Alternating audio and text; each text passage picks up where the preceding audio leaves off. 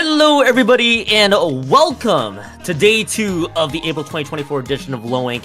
happy Easter to those who are celebrating it as well. My name is Kyon. I am joined by the illustrious, adventurous, and wonderful Saf. Saf, how are you doing here today? You know, Kyon, I'm good for here in April 2024. A year ago, a whole year ago from today. You can tell I'm still in 2024 mode.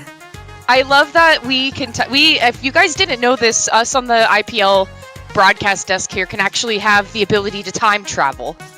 But for those of you that don't know, we're actually watching Anarchy Stars and Stars Guardians of Chaos this morning to get us started off. If it's the morning for you, good morning. If it's the afternoon, good afternoon. Good evening. Good night, even. If you're kind of just already heading out for the evening, good night. But that's not what we're doing. We're here to watch some low ink. We're finally entering into the most faded bracket stage here on day 2. We're in alpha bracket. Taking a look on the left-hand side here. Kyon, I'll be honest. I feel like I've commentated so many low inks in my life, and I'm seeing one common denominator on the side here, and that's idiots in chat. Yeah. Here to stay. Will never leave us. Will never let you down. Well, actually, hold on. I don't want to get ahead of myself. I think they're called idiots for a reason. They might let you down.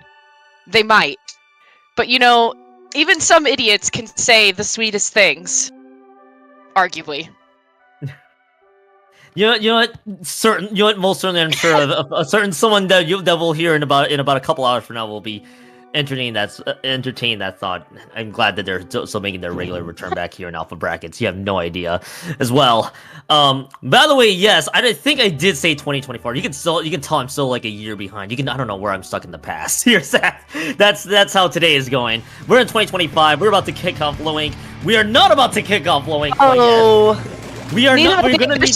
They're stuck in 2024. No. They haven't caught up yet. They got caught in the Matrix. They got caught in the Matrix. They couldn't make it. They got lost in translation. It's like when you're setting data. Like I think of like when you were younger. Did you ever watch the Fairly Odd Parents movie where like Timmy and his friends go into virtual reality and like go in through all of these games? Yeah. So like the part. Yeah, so the part where they're like transferring to levels, it's like they're going through like an electrical cable. Like, you know, like it's like you're so they got lost in the mix. They were in the electrical cable. They were halfway through and then they got lost. They went the wrong way. They went down the wrong splitter. They're going down the wrong path. They were supposed to be catching up to 2025, but instead they're still in 2024. They're still trying to navigate their way through. We gotta get them out of the out of there real quick. So great start, but stuff to be ironed out here soon. By the way, we gotta get the 2 teams on the board. Anarchy Stars versus the Star Guardians of Chaos. I feel like I've seen Star Guardians of Chaos everywhere I've gone to, especially Ludi, of course, as well. Anarchy Stars feel with some very familiar names out of the board that I see out here in low ink, so I'm going to be curious to see how these 2 performs. Of course, out into both teams qualified in alpha brackets day 2 now, so we'll have to see how far both teams go. And I'm still going to be catching up here, timeline wise, with where I'm at. I think I finally caught up now. I think I've woken up. Yeah, I think, honestly, the timeline gets a little fuzzy after April 2024. I don't know It's true. If a lot of us remember what happened after that point. But this is a good jumping off point for us to see what's to come. And that's okay. But for Anarchy Stars and Stars of Guardians of Chaos, Stars of Guardians of Chaos, that's a lot. That's actually not what their name is at all. But it looks like the last player is trying to make their way back into the lobby. They're working on it. But opening on Hagglefish Market with spot zones. Great one to open up on. A good one to set the pace. A good one for setting the stage, if you will. I feel like this will kind of determine what folks want to do. And Kyon, I heard you mention Ludi, the most faded, beautiful, wonderful gauntlet that is Ludi. Do you happen to have any stats or info? I don't have Sendo pulled up myself. Like I was saying, I'm on a different setup today, so it's a little different for me. But I'm not even sure where both teams fare in the Ludi scene at the moment. That's If you have any divisions to give anybody some sort of measurement, if that helps. I don't know. I can give you the idea here, but we're about to cue right into this one. Stargate the Chaos eliminate out of top 6 in the league. That's not what we're here for. They're here to win win this tournament. So, but you know, Stargate the Chaos obviously one of the more consistent teams of the bunch. So they are here to come out and play. As we're about to load right in. By the way, for those wondering, orange is Anarchy Stars, blue is the Star Guardians of Chaos, SGC, if you will. Lots of training the zones here, real quick. Love to see the bow get a lot of action. Want to see how this all plays out. We got the duel of wipers that are coming out here in stride. So we got to see these zones being traded here, back and forth we go. Ultra Stamp takes out Felix, but it's all that being said and done, it's just gonna be a trade. Star Guardians of Chaos right away gets the first lead here about 40 seconds in. Yeah, I didn't realize we were waking up and studying the blade this morning. That's 3 wipers on the top of their screen. But SGC not wasting or hesitating on any time loss here. Already the zone gets taken out of possession. They are able to take it back. But then, in a blink of an eye, you have Anarchy Stars initiating the penalty onto SGC. But that's not going to stop them, Fiona. The penalty is not anything that we are afraid of, especially when you have Jonico coming out on the left-hand side there. Again, with the wipers, studying the blade, allowing them to get a little bit closer and moving and be a little bit more agile in their movement. I mean, finding themselves in the pocket, not trying to overextend. You don't want to go too far, but you do want to take some of those eyes off of the objective onto yourself. And even just for a brief moment, that was able to happen with at least 2 people from Anarchy Stars. And the way Anarchy Stars has been playing so far, just being able to go out of neutral and being able to get the zones back. Well, actually, correction, losing the zones for about a quick moment, but at least forcing the penalty points there has been pivotal. SGC, however, as noted, immediately going to be getting the zones back. But it's going to be a crazy trade back and forth we go. You mentioned before, we're just studying the blades right away. I like to say 3 blade weapons are on the board, decav and 2 wipers here. Going to be intrigued to see what the values are that we're going to be seeing out of both the big bubbler and the 2 hammers that we'll eventually see here today.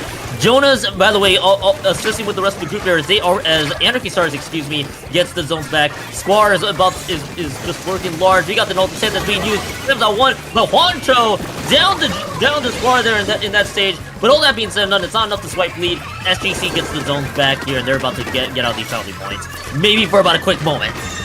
Yeah, dare I say it, it seems like Anarchy Stars is struggling a little bit with the Super Chumps. For some reason, these Super Chumps are absolutely clearing territory for the folks on SGC, because consistently I'm seeing chump after chump inside of the court area right in front of the zone. And a lot of times, too, that's going to allow safe entry for the folks of SGC to come back into the map here. Because, I mean, look at this. There's already a bubble in place. The bow is on standby right by the front of the zone. You have the stamp coming in from Anarchy Stars. So Kraith is going to have to take the back seat here for Kenji to kind of move forward and see if they can offer some defense. But with 2 members going down on SGC, that is going to be Anarchy Stars going to be pushing up into the spawn. Gonna be the ones pushing up to the spawn here. Squar and the Wiper all in great position. We do get to see the coolers being used. This will allow them to play a little bit more aggressively. Dare you say the chumps there? They're having to respect the chumps and having to retreat just a tiny bit backwards. But it's gonna be 2 members down from SGC. This should be a lead change for sure now coming out through. Zuki is gonna be the one to use that Ultra Stamp, trying to see if they can stamp their way through. They're just trying to roar right in. A trade between Felix there. They do get the trade more importantly, but 2 to 3 specials are around. Juancho is able to get 1 more. The lead slider is going to be coming in for the side, and it cancels out the Ultra Stamp. Minute and 8 left to go. That is Anarchy Star still retaining zone control for just a few quick moments. Any trade will help benefit their cause right then and there. SGC wrestles it back when it starts to matter most. They force huge penalty points, but more importantly, Anarchy Stars are going to be the one in the lead and are basically playing with the lead with about 50 seconds left. Yeah, a couple of picks making the difference, but all SGC needed to do was cap the zone for a brief moment to initiate that penalty, folks. Even if they don't have a strong foothold, like that still is what you want to be looking for. You want to be able to at least buy yourself a little bit of time. So 48 penalty points buying the time of SGC. However, finding yourself in the wipeout situation with 30 seconds left in the GOAT, maybe not quite what you're looking for on lowing day 2 right off the start game. But hey, you know what? That's all right. We're still at the beginning, and there's still plenty of time left to make something work here. But Anarchy Stars having a pretty strong foothold in the midsection. There are 2 members going down. The Stamp sacrifices themselves to force 3 members down. So that is now SGC moving forward and eliminating their penalty. That's not really much to eliminate too, with putting us into the overtime scenario. But I mean, and especially with the pencil being pushed back here, that's going to be advantageous. But if you have another Stamp coming through, the Stamp is trying to look to paint. I mean, at that point, what else can you do? You got to use it to paint. You have to, instead of like, well, you could be threatening. You're offering a threatening presence, but at the end of the day, putting paint on the ground is the objective, and I think automatically pivoting from the offensive to just supporting what's right in front of you was advantageous for the folks on Anarchy Stars. And I feel like they just needed that one big break. They had one solid opening to force themselves down to the single-digit marker. And so I'm wondering, going in to the following games, if that is what we're going to see. We're going to see a little bit more consistency from GSC, but then, or excuse me, SGC. We're going to see more consistency from SGC, but I think they have to just kind of be on their toes, because it seems like Anarchy Stars is going to continue looking for that opening if it's available.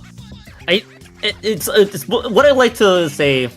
In some sports comparisons, like a game of inches or centimeters, whatever units of measurement it exists, it literally kind of came down to the plays that they needed to basically advance forward. And exactly when you noted there too, just the opening that they needed to get the lead swap. I think what we saw delayed 3 down with Zuki using the Ultra Stamp in SGC space really made the difference there. And in this best of 3, which if I'm not mistaken, it's also a counterpick scenario here in round 1. It makes his next game, this counterpick that SGC is going to have to figure out much more, a lot more important, because it feels like the way that Hagelfish Market Zones map is playing out there, we got our counterpick right away. It's going to be Crab Leg Rainmaker coming up. How this is going to how it's going to impact just this very short set overall, because, well, short set being the best of 3, of course, because it kind of felt like, Saf, that first game was a giant back and forth with just waiting for the right opening to show up. Yeah, and sometimes I feel that there are times when you almost find someone that's of equal match to you, and so if you're kind of just passing the baton back and forth for a little bit, it really does come down to, like, who is going to break first? Who is going to break flow first and, like, infiltrate and take it on? And I think Anarchy Stars just happened to be in that seat, in that driver's seat, of finding the safe entry. So, however, Keon, like you just said, this counterpick was chosen pretty fast. So to me, that means it's like, is it a counterpick that they just like, hey, we're usually good when we counterpick this map? Is it a, hey, based on what we saw with X, Y, and Z, I think Rainmaker is going to be more advantageous for us. You know, it's like there's a whole conversation happening on the back end that we don't get to listen to, but it's one of those things that you have to consider. It's like, okay, is it just a really good counterpick for us, or is it like there's a lot more steps to why we think this will work? And I think Stars Guardians of Chaos do have the tools to get the job done and get it going. But I'm wondering if there's going to be some sort of comp switch here, especially when you're studying. Well, I mean, I feel like the swords are still a good choice, especially that decav with the bubbler. Excellent choice on a map like this with a lot of open area and a lot of high ground. But I'm wondering if our sword players are gonna feel a little bit more advantageous here, to put themselves out there.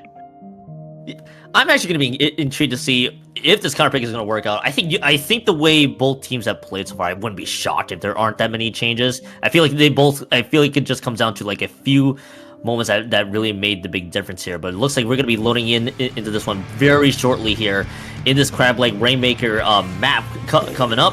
And as we take a look at the weapons, to say the least, okay, well, there is going to be a major change on the board here. Zuki's going to be the one with the Stamper with the Crab being the big difference. Okay, forget anything that we said about SGC's comp last game, by the way, Saf. Kenji's going to be out with the Vanilla Brush. Juancho is going to be on the Vanilla Splattoids, and Felix is going to be on the Custom Blaster. That's the one with the triple splashdown. I'm actually intrigued to see how this is all going to play out. Yeah, I'm like looking really hard at this top bar right now because I was opening Sendo to go and get a little more info on Star Guardians Chaos. This team is huge, by the way. Yes. This team is huge. There is legit, like, I think 8 players involved on this team. So there's a lot of folks, or I mean, I'm not sure like who's active. There are some people that I think just kind of like play for fun. But in terms of like active roster, this is a pretty big roster. But yeah, huge change from Star Guardians of Chaos. Definitely, that's what I'm saying. I'm like, did they pick this with something in mind? And to me, it seems like yes. The answer is yes. Especially when you have someone with a brush that can be really speedy. You have someone with Crab Tank that can get set up on high ground and kind of control areas really quickly. But I mean, and you have a different sword coming out. You have a little bit of a different study of the blade. You have the Buster Blade coming out versus like the long sword for the folks of Anarchy Stars. And it's kind of been just a neutral game for the first like minute and some change here. However, finally you have Kreeth opting to pick up the Rainmaker, but the Reef Slider is going to cause immediate displacement before reaching that checkpoint. It's going to slow this push a little bit down the road. That's going to at least stall for some time for Anarchy Stars to get their defense to set up here. So a little bit of a back and forth game we saw from this first minute and 30 seconds of the game until this Rainmaker gets picked up. Well, not quite making it to the first checkpoint. Only just about 22 points cashed in on this one. And I think the other... so right now, SGC gets a little bit of an early lead. The thing I'm going to be curious with this change is going to be this mint... is going to be the Stamper with the Crab to see what kind of value this is going to have right away from Zuki. As soon as I call them out, though, they're going to go down real quick. But with the Rainmaker kind of seeing where it stands, it looks like Star Guardians of Chaos may have an opportunity to strike back, but that Rainmaker going to reset. So that Rainmaker stuck at mid. Only one push has been on the board. The second reattempt should be coming up here soon. Yes, it's going to be this time on the left checkpoint. I think it is. Yes, and Kreeth does slam this one home, and that'll be the first checkpoint clip for SGC here, Saf. Yeah, I loved a little bit of help from our friends on that triple splash down there, because that Felix definitely cleared a lot of space and stuff for, especially for John Show to pick up the Rainmaker and bring it to the platform up there for the folks of Anarchy Stars. And you can see Kreeth is kind of biding their time, offering some jumps back into the map here. And it seems the folks of Stars and Guardians are going to kind of just let that one rest where it stands. But when you have two members down, though, I mean, that's only two people that you have to look for. One of them being the Rainmaker, now finding themselves with 3 down. Shout out to the chumps. See what I'm saying here? Look at Juan Cho coming up with the Crab Tank, using the chumps as guidance to try to place themselves. Yeah, I just love the chumps usage, just being used as a sea of chumps that Anarchy Stars has to just deal with, and it's just causing a lot of problems there. And this is now SGC raiding the base of Anarchy Stars there. The Rainmaker kind of just stuck where it stands. This might just be a pickup here from Anarchy Stars, but Juancho is doing their part to keep themselves in place for SGC to get another push started. Octo-Express is going to be on the right-hand side. There's the Ranger being picked up, and they zoomed this one forward to 11 points remaining. But more importantly, 3 members down. They may keep this push alive here for just a little bit longer. Kenji's able to get one more from the assist, but everybody's crowding around this Rainmaker. Excuse me. Reach Slider used, cut short. He just keeps this Rainmaker alive for just a few more moments. Octo-Express realizes that there's a better opportunity to wait here soon. Minute and 10 seconds left to go, and SGC's on a roll. Yeah, SGC is in a great position here to keep doing some work. There's 11 points left between them and the goal here. And you can see, even with 2 specials online, Anarchy Stars is a little scared to move forward. They don't have a lot of space to work with, and I think that is due in part to Stars stacking their specials in a really, really effective way. Crab Tank even didn't really find much value there, unfortunately. You also have Inkstorm, I think, going across the screen there. If I'm mistaken. No, yes. You have Inkstorm going across the screen there. Again, not finding much value. Immediately painted over with purple, which to me is surprising because the folks on Stars don't really actually have that much painting power at their disposal, but they have way more offensive pressure than I think Anarchy Stars knows what to do with. Yeah, just the amount of pressure that the Anarchy Stars are having to dish out with, again, with the chumps that are flying in, is causing some hesitation there. Now, this is, I think, going to be the only push available for Anarchy Stars, given the time that's left. Kenji is right there. The Ink Brush just shows up and just shuts them down. That's just going to be, that is just basically going to be the game as it stands. That is going to be a victory for SGC. Saf, we go on to Game 3 here in the best of 3. Someone's is gonna be moving on to the next round from this map coming up. Right, and I'm ready for that. Can I just say, I'm ready for that. I feel like lately, especially with with other tournaments, with Sea Battle, with I feel like I'm getting really used to the narrative of people like 3-0ing other people or 2-0ing other people.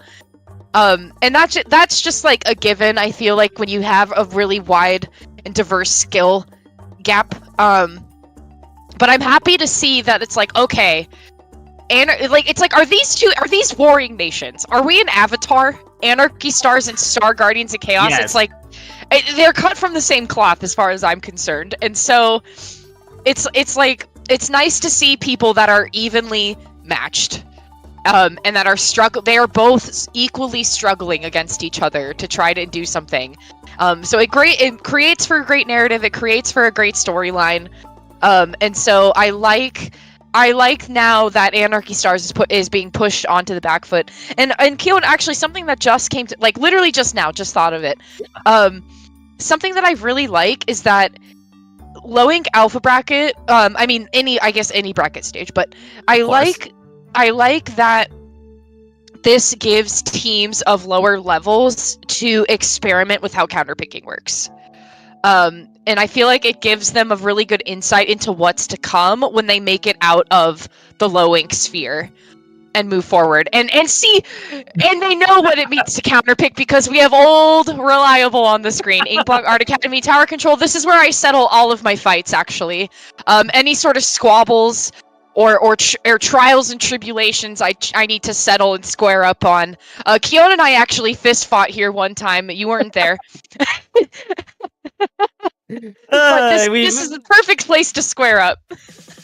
You know what? I'm sure we had a few fistfights for our time here at Inkblood Art Academy Tower Control because it is just as reliable as it is. At the same time, I also won't question this counterpick at the same time because it is probably one of the more common tower control maps on the board that you could pick. So the way I'm gonna phrase it here, Saf, is if you're gonna pick Inkblot Tower Control, you better have something that the other team just doesn't have ready to go. Whether it's gonna be different weapons or different gameplay changes. Because I mean, you and I both know by now from the many games that we've tested in the past. This map mode combination together it's pretty common. Yeah, exactly. Which is like, but there's a reason, right? There's a reason that it's popular. It's because it's regardless of what you think and what your favorite map modes are. Not really what I'm talking about here, but this one is consistently picked because. Sorry, folks, for out there that are Inkblot haters, but Inkblot Tower is actually a fairly balanced map. It's fairly balanced. It's easy to lock out. It's easy to break back in. It's easy to be really far ahead and then completely get shattered and just have somebody knock you out and like reverse sweep you on this map. Like it's open to discussion. It's one that's open to discussion. Which makes it a good counterpicking choice. Like a big contention point of why it's a good counterpick choice. So, based on like weapon choices that I've seen, especially from the folks of Stars, Guardians of Chaos, considering their roster is freaking huge, there's a really wide variety of weapon usage on this team. And you know what's funny is like based on what I'm seeing with Felix in particular, Felix was the one that was using the custom blaster with the triple splashdown.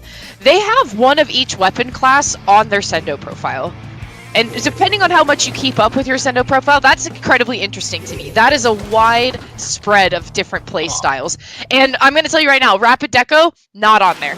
Rapid Blaster, not on there. So I was about to say Rapid Blaster Deco just by pure muscle memory. No, yes. That's actually just the vanilla Rapid Blaster. Yes, it's also, just shoutouts to the, I believe the heavy Splatling making its appearance there. So I get the Splatling. Yep, I get the Splatling confused once upon a time with the heavy edit because I just don't normally see this heavy Splatling on the board, but it's making its appearance today. And we see the Octobrush and a Wiper, so there's almost a wholesale change coming out of SGC here. And they're gonna start rolling, by the way, with 3 down. 3 down on the side of Anarchy Stars. By the way, the Anarchy Stars dishing out a Slaughter this time for the Trip Strike, so both teams have Trip Strike options at the ready if they can use it, but I feel like this could get out of control in a hurry here because the Treacher's second checkpoint is about to get breached and possibly broken through, which the answer is yes, the second checkpoint is gone, and SGC clears this one out. 2 members have, by the way, gone down really quickly here on Anarchy Stars. Octo-Express is gonna be the one on tower riding duty here, and the Pencil is trying to lurk large. The third checkpoint has been approached upon, but with only 3 members live and some slightly scattered across the board, it might just be a slow retreat here for this tower before it gets a second attempt, which it looks like it will be the case with 3 specials available. But SGC, second checkpoint cleared, and now 80 points cash in. Fantastic start. Yeah, no doubt a fantastic start from SGC. Very comfortable lead as well, especially considering that I think Anarchy Stars has to keep in mind that SGC has the potential to snowball them. They almost did, but able to kind of break through the offense and have a stronger defense to shut that down as quickly as possible. However, not really for long, as the folks of SGC are well on their way back to that 3rd checkpoint. And you have really good spread of folks here, keeping a really safe distance, but you can see Jonas riding up on the right-hand side, trying to open up something with that Reef Slider, but unfortunately going down in the trade. But there's only 2 members left alive for the folks of SGC, and Kreath is going to have to be forced to back up with those strikes coming out, and wow! What a wonderful cancel by Felix. That could have been really detrimental. Yeah, I was gonna say that could have been pretty bad, but that could easily turn around fast here, as this is just going to be the continuous pressure for just about 2 seconds. They're about to say this could be huge pressure here for SGC, but they're going to quickly go 3 down on that side. Squar and the rest of Anarchy Stars is going to be the one that's going to force the tower retreat. But look at Juancho. Juancho playing very sneaky here. Wait on side. Now here comes the flank, and Juancho with the Ultra Sand and gets 1 slashable, followed up with the second one. It's going to be a bit delayed, but it opens the door, and a 3rd one. I believe the other Ultra Sand from SGC misses on an angle, and that's going to be a triple on the hands of the Wiper there, and that is going to be huge for SGC to get something through, and Kenny just follows it up with an even better play as well, with a double and the triple going to occur, and this just completely opened the floodgates here for SGC, and now they're just raiding the base here of Anarchy Stars. 2 pivotal plays here from SGC, but it's only, however, going to only clear just 1 more. Nor stuck between a rock and a hard place, immediately gets the pick onto the corner, and that will just be the tower retreating. There are only 2 members down. Felix has to slowly retreat. 1 extra point, but Morbling keeps the pressure up here at Sav. Nowhere got stuck in a game of hungry hippos that they did not sign up for, but they were able to narrowly escape death, fortunately for them. Tower still in control, though, of the folks of SGC. I mean, what is going on here, Anarchy Stars? It's like we find ourselves for just a brief moment, and then we lose sight of the goal in an instant. And so, it's tough because you have someone like Juancho who's going to just position themselves with the stamp up in your bats area. Then it's like, well, what do? We can't go down there. We're like, I'm worried. I don't want to get crushed by anything else. But then you have the strikes coming out to try to maybe cover up and try to get something going. But to me, it seems like a lot of these strikes coming out from Anarchy Stars have been more so an emergency. Versus like having a little bit more of a strategic feel to them based on the strikes that I was seeing earlier coming from the folks of SGC. And so, I mean, but at that point, it's like if you're consistently on the back foot, like what else is one to do? But this here can maybe spell the end for the game for us, as there's now a wipeout scenario. But Kyon, the tower is in the spawn area, so that automatically puts all 4 players back right in front of the tower to defend. And so you got to be really careful here if you're SGC. You want to end this game quickly, but now you have the high ground at your disadvantage from the folks of Anarchy Stars. Yeah, and Anarchy Stars is just trying to see if they have one last-ditch effort to make this one count. There's going to be 2 members down, make that a delayed 3. They just have to ride the tower, but Juancho has Kenji has other ideas.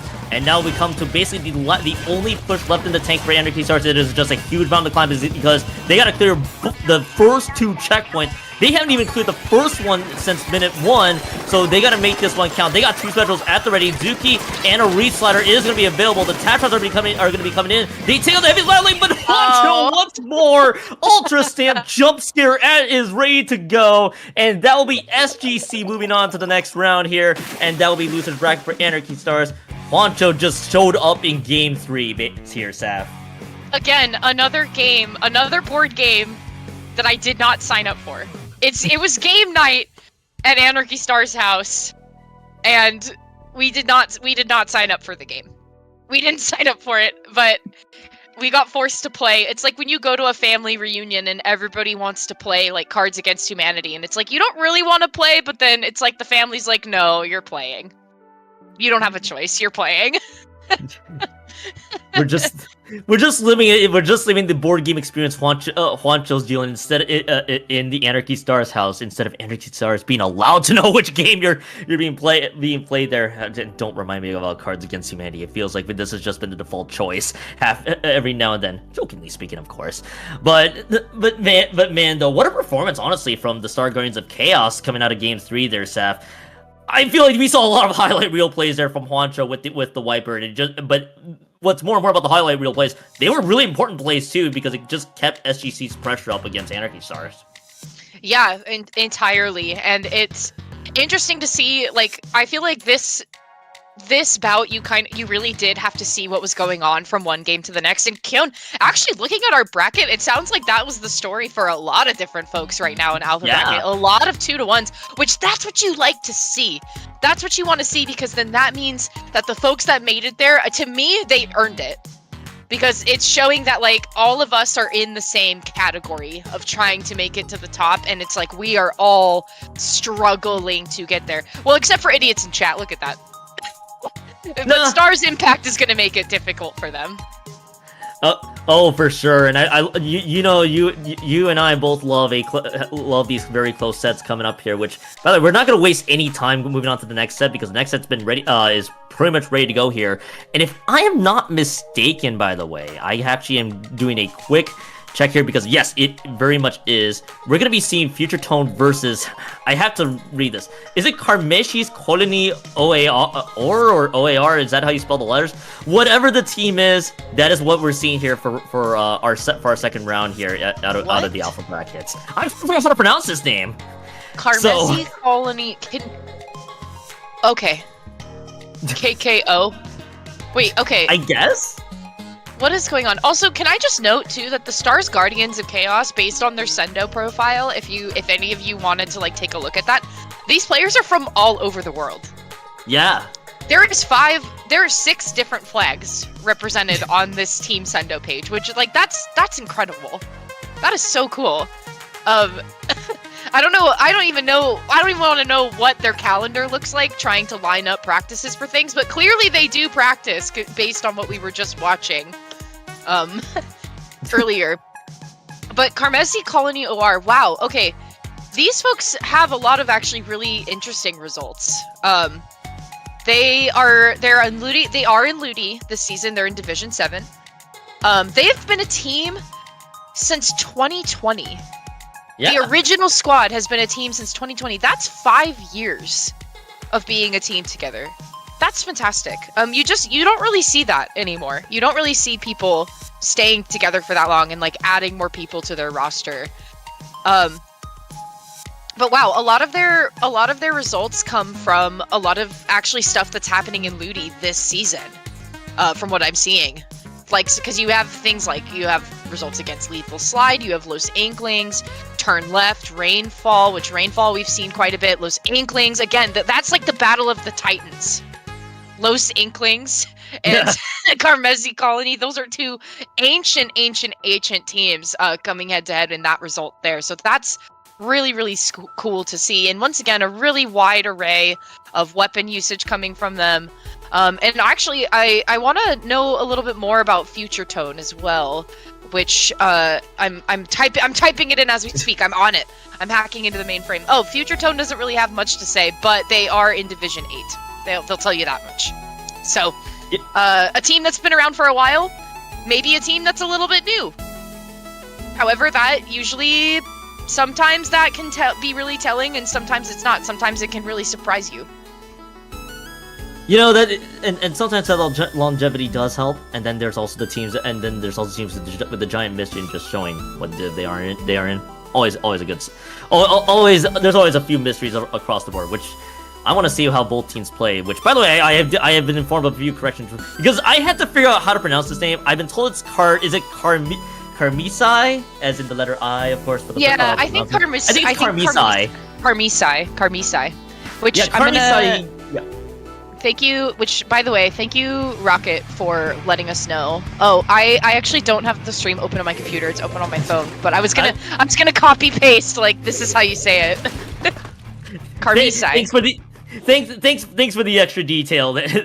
there, Saf. But by the way, we're about to load right into this one, wasting well, maybe a little bit of time. It's gonna be by the Karmesi, gonna be on the opposite side. That'll be the pink color team. Green team is Future Tone in this one. Right away, we do get to see Tetras. I was supposed to say light Tetras. No, Tetras on the board. That's gonna be the reach slider that is available. Vanilla Wall String is there. On the side of Future Tone, that will be the custom range block, if I'm not mistaken, along with the Dread Ringer and the sausage that's available. All out brawl to start things off here in the first 30 seconds, but it ends in a wipeout here for Karmesi, Kolony in this case, and that will just be Future Tone's turn to pressure forward. But Peace is down, so is Neo TTV here, excuse me. And both teams are kind of brawling out here as we speak, with Future Tone about to set the pace here with 70 points remaining and still counting down. And this is a great start so far from what we're seeing out of Future Tone, with the water level now dropping here, Saf. Yeah, a little bit of a swing and a miss on the opening for the folks on Karmesi, because you kind of could see like them all like rushing in to just try to get the job done and do what they wanted to do, but it did not work out in their favor, because it seems to me that Future Tone was just kind of like, okay, and yes, and then immediately was able to kind of funnel them back into the spawning area, and still maintaining their presence on the zone. And especially with having the water level drop, it makes it a lot easier for folks to move around. We have 5 unit points left. The strikes are going to come out, but it's not going to matter, because the reef slider is going to be there to follow up. So quick 100 to 0 from the folks of Future Tone. Future Tone actually is gonna be it's gonna be close to the 100 to 0, 100 to 3 this time, but effectively we may as well say it's a close 100 to 0. All right. Close 100 to 0. I'll say it on paper just for you. It's alright. You're giving Karmesi their flowers. I get it. Yes. That's fair. That's fair. Look. If you get the first push here down to at least points, you got points on the board. That's the way That's the way I see it, at least for a few moments there. But I mean, the story basically stays the same. Total dominance from Future Tone there from the start, and unfortunately, I think what I saw just players just going down on one by one situations or stagger situations, made it hard for Karmesi to get their defenses set up and ready to go, and that kind of just spells how game 1 ended up for Future Tone. Great start for them. Again, still counter picks here coming up in this best of 3, so Karmesi has a chance to get a counter pick, and needless to say, with the best of 3 situation, this counter pick very important.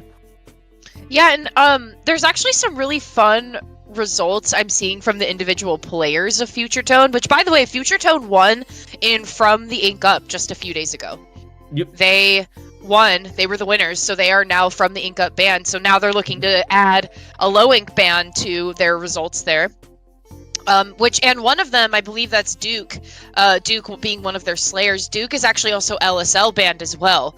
So they're kind of looking to collect all the bans like Infinity Stones here, which is pretty cool, I think. And it's kind of fun to watch people work their way up to it. But then you have someone like Mario on the side of Future Tone, who has played in a lot of different tournaments, and they have LAN experience as well. So that brings a really interesting skill set, I think, to the folks of Future Tone, because you have good results and good bouts with low ink, or not low ink, excuse me, from the Ink Up. They've played in SOS a few times and made it to top 8. And then you have Mario also getting second place in New Inkland 3. So it's like, that's a great result to get on a LAN.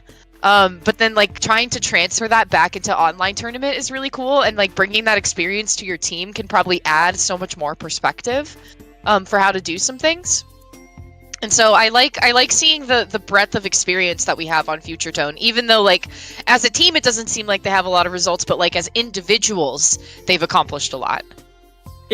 It feels like this. It feels like when you have a lot of accomplishments as an individual, and now you're banding together to see if you can take low ink by storm. It's always a great sign to see how basically the sum of all of every individual, how they all play together as a team.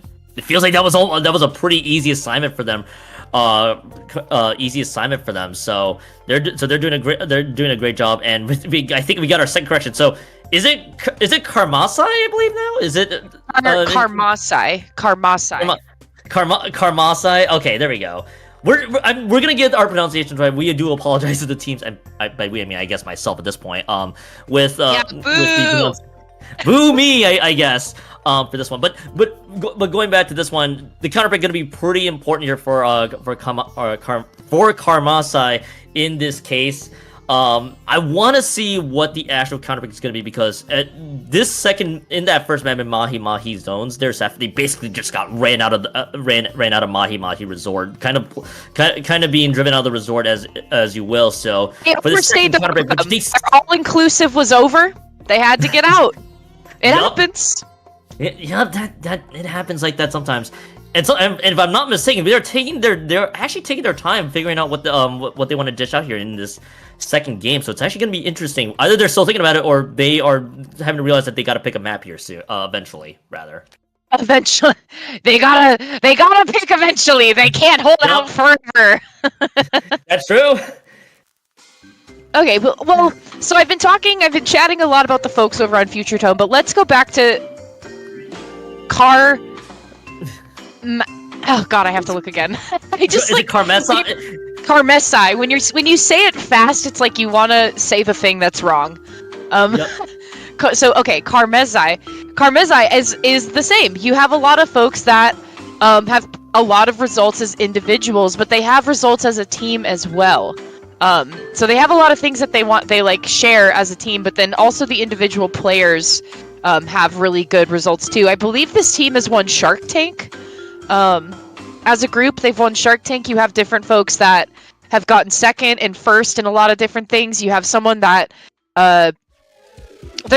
Keon, I'm seeing some results on people's screens that I've just like never heard of before, to be honest with you. I've never heard of Legacy. I've never heard of that tournament. Oh. I've never heard of I've never heard of Deadline, and there's been 41 of them according to this. I've never heard of Deadline before. It's like there's so many other tournaments out there that like I just have never heard of, but they've been running, obviously, clearly they've been running for a long time, so that's interesting. It feels like we're just gonna feel all the narratives with there's too many tournaments to keep track of for almost for certain. Which, by the way, counterpicks coming here, we're gonna get a deja vu pick here from game 2. So we just saw in our set the previous game time, it was Crab Lake Rainmaker. New teams this time picking for this one. It's gonna be Crab Lake once more. Crab Lake Capital Rainmaker is gonna be the counterpick out of. Okay, so Karmesi, I believe, is now going to be our official pronunciation for this team. So, but in real talk, I would still want to see what they were dishing out in the previous game. That needs to be fully adjusted here, because we're about to load into this Crab Lake Capital Rainmaker map here. Of course, this is the best of 3, so Future Tone winning this one, they move on to the next round. If Karmesi wins, they do force a game 3 here in round 2. Winner, of course, moving on to semis. We take a look at the weapons. Their E-Leader appearances coming out of Cammy this time. Neo TTV, I believe, going on the Mint Decav this go-around.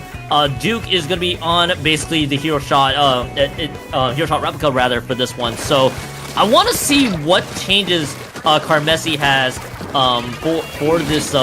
for this game here, because this is, of course, this is going to be, of course, the game where they will need to win this one to stay alive. But this is going to be the first checkpoint, going to be cleared right away. Cammy slams this one home, and that is the first checkpoint clear here for Karmesi, and they could go for a whole lot more, but they're going to be cut short here. About 46 points remaining, 54 points cashed in. Seth, to say the least, that is a great response for Karmesi.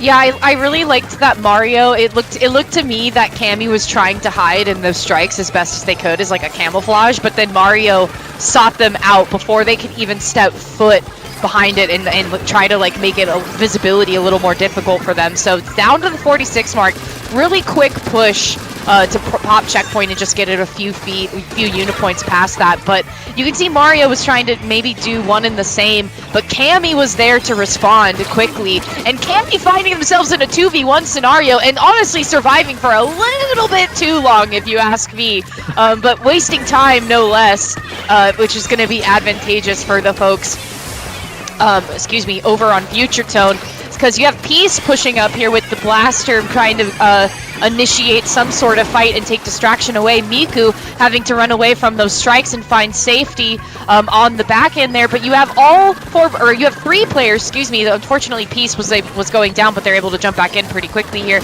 But you have all 4 members of the folks over on Future Tone, trying to get spread out and get comfortable here to see if they can take the fights. But it seems to me that we're kind of evenly matched here, Keon, as both teams have 2 members down. Both teams having 2 members down, evenly matched after the first checkpoints have been cleared here for Future Tone and Karmesi in this situation, but the Rainmaker also resetting as well, so both teams looking for the right time to strike. SP still lurking large here with the Cousin Blaster, about to run into a Splat Bomb in no Squid territory there, if you will. Mario's gonna be the one holding this Rainmaker for where it stands. It's gonna be a member down here. Duke goes down as well. Miku and everybody else is just trying to crowd around the bubble there, but the Rainmaker gonna get dropped there, I believe, on a flank. There for the dualies. Asher does pick up another member down, and that will be Karmesi. At least they hold on defense for just long enough. The special is available. They're gonna likely use his reflex here in just a few quick moments. But Cammy runs into what I believe was a bomb or a shot there in that situation. That's 2 members down. The right idea, just not the right timing. And all that being said and done, 2 minutes and 10 seconds left to go on the clock. Both teams do not get any more points past the checkpoint land so far, and the cooler being used. This will be the Rainmaker being picked up here for Future Tone for only about a few seconds before the wipeout kicks in. And Saf, neutral game as we stand here with the checkpoints cleared. Talk about a wipeout. Neo contributed to half of that wipeout, getting 2 people with 1 strike of the decap, and launching that bubble is going to be huge for the folks over on Karmesi, and Cammy almost making the jump and having to struggle to climb the mountain. They were running up that hill by Kate Bush and able to slam that Rainmaker down on the final checkpoint. That is Karmesi pushing us into a Game 3 scenario. Look at this, Keon. Are you having fun? We're in another Game 3. Hey Seth, this feels like deja vu. The last time we've done a tournament together where sets have gone the distance the entire way. I hope you like entertaining sets. I hope you like cinema sets for if you all. And I actually had to take a second look at that last push there. Because it felt like this was a very unpunished KO here for the most part. 2 members going down, 2 members shifted to the right, focusing on the other members, but they have ignored the Rainmaker, and even with the struggles of Cammy slamming that Rainmaker down into the pedestal, it didn't really deter Karmesi one bit. And that was that here. So we're on to this Game 3. This time, Future Tone will be the one on the counterpick scenario. Saf, this is already trying to be entertaining once again. Yeah, and I think that was an instance where the counterpick for Karmesi worked out in their favor. Like through and through, that was the correct counterpick. That was correct. And you were, and as far as I'm concerned, that was right place, right time. Crab Lake Rainmaker was right place, right time for the folks of Karmesi to put themselves in the. Oh my god! Okay, all right. Are we just playing the same round? Make it a best of 4. Put Splatzone's Hagglefish at the end. Cap us with that one. Come on. Okay, fine. What did I say? We go here to squabble up. Look at it. We're at Game 3 and we're gonna squabble up at Tower Control Inkblot. Like, it's like the book writes itself. It writes itself. Am I sure I'm not reading the same Choose Your Adventure book over and over and over again here in this second round? It feels like no matter even the choice. the illusion of choice. You would think that the first zones map would be different, and now we're like, okay, let's just do the same 2 maps. Okay, granted, the thing is, you think we'd be talking about the same teams. No, this is a completely different set, but it's very intriguing for us spectators out here too, that it happens to be Crab Leg Rainmaker into an Inkblot Tower Control counterpick once more. And I feel like there's not much to add here from what we haven't said already. Everybody's counterpick. Maybe a few would just be side-eyeing that, or just be wincing a bit for just seeing it a couple times. But in this counterpick here for Inkblot TC, I think the last time this was counterpicked, Anarchy Stars in the previous set, that counterpick did not work out. SGC just ran that all the way home. So coming to this one, it's the same idea here. Future Tone needs to find some. I gotta figure out what Future Tone has in store for this specific counterpick of Inkblot TC, because I'm sure a lot of teams, as I mentioned before, will probably be just as practiced with this map combination. I'm curious about that, and I'm also curious to know what Inky is eating on the back end. I can hear Inky crinkling some stuff in my ears, and I want to know. Oh, there's Inky is eating cinnamon rolls for anybody that wants to know, which you definitely want to know this information because Keon and I are jealous and we can hear the crinkling happening. Okay. Do you, Keon, actually off topic question as these folks get readied up and pick their weapons. What kind of food places, restaurants do you think would be on campus at Inkbot Art Academy? That's a good What kind of atmosphere do they have with food? So, it would obviously any for a restaurant with Inkblot Art Academy in mind, I really have to think that one through. It would have to be almost a guaranteed fast food joint or a burger joint in there somewhere. That's all I can think about right away. And because there would be I would imagine there would be a student hall inside the Art Academy here as well. I feel like I gotta entertain that thought a little bit longer because both teams are also ready as well. I'll get back to you here after the set if you don't mind. Think about it. Look at the sites. Check out the sites. I'll let it sit. Yeah, let it marinate on that one. But okay, we have rosters up. No changes, I don't think. I think we're all the same. Everything is the same. I think if anything, the tweaks here is going to be dueling sloshers, but it's basically a majority of weapons do stay the same here coming into this game 3. So the story still stands here with Future Tone. I still want to see what gameplay differences they have coming into this set as we get a 1-for-1 trade on both ends, because both teams have trip strikes at the ready. They can use that to their advantages if they need to help either play defensively or of course offensively they will. So you do get a few picks here and there.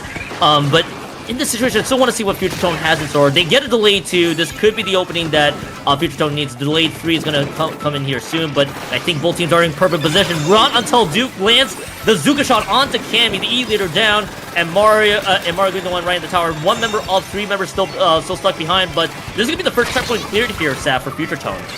Yeah, talk about wrong place, wrong time. That was not great for Cammy, unfortunately. But Future Tone is still going to be pushing this tower forward, and they have Cooler on the tower. Not really an ideal situation. Unfortunate for Miku jumping in to try to get a sweet taste of that Cooler. But they're immediately back in. All the folks at Future Tone, no worries, no worries. Just kind of brush off the shoulders, brush the dust off. We're going to get back in here.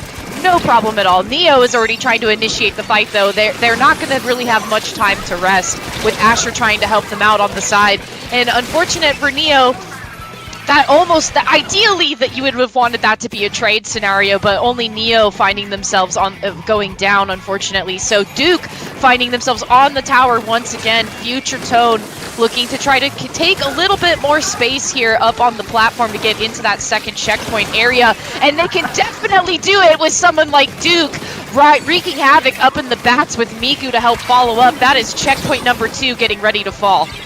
That's actually could be a lot more coming up here. So it's gonna be a three down scenario here, as it's gonna be Neo gonna be the one stuck at spawn, waiting for their friends to come back. As the third checkpoint gonna be reached once more, Neo is down, and that is the decap down. But they trade with the heavy edit. East and Miku are gonna be the one right in the tower here. 3 members have dropped, and Duke with any hopes trying to see if they can clear out that third checkpoint, but that's gonna be no success in that situation. About 2 minutes 30 seconds left to go, halfway through the game. More importantly for Future Tone, 2 checkpoints down to 50 points remaining. You couldn't have asked for that player to be better in that situation, because now they got all the control that they need. But there are 4 specials available for Karmesi in this situation, but 2 members have gone down. Make that a third. They're gonna have to wait a little while for those specials to be back up. Yeah, just a little while, and especially with having 1 member left, they had to retreat. Like, there was really nothing else that they could do without the help from their friends. The tri-strikes are going to come out here from Karmesi to try to clear that left-hand side, but it's not really going to find too much value, because you can see Mario is actually playing to their strength and playing at range, which is exactly what you want to do when you're playing something like a Headit or a Splatling. You want to be maintaining your space as much as possible, and you don't want to push forward unless you have somebody else that can come in and help you out. And it looked like maybe on the right-hand side, from the perspective of Cammy, that Peace was trying to help out with that, but unfortunately finding themselves going down. But to me, it seems like Karmesi is not really finding success in taking fights and like getting on the tower and staying on it for very long, because to me it seems like the folks of Future Tone are just immediately up and ready and back to respond. And so maybe the story will change here with this push as we make it to checkpoint 1. I'm wondering if this is the story here that Karmesi could have here, especially with the situation that they had, the 4 specials, and then just looting 3 in quick succession, looting large. But they might be in a prime position to do so. They're gonna lose the trip strikes there from the slosher.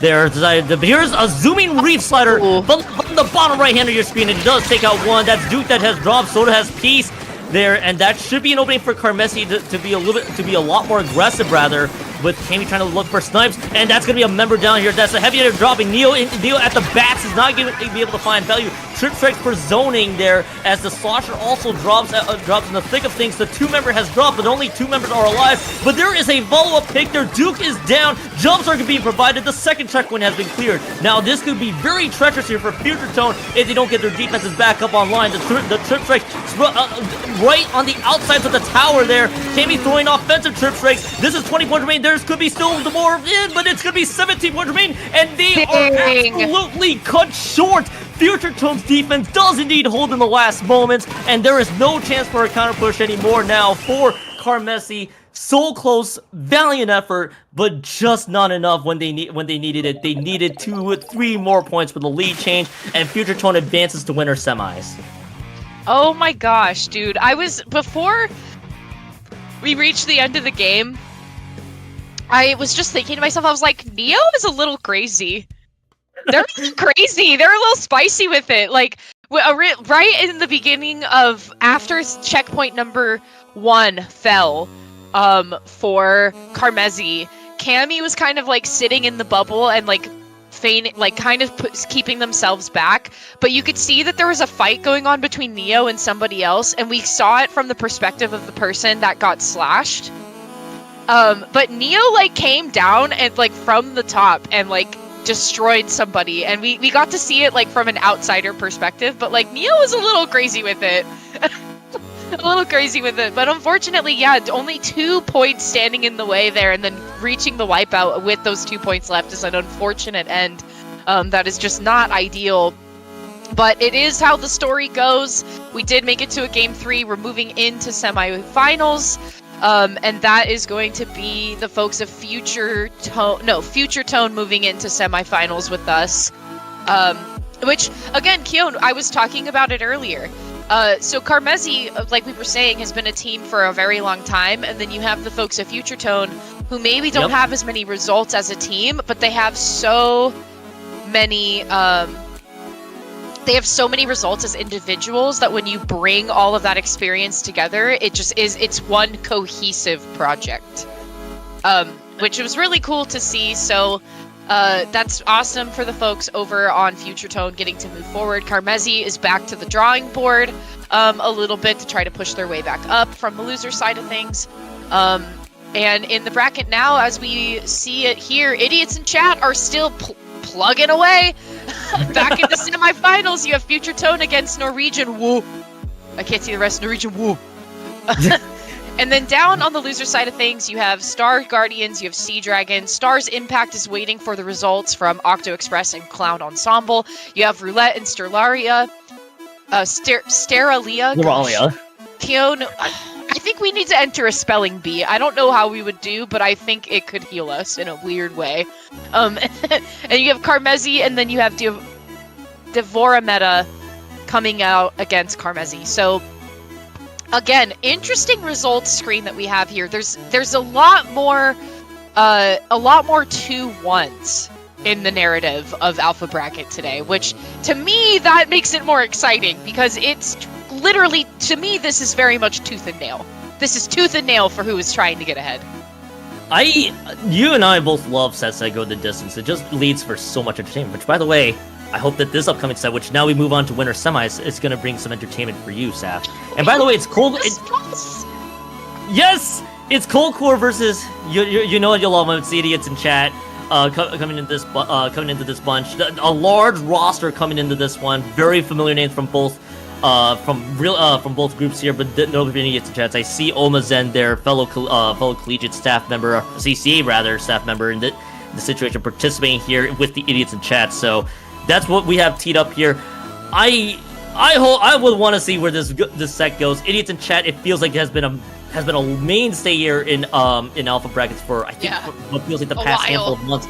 But But the thing is, the question is going to end up becoming: is this pretty much going to be their only chance to get to win low ink with the results that they've definitely accumulated over the course of low ink and other tournaments? And that's going to be my question. I'm going to be one. Well, more of a rhetorical thought at this point, or a question of thought. But hopefully, Idiots in Chat and Col Cuore for either team. Hopefully, I want to see how their performance shows in this best of 5 now coming out. Yeah, and this is a very eclectic group of people that I'm seeing Idiots in Chat, and I'm just like smiling ear to ear right now because this is so funny to me. Again, a very wide breadth of experience coming together, and I mean, do you consider this a pickup? Do you consider this to be real? I mean, they have a B Sky, so I would consider this maybe to be real. But also, again, folks, if you want to go and look at the Sendo profile of this team, their team banner is so funny. It's really so funny. Yeah, are you looking at it? Do you see it? Yeah. It's like it's like a medieval it looks like a medieval peasant fight. Like, it looks like a mural of peasants fighting, and I don't know what this is from. It's on a postcard of some sort. But that's really funny, and it really sets the vibe for what this team is about. Because I do feel that sometimes the Idiots in Chat are taking to pitchfork politics, and getting really mad about things. But then you have Col Cuore, who has won a silver bracket of All for One before. They've got second in the Div 6 playoffs this season for Ludi, which is snaps to them. That's great. So pretty significant results there. Yeah, look at their banner. Yes. That's so funny. Like, if I had to visualize what Idiots in Chat look like, yeah, that's Idiot Nation right there. Thank you, Pikachu. That's so funny. Which side is the home team? Idiots in I don't Chat, know if I can even which answer side that is it? question. Yeah. I'm gonna have to put some thought into that. Every time we ask something, it opens up more questions. I still have to get back to what places would we expect from Inkling Art Academy. I'm still thinking it's fast food places and burger places and probably baked goods. Actually, the more I think about it, someone actually mentioned baked goods. A cafe. Yes. You know what? I don't think Inkling Art Academy is corporate. I don't think they are, like, so I don't think they would have like a Starbucks, or you know what I mean? Like, I don't think they would allow that. I think they're very like grassroots. I like to think Inkling Art Academy is very grassroots, perhaps kelp roots, if you will. If you'll humor me on that one. But still in the counterpick scenario, folks, if you are unfamiliar with how this works, it just means that when one team wins, the other team gets to pick, and vice versa. You cannot pick a map mode that you have already won on if you are in the counterpick situation. And now we finally enter in best of 5 because we are in the semifinal round, which is great.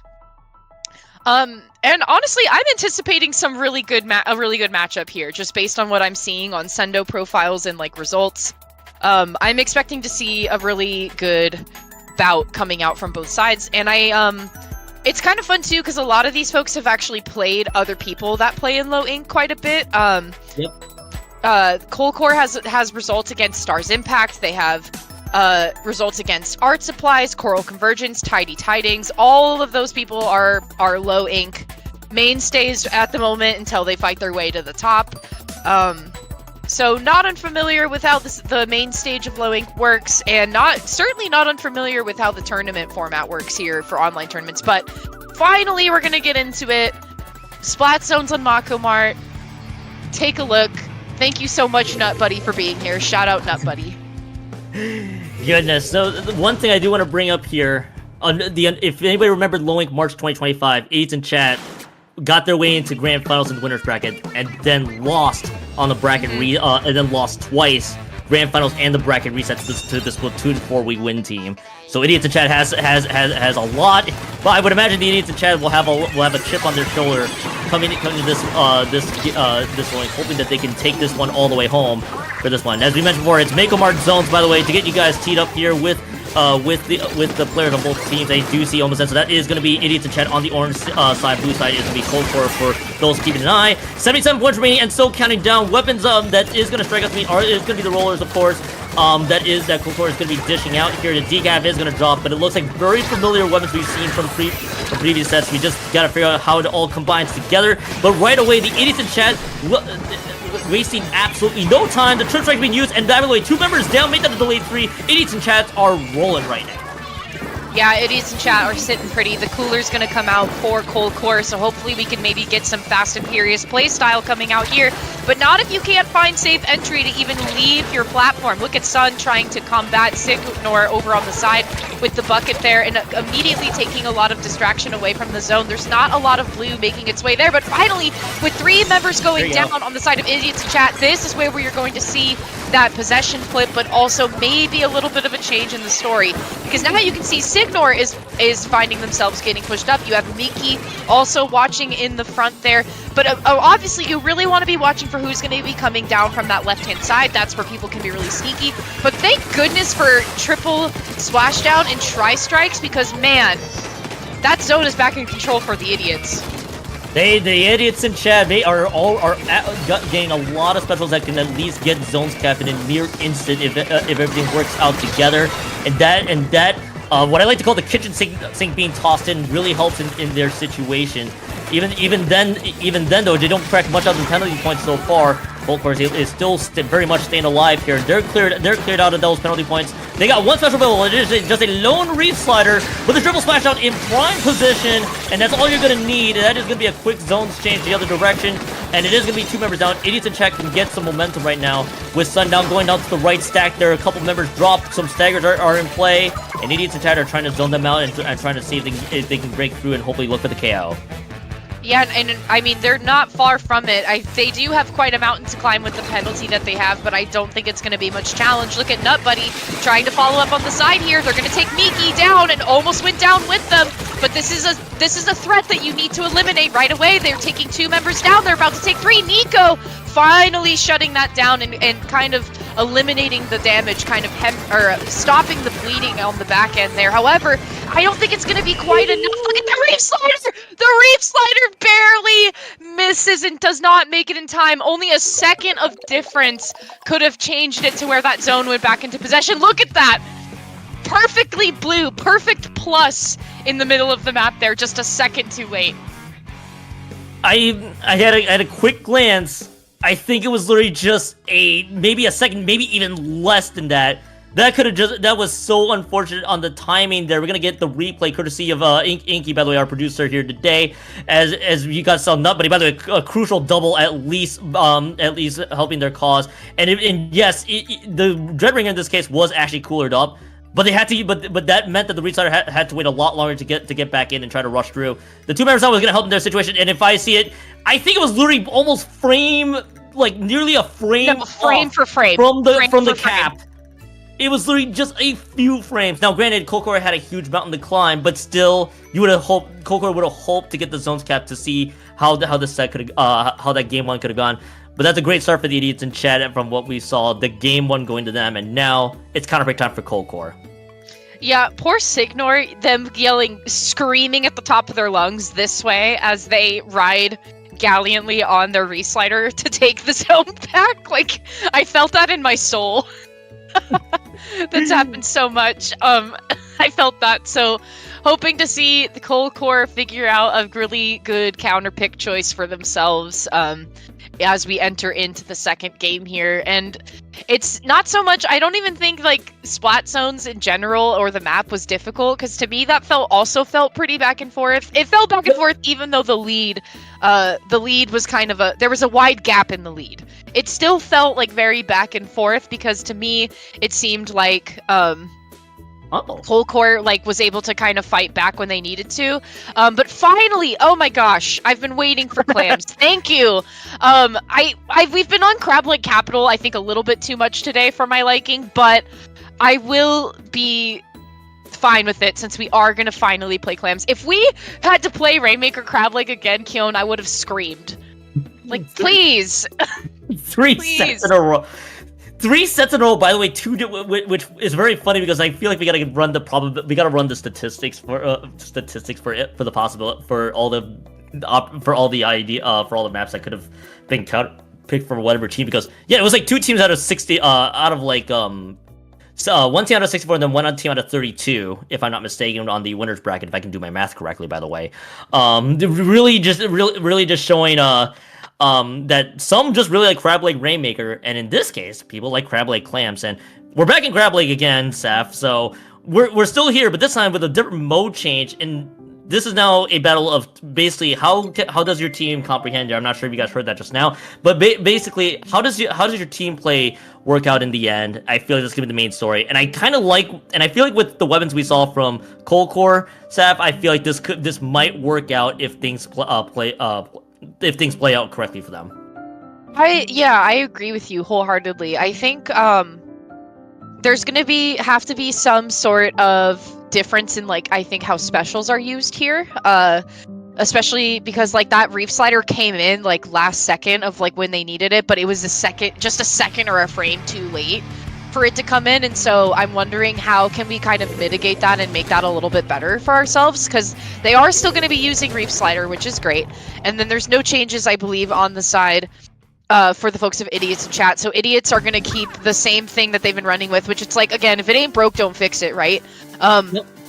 So I just really, God, I've been seeing so much study of the blade today. I feel like I need to brush up on my swordsmanship, because Decap on the side of Idiots, and you have the Stamper on the side of Col Cuore here, so you're gonna have quite a bit of sword fighting hopefully happening between the two folks here. And as we enter into the game, the opening statements are just very neutral at the moment, except with 2 members going down in Col Cuore, this could be a really solid opening push. If we can just play our cards right, this could be really good for Idiots in chat. Yep, this could be good for Idiots in chat if they're able to hold on the defense side, which they are able to. At least if you get the few picks that you need, you open up the space to control the map and then look for the clams you need for the push. But it looks like you noted here from the previous game, even with the score being where it said, it kind of felt like it was just a neutral game for a good moment. The immediate Jinx King comes in as we get to see the double right away there from Col Cuore, so that's going to open up the map just a bit here for the clams to come in and see if they can start pressuring them out. The treacherous thing is going to be the ramp, which can be easily defended for the Idiots in chat here. So Col Cuore is going to need to look for that opening here soon, but losing the Stamper is going to help their cause. They will trade with Sun, but that all it stands here, Seth. Just no power clam on site. I think there has been no power clam spawned at all in the first minute and 30 seconds. Yeah, to me, well, there, as the of course, it is. But I think it's just, yeah, it's been really neutral with both sides, because you could see that they got themselves in a 3-down scenario, but they didn't really act on it, and they didn't have the resources to act on it. But finally, in a 2-down scenario for Idiots in chat, we have the resources to actually apply some pressure here. And you have Dazzle trying to follow up with a little bit of clams of their own, and it's going to be just enough to take it down past the 60 mark, and 3 members down additionally on Col Cuore with those clams coming in, and so that's a little scary for them, but it doesn't seem that anybody else can get infiltrated to the basket area anymore. So as it stands, 56 points on the board for Idiots in chat. And it's all aided by just being able to cut down that defense one member at a time there from the Idiots in chat, and Col Cuore needed to get themselves set up. One score would just build on the second go, and that is actually going to be a potential opening. Keyword is potential in this situation to get 2 members down. The bubble being used, which has been aiding their pushes. All of a sudden, with the nifty moves, breaks the barrier, but it only clears out some of the penalty points. Their resetter flies in to prevent this one from happening much further, and they're going to actually spawn just a free clam for Col Cuore, so not enough to break through for the penalty points. They're good at temp from almost, and despite having the nifty moves, the crossovers there, but just not enough. And so Col Cuore in this situation has 2 power clams to play with now. But at least Idiots in chat gave it an honest shot on the second push. Yeah, and I think now with Cooler coming out to play, we're going to be in and out quickly when stuff happens.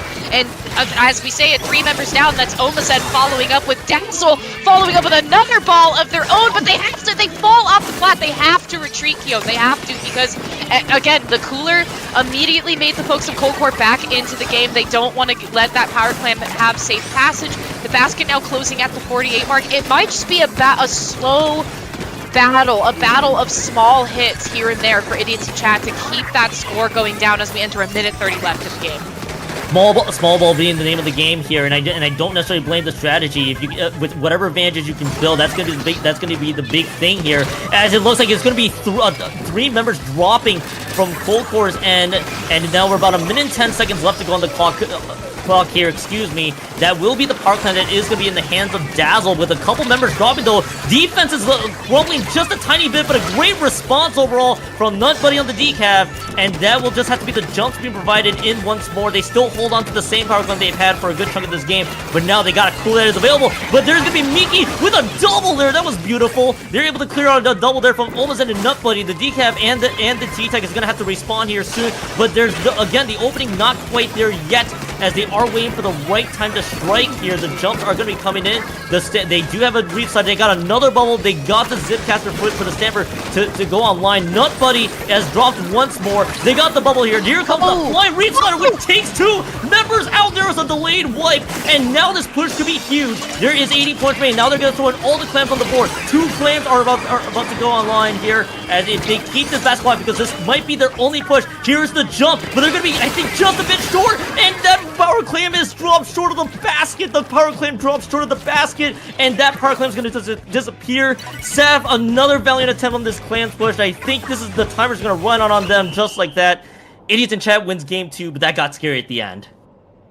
But it was a similar, in my mind, it was a very similar story. Like, they got down to the last final seconds of the game, and then they were like, okay, everything in the kitchen sink, all resources deployed, we need to do everything that we can. And it's so unfortunate, because it's like, when you get into that tunnel vision state, when you have the final seconds left, it's like, oh man, that's where the most mistakes can be made.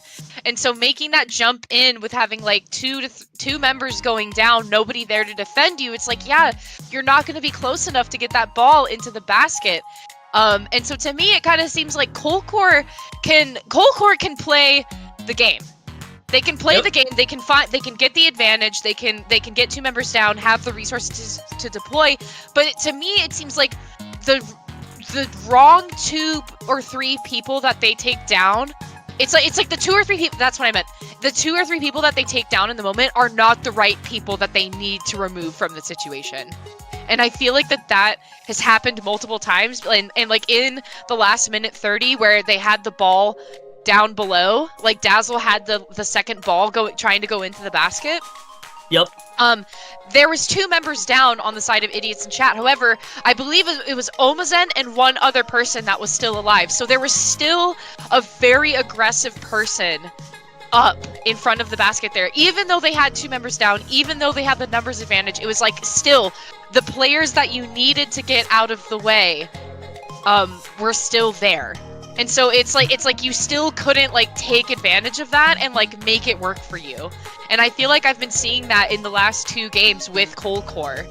They get the advantage, they get the number advantage, but they're not taking out the right people at the right time, if that makes sense. And so I think with entering something on the counter pick like Rainmaker Humpback, it's a little bit faster pace, and it's, to me, there's so many points in such a short amount of distance. And so I'm wondering if maybe that is what they need. They need something that can be faster, and they need something to where we can make up a ton of points with very little distance to travel.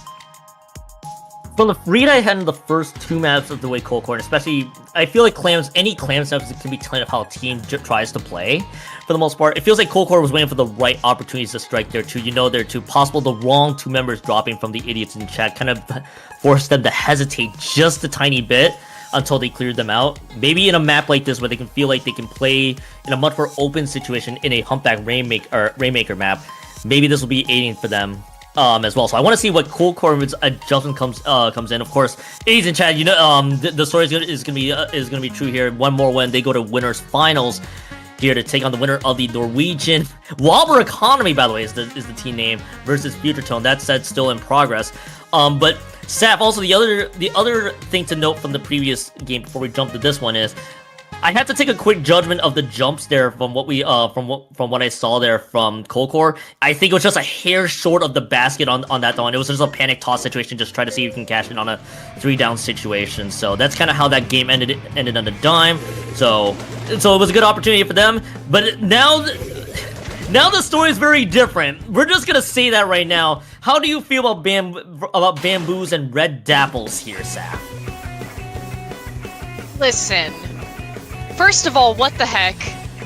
Second of all, I'm actually pretty happy with the bamboo pick. I think that's really silly. But okay.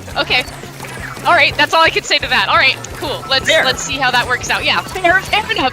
Go next. But still though, I feel like again, idiots in chat. There is so much more color of idiots in chat in the center stage here, and to me, it just seems like the folks of Col Cuore are just like a little bit more nervous to like push forward. I mean, the killer whale there is going to displace Nut Buddy quite a bit, so they're not really going to take super advantage of how much space they have, and especially with Signor following up. But still, it's like finding yourself in the trade scenario against a team like idiots in chat is not what you want to do. And there's Miki getting one, and they were like, yes, but then immediately getting taken down. No, like I'm just not sure how Col Cuore is going to make much headway if they keep on like finding themselves in trading scenarios. So it feels like the dynamic also with the weapon changes. You have a red dapples, which it gives you the cooler and the beacons there too. Of course, you have the bamboo. That's good. That's just gonna be a backline trade. But I'm thinking, okay, how do you enable Miki to do Miki things as well? Does it come with the assist from the Dreadrigger or the red dapples? Which the red dapples is kind of an odd. Kind of an oddball choice, if you will. It feels like Col Cuore has found the answers to that one. Going to be a quick lead change here if they're able to clear through, which they will. And this will be the clear being used. And they slightly overshoot. Did they go left of the pedestal there, look like? Or did they try to swim to the other side to slam this one home? No matter what the case appears to be, they go 3 down. And it will just be the idiots in chat. They will get to hold off on that push for another day. Checkpoint not cleared quite yet. And that is the pick there. Nico takes out Nut Buddy there. And with a hidden beacon, I think they saw the beacon like, wait, I can take out this beacon, and they're like, no. But even so, Rainmaker reset. Restart gonna be flying in. They take out Nut Buddy once more. Nut Buddy has been shut down a couple of times. But all that being said and done, slight neutral game. Again, it's Humpback Rainmaker. Anything can change quickly. Yeah, but see, the story that I was talking about happened right there. A really phenomenal Reef Slider taking out 2 people, but not getting the right one that is causing the threat, because then Dazzle is right there to finish the job. So it's like you're taking out the people and you're getting rid of the threat, but it's like it's not the right threat that you need to eliminate, the one that's going to be more immediate and more in your face. And it's like, obviously, you can only do so much with what you can do, right? But it's just like, it sucks when it keeps happening over and over again, because it's like, oh, like, there always just happens to be one more person there. And you know what? I was a little skeptic of the red dapples. I think I'm starting to come around to that, because I think, especially if idiots in chat are very aware of where beacons are going to be, I feel that Nico can really use that to their advantage to try to lure people out. Yeah, and that's what I'm wondering, is if the beacons could also be used as bait, and it feels like that's the idea of the red dapples. This is going to be a quick pickup here from Amy Rose. Amy Rose with the rate, but is going to be stuck in enemy ink, so to speak, there, and it slowed them down hard. And that fact, that slowdown causes the rest of idiots in chat to also try to follow suit, but they get completely cornered and diced.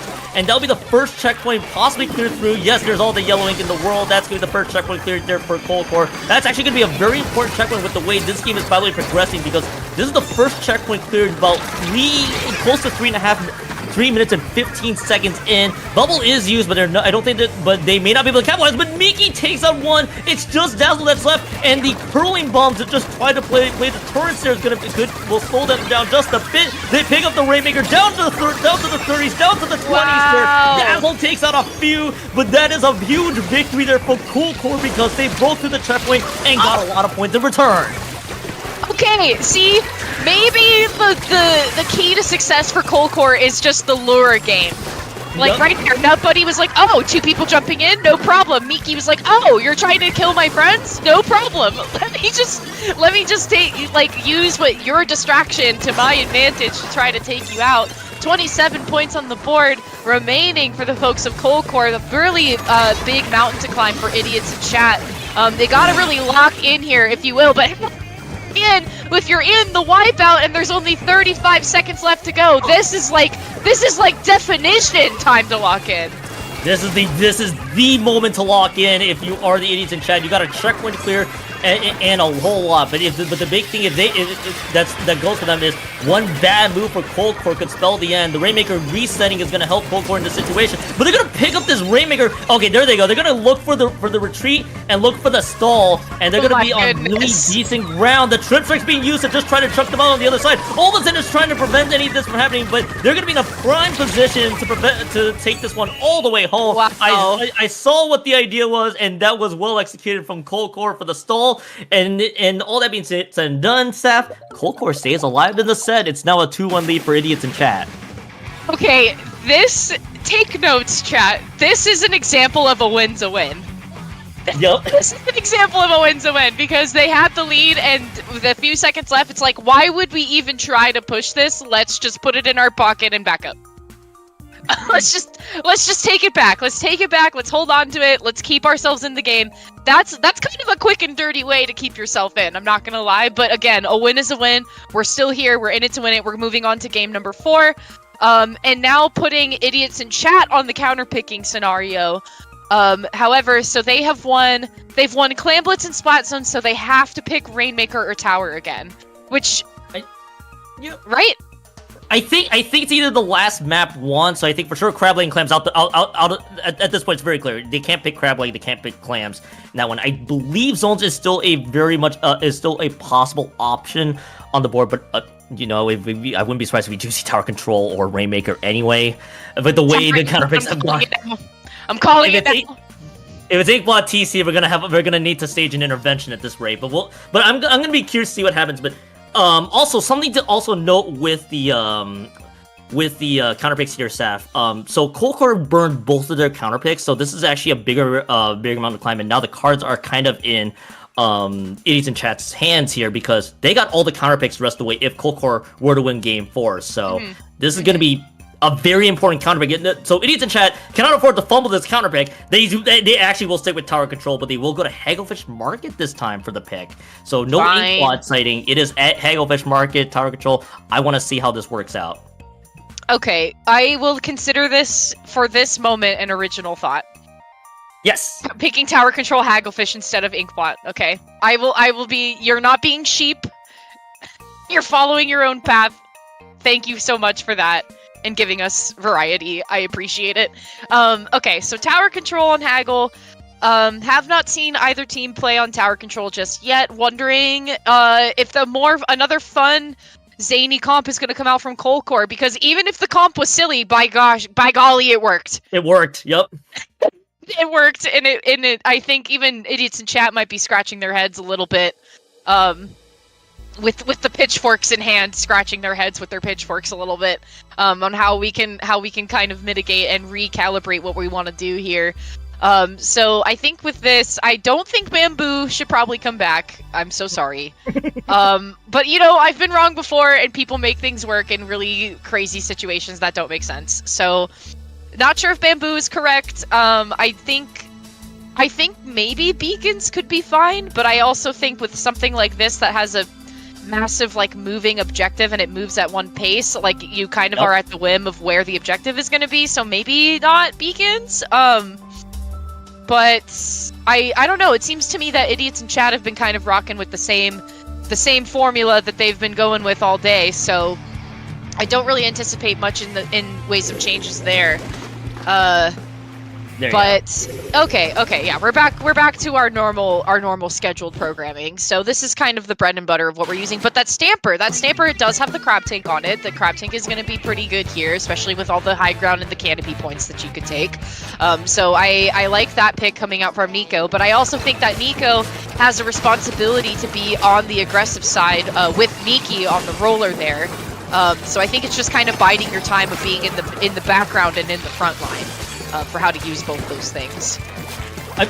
It also kind of does on the theory that what we saw with the Bamboo and the Red Devils, it was a very humpback Rainmaker-centric comp.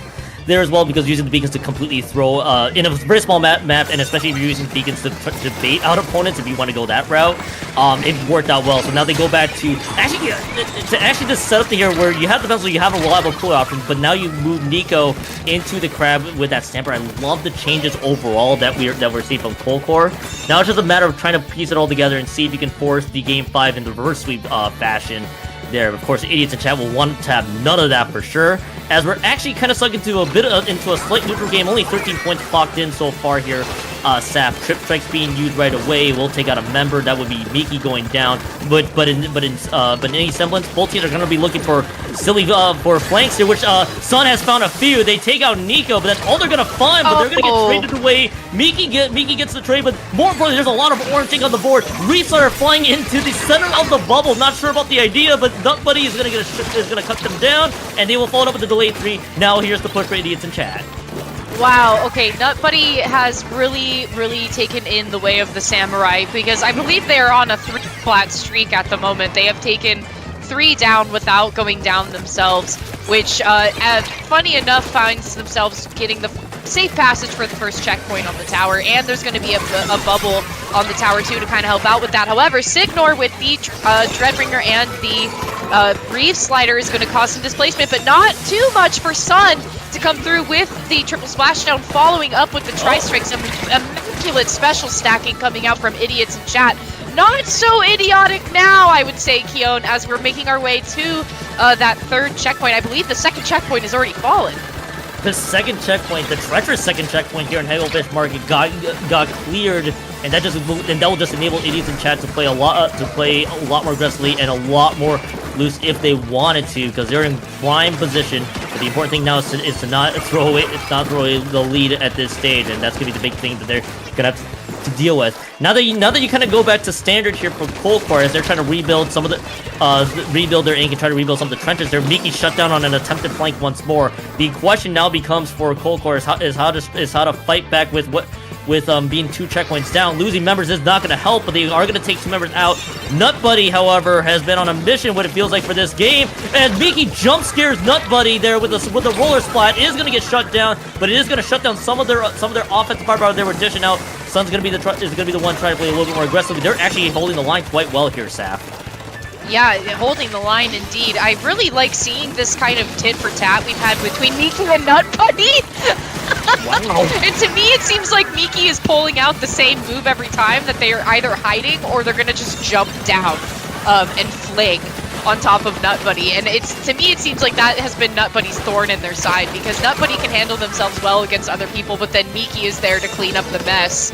And Tower is still very much in possession for the folks of Idiots in Chat. And what I like about what Idiots in Chat is doing, Keon, it seems to me that they're not like super pushing the tower, but they are keeping it in their favor by keeping it out of mid and more so towards the side of Col Cuore. And so it's like Col Cuore has a whole nother obstacle that they have to play around in their pit area and keep an eye out for. And so it's been making it a little challenging for them, I feel like, to make headway and try to get the proper picks that they're looking for.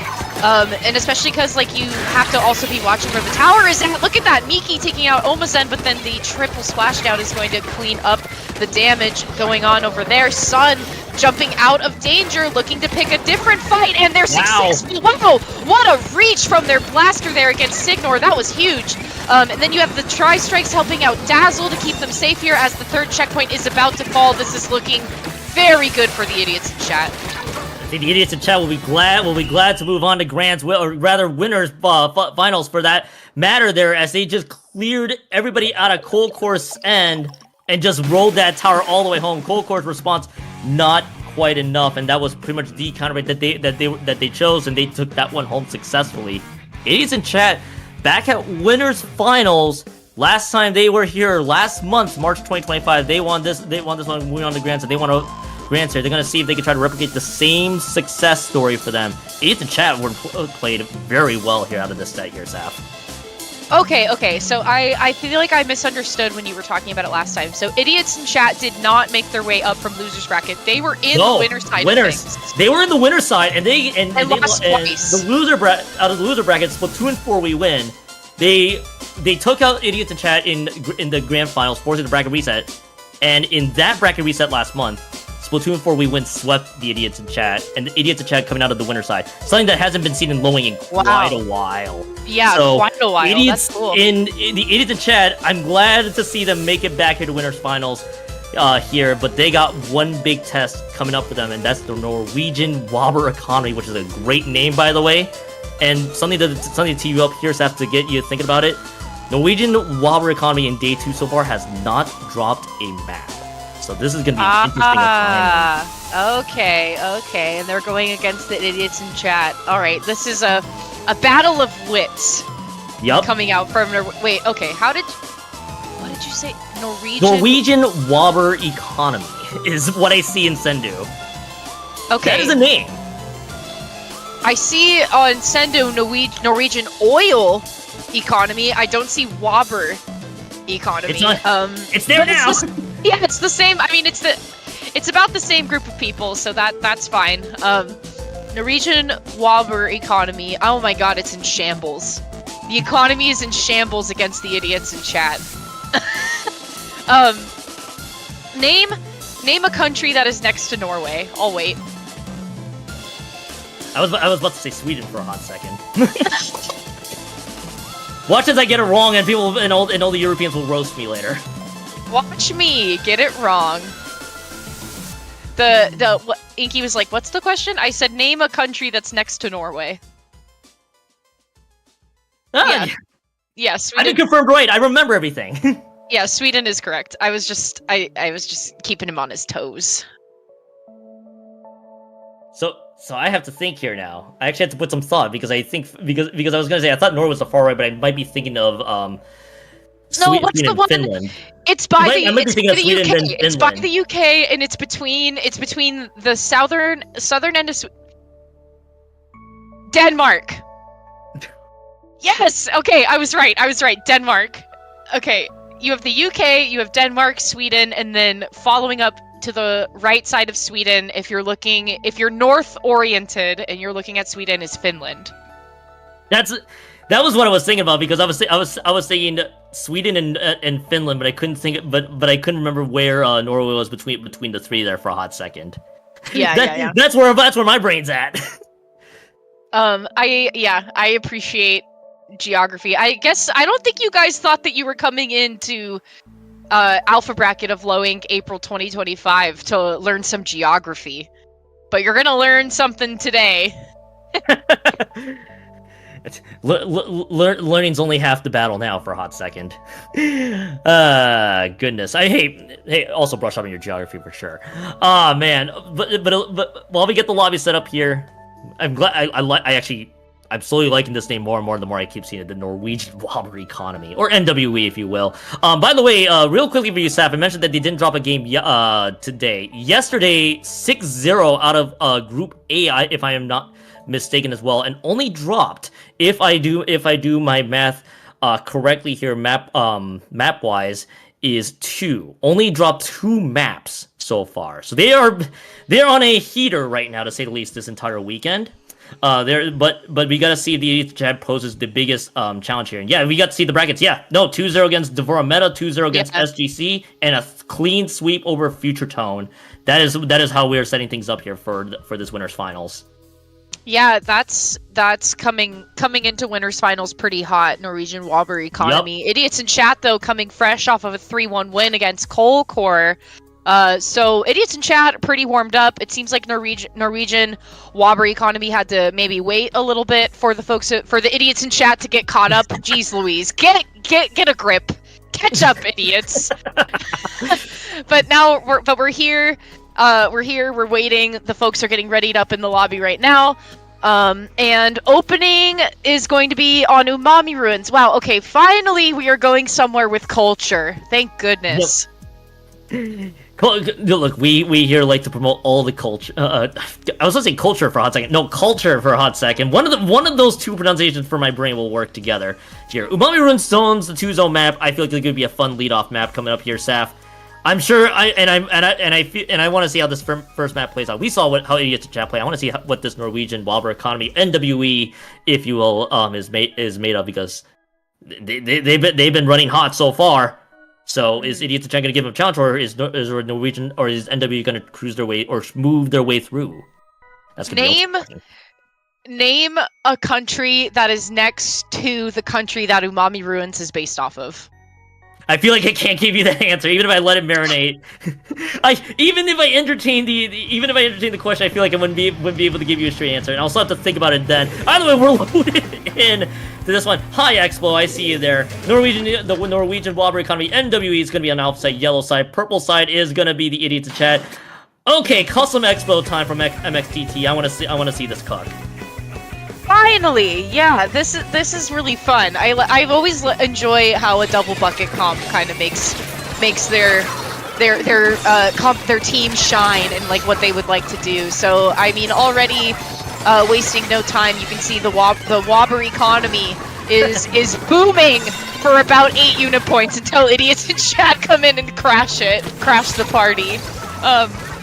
With just only 30 seconds into the game. Excuse me, I don't know if anybody just heard me burp, but I apologize for that. It kind of came out of nowhere, I'm sorry. I was thinking about Idiot Chat and then I got like acid reflux. Okay, this is looking still really good for the Idiots in Chat. There's actually no idiotic plays being seen as of yet because to me it seems like the Norwegian Wobber Economy is in shambles. And NW slowing down a lot. Again, the factor here, they had to wait a bit for the Idiots in Chat to come out of the other side of the bracket. Will this slow them down just a tiny bit? The answer seems to be a little bit so far with a minute in. They do force penalty points, but only for a few quick moments. Excuse me there as the triple splash on used by MXTT to no success. Now it's Nutbuddy's time to see if they can find a few more. Okay, Nutbuddy, that's 2 down. The Snowscape and Wobber has gone down. And NWE has to retreat back to the hills, and the Idiots in Chat are very much in the clear to clear out those penalty points. Yeah, just so you guys know, Nutbuddy really cares about your hygiene with their decav, and they will come after you if you are not taking good care of your teeth, so you better watch out. Idiots in Chat, though, that is a sea of blue as far as the eye can see until Atmos is able to break through to the other side and provide some safe passes for their friends. Triple Splash now is going to provide a lot more space here.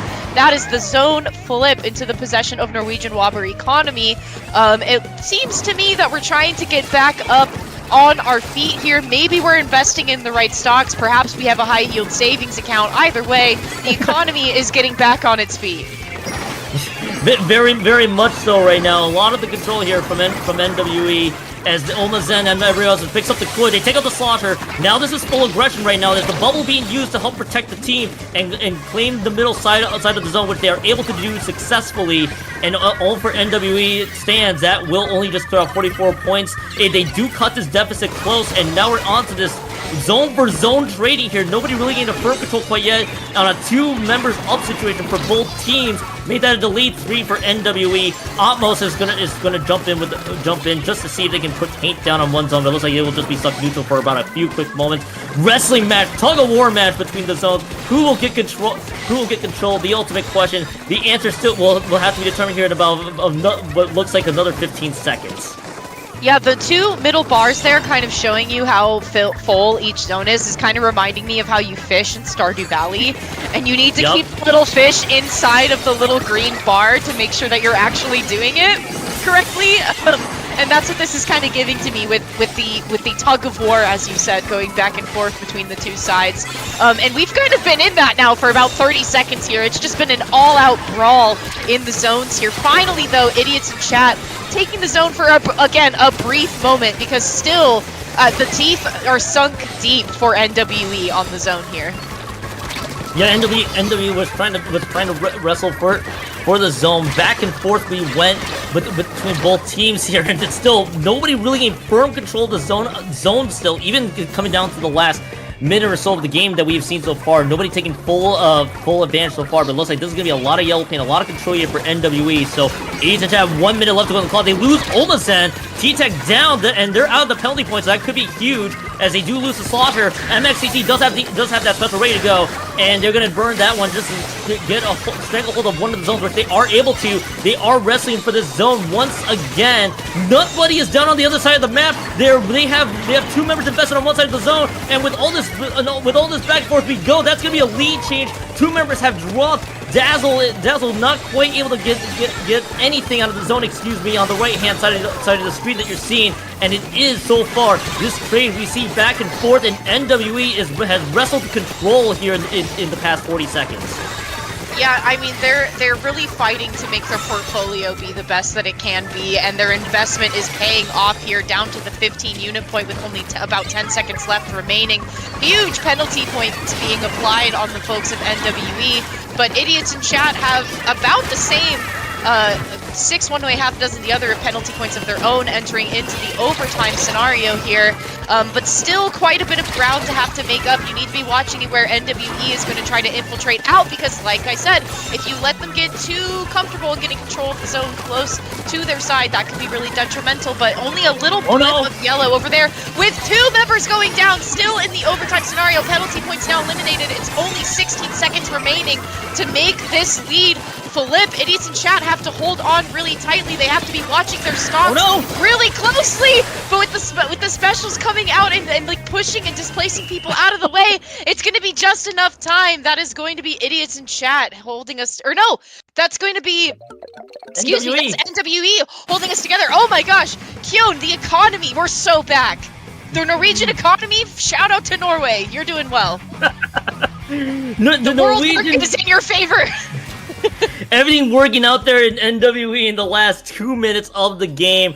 We saw the stranglehold back and forth, typical Umami Ruins zones behavior we see from 2 teams of any variety, where they needed to wrestle control the zone and hold it firm at that stage. And it didn't really feel like it was a true advantage. It was a stranglehold of the total of the map that we saw here in Umami Ruins zones right away.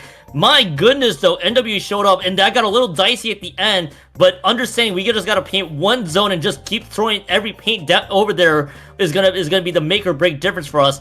And even with all the brawl, time ran out. That's a great start for NWE, still keeping that streak alive so far. Yeah, and I think idiots in chat definitely have a tough road ahead of them, considering that they found themselves in this exact same scenario last month, and it's looking to be a similar story here and now, which I mean, I guess if you were to be the Norwegian Wobber economy, like, where would you want to invest your resources moving forward to try to shut down the idiots in chat? This is kind of funny, dude. I feel oh dear. I feel like, are we seeing a case here of like idiots in chat with their banner of like peasants fighting like the Norwegian 1%ers? No. I feel like that is a thought I'm gonna have to think about more and more as we keep entertaining it. I feel like part of me is gonna say yes. A lot of thought for you today. I'm so sorry. I'm making there is a lot of thought that I'm gonna have today. I was like, I was just not. I thought I was ready. Turns out I was not today. No, I think the answer is yes. I think this is the idiots in chat's attempted uprise here. Yes, revolution. This is a revolution that we're seeing from idiots in chat. The idiots in chat are trying to show up here and see if they can revolve through. By the way, Barnacle and Dime Clan Blitz is gonna be the counter pick for this one. We were out of Crab Leg land here in the past 3 sets. Now we're on to Barnacle and Dime Clan Blitz coming up here. That's the counter pick for the idiots in chat. I'm gonna be intrigued to see how this works. I mentioned before, Clans map gonna be telling to see how the playstyle works between both teams. We saw what we got from idiots in chat and Crab Leg Clams. Now we gotta see how Norwegian plays in this Barnacle and Dime Clan Blitz map, and hopefully for the Norwegian Wobber economy, for the 1%ers there from that group, we gotta see if they can hold off the idiots in chat a little bit more. Sorry. You're so good at what you do. Can I just say that? Thank you.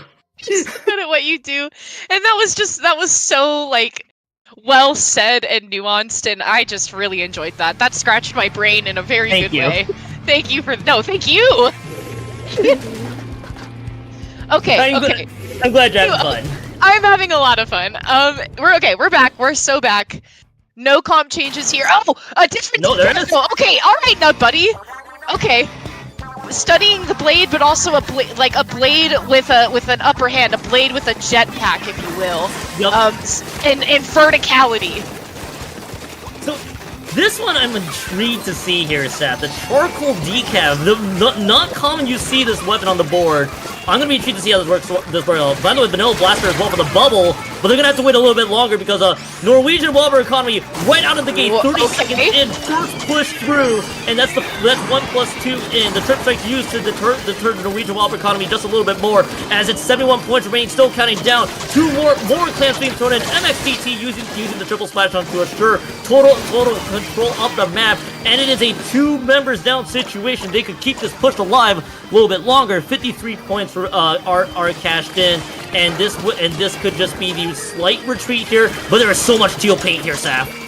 Oh my god, okay, so I thought that this was Idiots in Chat's counterpick, and that is not what I'm seeing on my screen right now. The basket is still open. We are over a minute into the game, and the basket has stayed open for that long. Down, finally putting a stop at the 38 mark with a 31-point penalty with plenty of time left to go. There is going to be a pity in play here for the folks over on Idiots in Chat. But I guess with the cooler and with how much pressure is being applied here, triple splashdown has been very advantageous for the economy in Norway. Can I just say? I mean, yes, 100% here. It is definitely working out here for the Norwegians so far, as 12 clans being gathered here. By the way, but for the Idiots in Chat, they do have the power clans available, but I feel like I've seen so far a minute and 50 seconds into this. What I was gonna say, there's been a lot of teal paint. Losing 3 members though will have the Idiots in Chat, excuse me, have a chance to see if they can just throw a lot of orange paint down on the floor here. They gotta see if they can get another push of their own in so far. Trip strike, Inkjet being used. Dallo's gonna fly, and they take 2 members out. They win a nice little fight there, but will there be a follow-up here as the Norwegians are able to wrestle their way back? As Nutbuddy trying to zoom right in, it's just gonna be a one and done push. It doesn't say the opening just wasn't quite there at all. Saf. Nutbuddy, however, gets a pick on the Snowscape. That was beautiful. They get the second pick. Can they look for the third? They're looking for the third. They can't get it, but that does clear out some of the space. But more importantly for the Idiots in Chat, that's a lot of map control that they can work with. Yeah, to me it seems like Norwegian NWE really needs to put a cap on Nutbuddy like as soon as they can. They were able to take 2 for sure, but then they're like, all right, that's enough. That's all you get. You're full. Don't be greedy. Conserve your resources for a different time. Thank you. Have a nice day. But Nutbuddy has consistently been able to get into really good scenarios in where they actually really entice people to come and fight them, and then they pick them off one by one. And consistently, Nutbuddy has been doing that like all day long today. And I think, to me, it seems like NWE has been quicker to pick up on that.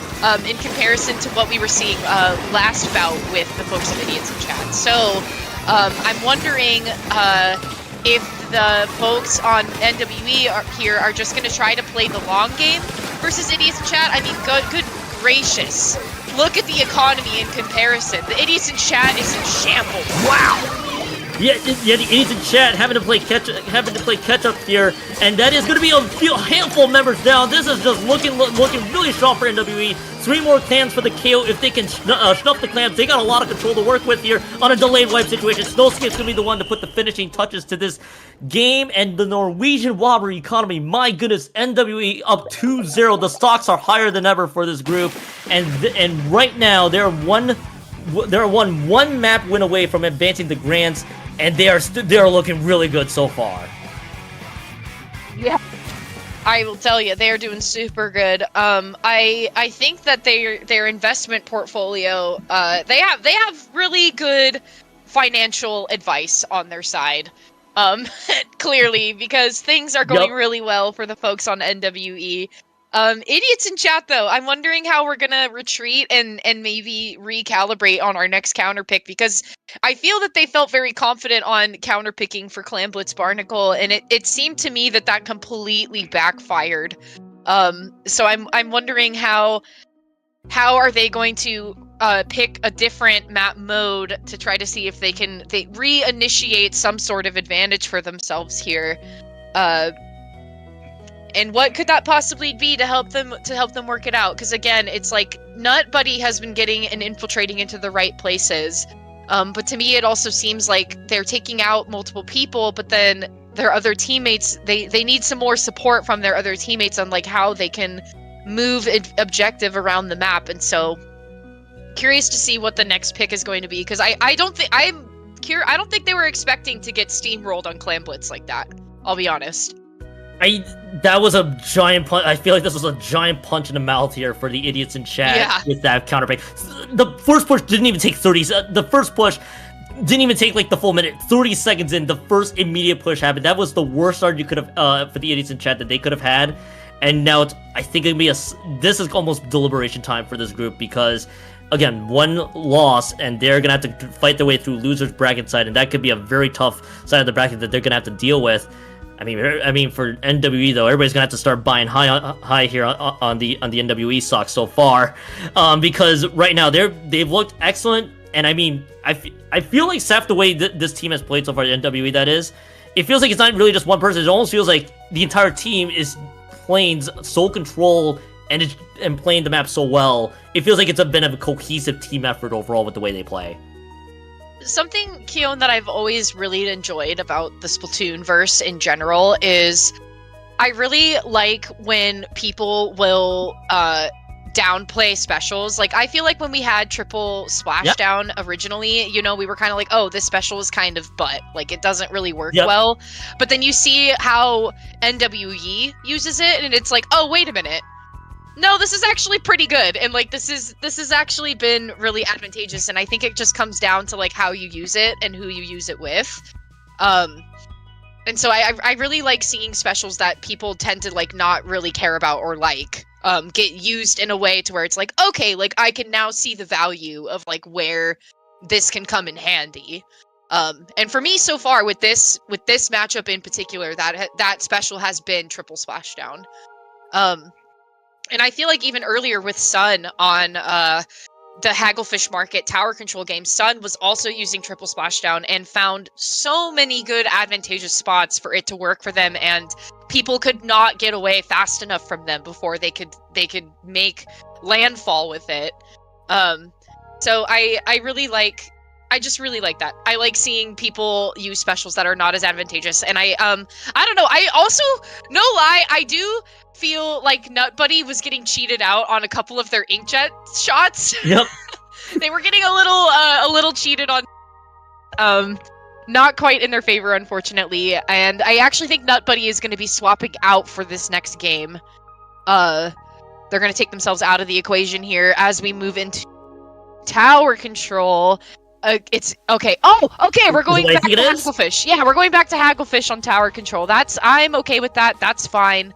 And I think, again, that I was just saying this is where triple splashdown has really worked out for the folks of idiots in chat. So I'm wondering if our IQ score is going to go up a little bit with this counter pick. This is going to be, I think, if I'm not mistaken, Saf, in the previous set, we saw this exact same counter pick from the idiots in chat when they dropped Game 3 in the Humpback Rainmaker game. This was what they came out with, and they came out basically firing right out of the gate here with the KO, if I'm not mistaken, there too, clearing all three of the checkpoints. So I like this counter pick right away on paper, but as mentioned before, if Nutbuddy subbed down, now it's all up to Sun to see to help enable a lot of the clearances on the front lines if Sun were to go that route. Now, we saw what NWE has been dishing out there. I'm very enamored by the custom Explo for sure, and the rest of the surrounding weapons, which this team has played. This team's cohesion has been spectacular so far. The question is, what is the idiots in chat if they can get off to a roaring start like they did last time? Because it's a very tough NWE team that we have seen so far there, Saf, and hopefully, as you mentioned before, maybe hopefully we get to see that IQ just go up further and further. And I think that there needs to be some mitigation around how this double bucket comp has been playing out, because MXT has done phenomenally with like clearing space, maintaining distance, and oh, hello, Rapid Blaster Deco. Hello there. How are you? Oh, I like the 96 Deco pick. I like that. All right, so both teams have trip strikes that are readily available. Amy's gonna be on the 96 Gal Deco. They got that Kraken readily available. MXCT away from the custom Expo into this RBP Deco, the Rapid Blaster Pro Deco, if you will. So I'm gonna be curious to see how this is gonna play out. But I have a feeling that NWE is not wanting to entertain many ideas here from the idiots in chat. This is now Oppos. They're diving deep. They got a few picks right out of the gate here. They take out Sun as well. I mentioned before, idiots in chat need to be off to a roaring start, and this again is a very bad start for the idiots in chat. NWE has just cleared the first checkpoint. Yeah, I love that Snowscope was just kind of playing by themselves there for a little bit on the corner. Like, there was nobody there except Snow. So they were kind of just like, alright, that's fine with me. I can just kind of chill here and bide my time. And I'm gonna do it again as checkpoint number 2 has now fallen. The folks of Idiots in Chat are a little bit spread out. It's a kind of a haphazard fight here, but finally finding 3 members down. For the folks of NWE, Wobbler is the only one left standing. They're still there, and they took one with them as their teammates now are able to follow up and get back into the middle section. Looks like we're kind of special building as quickly as we can, Keon. But how can you do that if tri-strikes are very well placed? That was the right time, wrong place for that tri-strike to happen. Yeah, MXCT just caught in a rough position. It's like, all right, well, I guess I'll just stay in the center of the strip so I can then contemplate my ideas there too. So hey, that worked out well. Idiots in Chat hold the line, but this is gonna be the second re-engage here for NWE at this stage. And note here too, Idiots in Chat stuck at base, or what feels like stuck on defense for the past minute and 45 seconds left on the clock, with the tower still rolling through. This is a lot of pressure from Wobber, focusing on the right hand side of the map here in this Hagglefish Market map. MXCT trying to use the RPG Duggo to their own success there, but they are looking to keep up the pressure a little bit more. The whale picks up 2. The whale picks up 2 from the RVP Duggo there from MXTT, in a bit of an unfortunate situation as this now starts to go out of hand in a hurry. The heavy-headed has dropped as well. The bubbler also being used on the right-hand side. Still escape at once. None of Sun's ideas, but this tower slowly retreating. This is just a slow ride to the finish line here for NWE here, Saf. Yeah, and Idiots in Chat are really trying to give their best financial expertise as they can, but it seems to me that the investment cards are not quite in their favor as that tower is still moving forward for the folks of NWE. They have just played this market a lot more thoroughly than the Idiots in Chat have, as they are still holding tower in its position. There's nobody around, though, to keep it there, so finally it's going to sail its way back to the midsection. MXTT and Snow need to back up and kind of recalibrate, reassess how they want to move forward again. Plenty of time left, though, Keon, to try to turn this around for Idiots in Chat. We can't feel a little dummy for too long. Yep. We once again need to lock in. Idiots, I am once again asking you to turn your brains on to lock in here. Especially now finding yourselves in an advantage with two members down on the side of NWE. You gotta take full advantage and grasp at straws at this point where you can get them. Yeah, you just gotta find the wins and try to run with it as much as you can with the way this team has been playing. Their bubble being used on the left-hand side to deal with the duel on Wobber, but Wobber comes out on top on the duel, and the 2 members have dropped on that side. Amy just trying to chase a member on that side of the fence, and it is just looking to be this is just basically NWE just playing around a little bit more, as Yellow to Santos, I think, just got a couple members out of the door. And this is just total domination from minute 1 so far here from NWE's end. Idiots in Chat are trying to see whatever they can, whatever hope they got so far coming into this game, as this game is turning into full domination again. 3 members have dropped here so far. 50 seconds left to go on the clock. Almost gets the wipe on the MXVP. This could be huge. Lock in, Idiots. I need this. We needed this. Like, the rain coming after a long time without rain, and the plants are so happy. We needed this. The wipeout situation now occurring. You have Amy Rose on the Kraken trying to clear out some space and provide some safety. The midsection is very pink. Omazen going down to Wobbler, though. That's number 2 going down to Wobbler. Get this guy out of here. Can you? There is Sun finally putting an end to the chaos that Wobbler was providing, but it opened up the way for Snow to come through and for Atmos to come through as well. I mean, that was a great offensive opening for Wobbler to try to push them out. It's just a matter of resources to the tower. Yeah, you have to get on the tower now, but GG strikes are going to prevent that. Amy has to back up. And they were in Kraken as well. Look at that. Their Kraken was going to try to stay on tower to withstand the strikes, but not enough. That is NWE once again. NWE, if you're fans of NWE, you can start buying high because this team is rolling right now. They advanced to grands right out the gate. Idiots and Chad both counter picks right from Barnacle and Dime Clams into this Hagglefish Market Target Troll, the one that they picked in the winner's semis, and it just did not work there for them. Lots of credit to NWE. That was domination out of the winner's final side of the fence. And that has been a fantastic showing again on a generational heater so far for NWE, as they have only dropped 2 maps all tournament so far this weekend. They are on basically, if I do my math correctly, not a 10-0 streak here map wise. By the way, from winners round 1 all the way to grand, so they are running hot right now, Saf. I mean, NWE is looking really good. Idiots in chat are a good job in the losers finals. They're gonna have to wait the winner of the loser summit, which by the way, still in progress right now.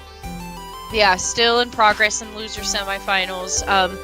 Yeah, Norwegian is really looking for the perfect game here, which, I mean, they're well on their way to receiving that. I don't think Idiots in chat made it super easy for them. Definitely tried to downplay the passion that they were trying to go for.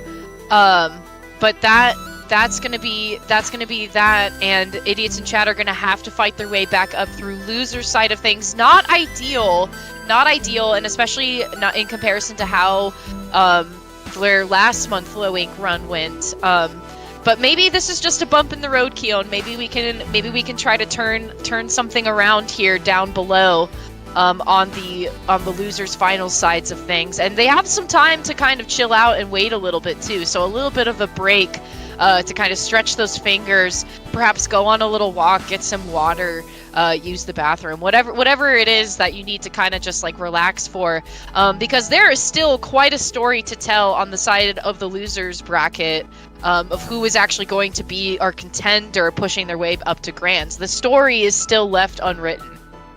There's a lot more pages that the low-ink authors will need to write down with how this plays out. I noted that losers semi is the one still left in progress. That is simply because Future Tone and Octo-Express, as it currently stands from what we see here, is a 0-0. They're about to get that quarterfinals game underway. So far, there's still some time. There's still some time that needs to be figured out. Excuse me, for what we see. So. Saf, so far out of the losers final side, a lot of teams that we saw that were intriguing out of the winner's side finding themselves here. Col Cuore, Devorameta, Future Tone, and Octo-Express is going to be the ones left here, and actually it was Devorameta, that moved on to semi. So let's see how this all plays out. Saf, I think this is it for both of us. If you're cool with that here. Where can the people find you real quick? Yeah, Alpha Bracket's going to be continuing shortly. We still have a couple matches to wait on, folks, so don't go anywhere. But if you do need to go some places, get a snack, use the bathroom. Don't go too far, though, because no. I mean, I tell you what, this is pretty intense. Oh? No, this is not a snack break opportunity. This is... Oh? Well, I mean, I don't have anything to say. Hi! How you guys doing? Hey!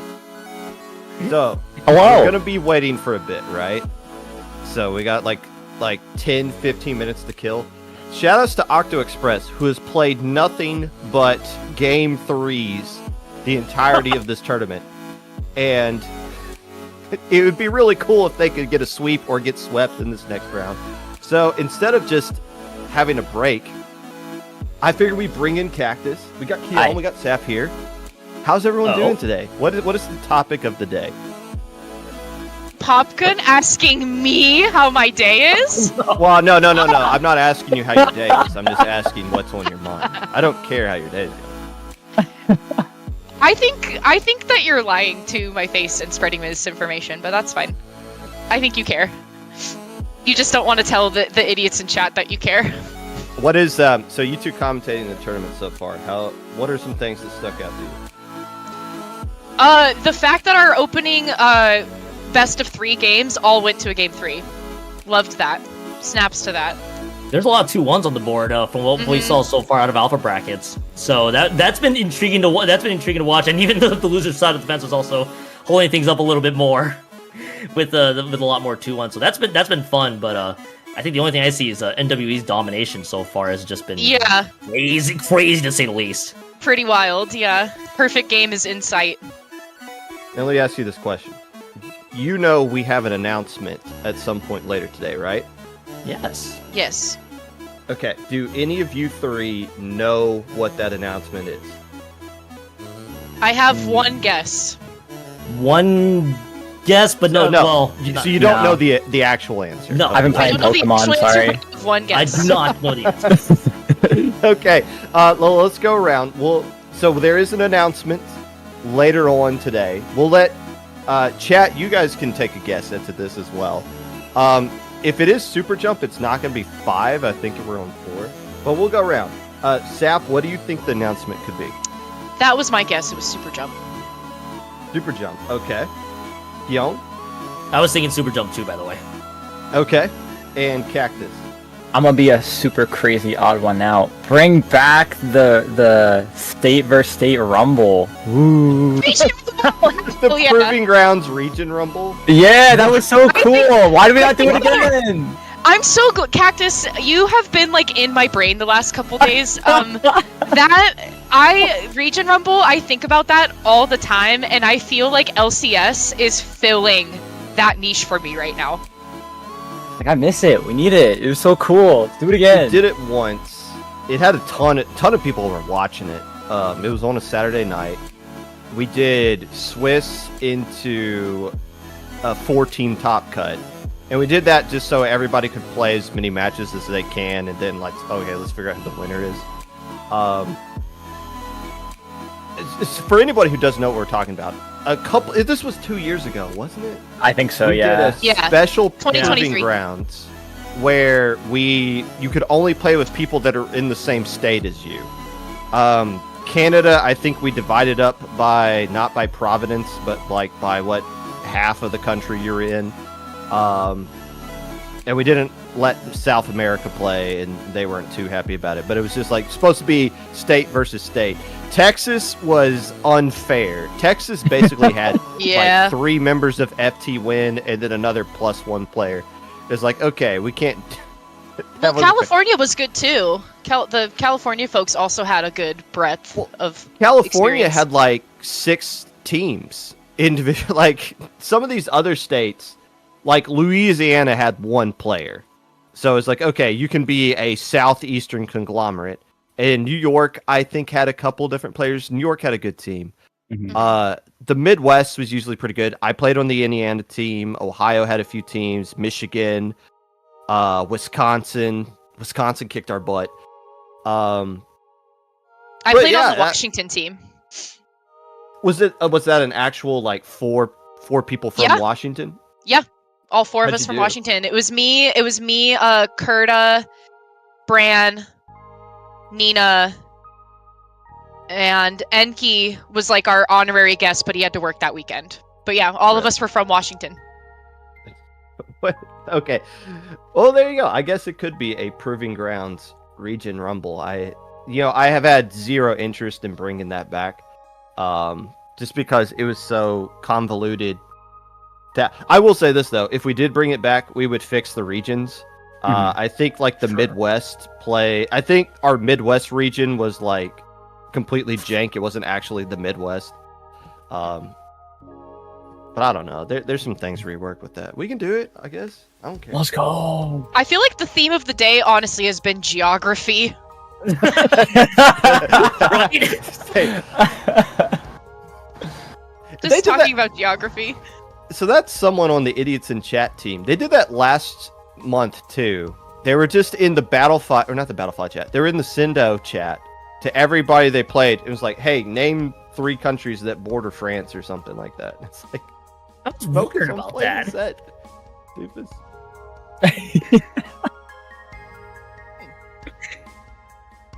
Cactus, So- how was Big Dapple? It was so much fun. I love Big Dapple. I love locals. I love lands. You can't stop me. I'm going to a lot of them. I'm going to MomoCon next month. I'll see you next Oh my month. gosh. Hey. Yeah. I was Well, asking this in the staff chat. Do we know how many people are going to MomoCon? Like, they're not showing the roster, are they? No idea. I'm just It- practicing I- until it happens. I wouldn't I be think shocked if it's- I wouldn't be shocked if the grand reveal would be a week before.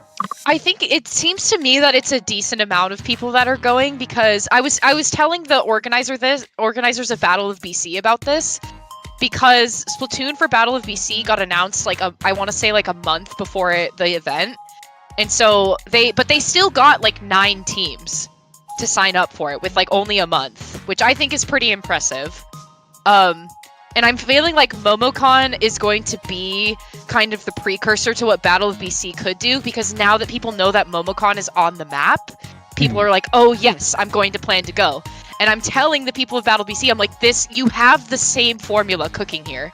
If you can get Splatoon at Battle of BC again, people will come for it. They just have to know that for sure that it's going to be there.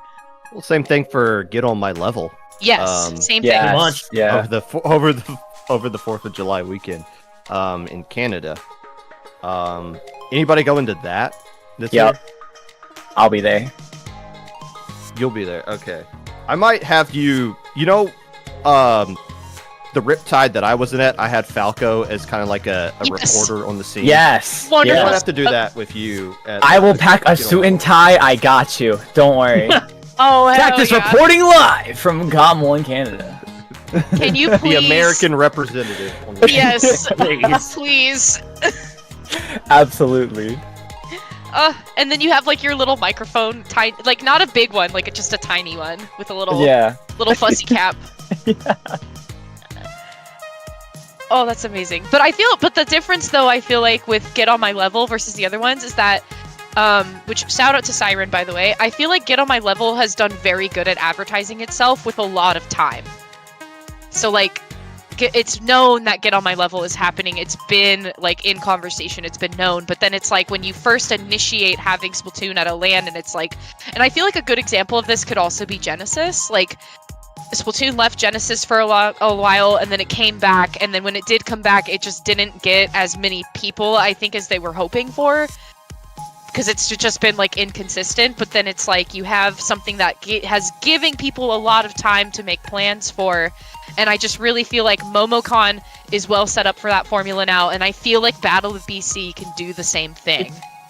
Thankfully, it helps that MomoCon's on year 2 as well for their tournament. So now that they got people thinking about it last year, that the people that went are like, okay, now do we want to consider going this year? There's no LTC for it to compete with either, which was Yes. which was the real awkward thing last year. It's like, okay, are you gonna go to Texas and then literally 2 weeks later go to a giant anime convention to play the game again? Some people. Well, they also announced Splatoon super late. LTC was I think 2 weeks away when they announced MomoCon Splatoon tournament. It was, and they did that again this year, and I know the reason why they did that. I don't think this is the platform for me to break it down. I probably mentioned it on my podcast before, but it's not intentional that they wait that long. It's not something they want to do. It's just how the cards kind of lay out that they wait. But no, to your point, yeah, that does hinder registration significantly because you do need time to figure that stuff out. Get On My Level there's a cap to it as well, just because of the space, but I don't know if I think they said it might go up if they get registration, but I don't know how many people they got for that either. Do you mean registration's up to do? Do you mean caps in terms of attendees, or do you mean caps okay. Well, in terms of what? Of what else? I was thinking like team cap. If we're only allowing this amount of teams to No, so they had it's based on the venue size that they have. They can't fit more than X number of people into whatever space they had. And this was initially when they first announced it. I think they announced a little bit later. It was hey, if we get a lot of people, maybe there's a chance we could get something different. And of course, Octo-Express is going to yet another game. Let's go, game 3, baby! Oh no! Great! Tough day. Great. Yeah, rough day for them, honestly. But... Rough day. They've been pulling off so far, though. Yeah, I mean, I give them their flowers. They're in quarterfinals of losers, and they've fought their way into game 3 every time. That's something. That's something. I mean, they were down 1-0 in that set they were doing. But this is exactly why I didn't want to just get a break, because I knew they were going to drag this out. Mhm. long. Fair enough. Fair. All right, They don't yeah. lose, except to. Well, actually, no. Roulette beat them, and then they beat Roulette in the losers' side, so they got Yeah, revenge they on got- them there. Yes. Oh, hello, Beta Bracket. How you doing, girl? Oh, Beta and the whip race, yes! Oh, but they got, oh. I saw, my mouth spoke faster. Wow. My mouth spoke faster than what I thought. I was like, oh, he's in the finals, and I'm like, oh. But now they're gonna be in losers finals. Okay, fingers crossed for whip race. So Poor Judgment was like the #1 favorite going into this one. They had to use, I think, 2 subs yesterday, which I'm not saying that as an excuse. The subs they had were good players, but when you're playing with someone who's not on your actual roster, there's obviously going to be some Poor judgment. yes, poor judgment. So you're not going to have Sure. that kind of like coherentness, a synergy that you naturally would have. I think they're playing with their full roster today, which is why they're literally curb stomping everybody they're going up against. But yeah, that might be. But yeah, shout out to Whip Rays. They might be in second place for that bracket. I don't see anybody beating Poor Judgment today. Who at this Popgun in your great infinite wisdom, Yes. all-seeing eye wisdom, what team has actually been around the longest? Because I'm putting the Whip Rays on the board here because they have been a team since 2016, almost 10 years. 2016, really? Yes, really. Real? I didn't know that. Well, I mean, so like, what do you define as being a team? Like, are you talking about playing consistently over the course of time? Yeah, I'm talking a name that keeps showing up. So like Los Inklings, Lost the Whip Inklings and Lost Inklings and Dale Sushi, I believe, are still tied for the most appearances in Ludi. Out of all the teams, so it would either be one of those two. I mean, the Grillers have been playing actively for a long time, since 2018. But I know there's teams that are older than that. But the Grillers have been like, if you're talking about longevity and activeness, it's probably one of the Grillers. But Lost Inklings was probably like the best example of been around a long time, still playing pretty consistently too. Because Dale Sushi's kind of like on and off when they play. Yeah, they've kind of changed their roster around quite a bit. But yeah, Los Inklings has been around for so long. And also, actually, I don't think that they're like in the top 5 necessarily, but Triggerfish Zones as well has been around for a really long time. Not in the not same, as long. Yeah, not nearly not in as the long. same I was- ballpark. Yeah. Yeah, 2021. Never mind. I was But gonna, it I was gonna seems- say I was gonna say certain teams were definitely beating TZS in team duration. Yeah. No, you're so right. But I mean, that's still a long time in my mind. Like being on a team consistently for 4 or 5 years, that's still a long time. Oh It yeah. feels rare to see teams go at least 3 or 4 years these days. Anywho, because either Yeah. They barely last Very 6 months recent. at this point. Like, let's be so honest. the time frame just gets shorter and shorter for teams sticking around. Exactly. Well, it's also hard to be a team for such a long time and be good. I mean, especially True. like Yeah. Triggerfish is a team that's named after Splatoon 2 map. You know, Yep. and they're still well, I mean, I know they're on a bit of a hiatus. But they're still like as good as what they were, if not better, in Splatoon 3 and Splatoon 2, even though weapon changes, special changes, the map they actually like doesn't exist in this game. You know, all kinds of different things to factor in there. Monsoon. When did Monsoon formed in only like a year ago almost. Wow. They formed at the end of LTC, like literally Yeah. the end of LTC. Wow. But they're another team, like, yeah, they exist, but you could probably count on one hand the number of tournaments they played in that are, like, something you would actually, like, oh, okay. Like, I think they played in both Jauntlants. And then other than that, it's like, okay, they're not playing in Ludi. Maybe they play in a Squid Junction here and there.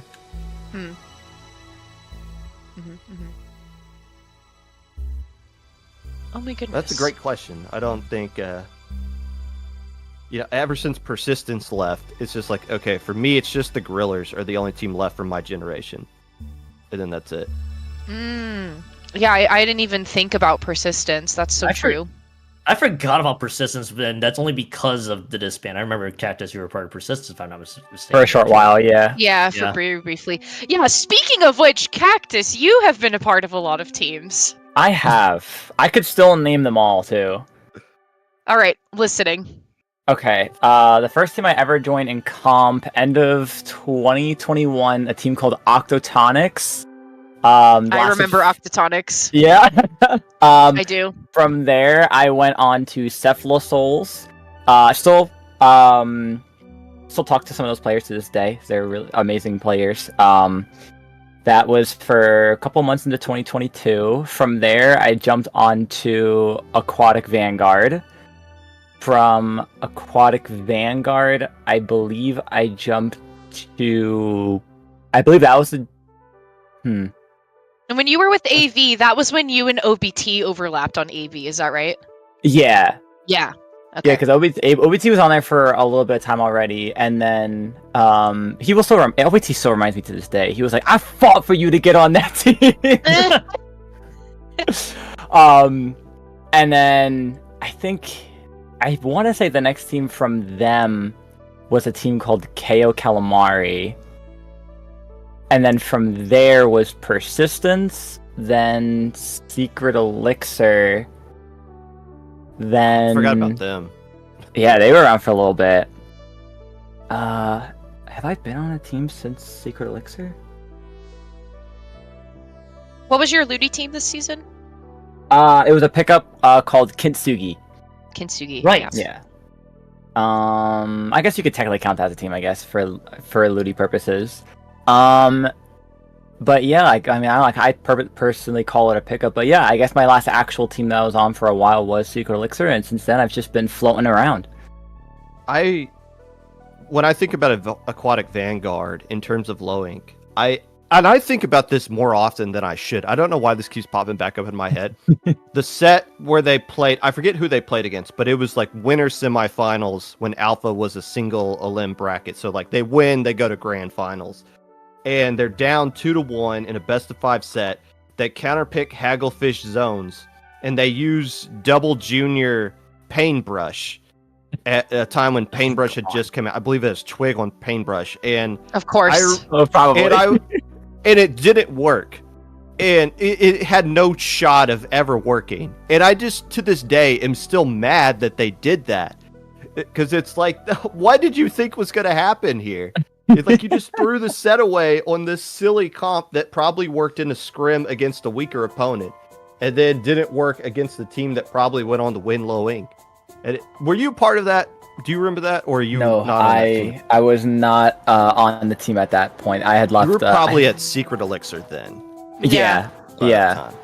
I still to this day am just mad at Aquatic Vanguard for that. And I don't know why I keep thinking about that, but it's just like, why would you do that? But there you go. I mean, we saw a silly comp today. We saw Red Dapples and Bamboo in that one. Yeah, so that was exciting. That worked. That was like the only thing that did work in that set. Yeah, and it worked really well. That's what I'm saying. It was like, okay, like this is fine. Their biggest enemy was the enemy team's counterpick. Yeah, And then it just fell apart afterwards. So I got some good news. Octo-Express has won their Yes! No way. My God! game Yes! 3 to... Well, they're now 4 and 5 in game 3s, but we do have a set to actually commentate for y'all. Devorameta taking on Octo-Express. I'm using the bathroom real quick. Saf and Keon, why don't you guys sign off and we'll just roll right into it. Fantastic. You can decide find to go Keon. first? I don't want you to find me, but if you want to find me, I'm on Blue Sky. I'm in the woods. I'm out on boats. I'm TOing Sea Battle. Yeah. I feel like I had a leg up on the Europe question, to be honest, because I'm going to Europe in a month. So Nice. I've been brushed up on my geography. Shout out geography. Cool subject. Learn where places are and things. Keon, what about you? Where are you at? Well, you can find me on Blue Sky on Twitch, Kion2570. You'll probably just hear me talk about basketball for the next couple of weeks at the rate I'm going. So Go Wolves! yes, please. You know, any Wolves fans, please talk to me later. You can find me on the usual channels there as well. Stream just a variety of different stuff, and you also hear me commentating different leagues and tournaments. The occasional Louis tonight and CCA, of course. I'm on CCA and IPL. We're taking a break. CCA's taking a break this week, so you'll probably see me later this week or next week for a grand finals to y'all. But that's that, Seth. I guess that's our cue to head out, Seth. Do we just offer? All right, that's our cue. We can pass it to Cactus to grandstand by themselves. Yeah, I got this. Cactus, and eventually Popgun. You guys take it away. We're out of here. Cactus AMA, ask him anything, chat. Thank you so much for having us. Grand finals coming up. We'll see you later. We'll do the first thing, Grand. We're out of here. See ya. We're nowhere near the grand finals. Octo-Express is going to drag this tournament out another 3 hours before we get there. Also, I thought those two would never leave. Dang, that was a long sign-off. Yeah, you know what? They stalled long enough for you to get back, so I didn't have to solo lowing. So we'll take it. With that being said, hello, friends, and welcome back to Low Ink April 2025. I am Popgun, joined by Cactus. It is a podcasting duo to take you all the way through the rest of this tournament. We are going to be slipping down into losers semifinals. Devorameta taking on the cockroach Octo-Express that refuses to be destroyed in this tournament.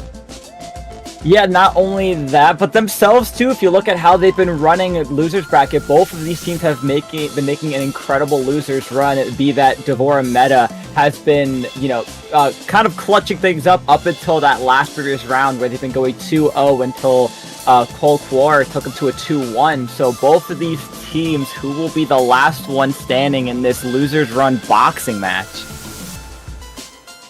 Can we get the mods to ban the phrase chicken jockey in chat, please? We're not...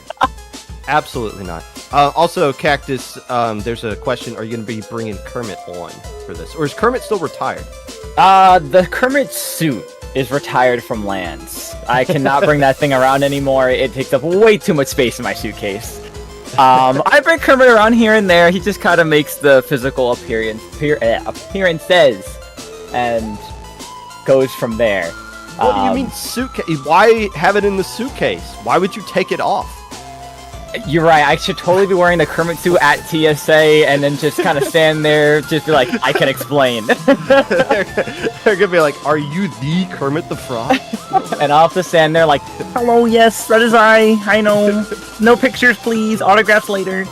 Here's my ED pass if I could get, so I don't have to take my shoes off, please. Yeah. My passport's in the back pocket. Can you reach? I can't get it. What country do you hail from, Kermit? Is this a business or pleasure trip? No, you did not play me. Actually, no. Did I beat you, Pixel?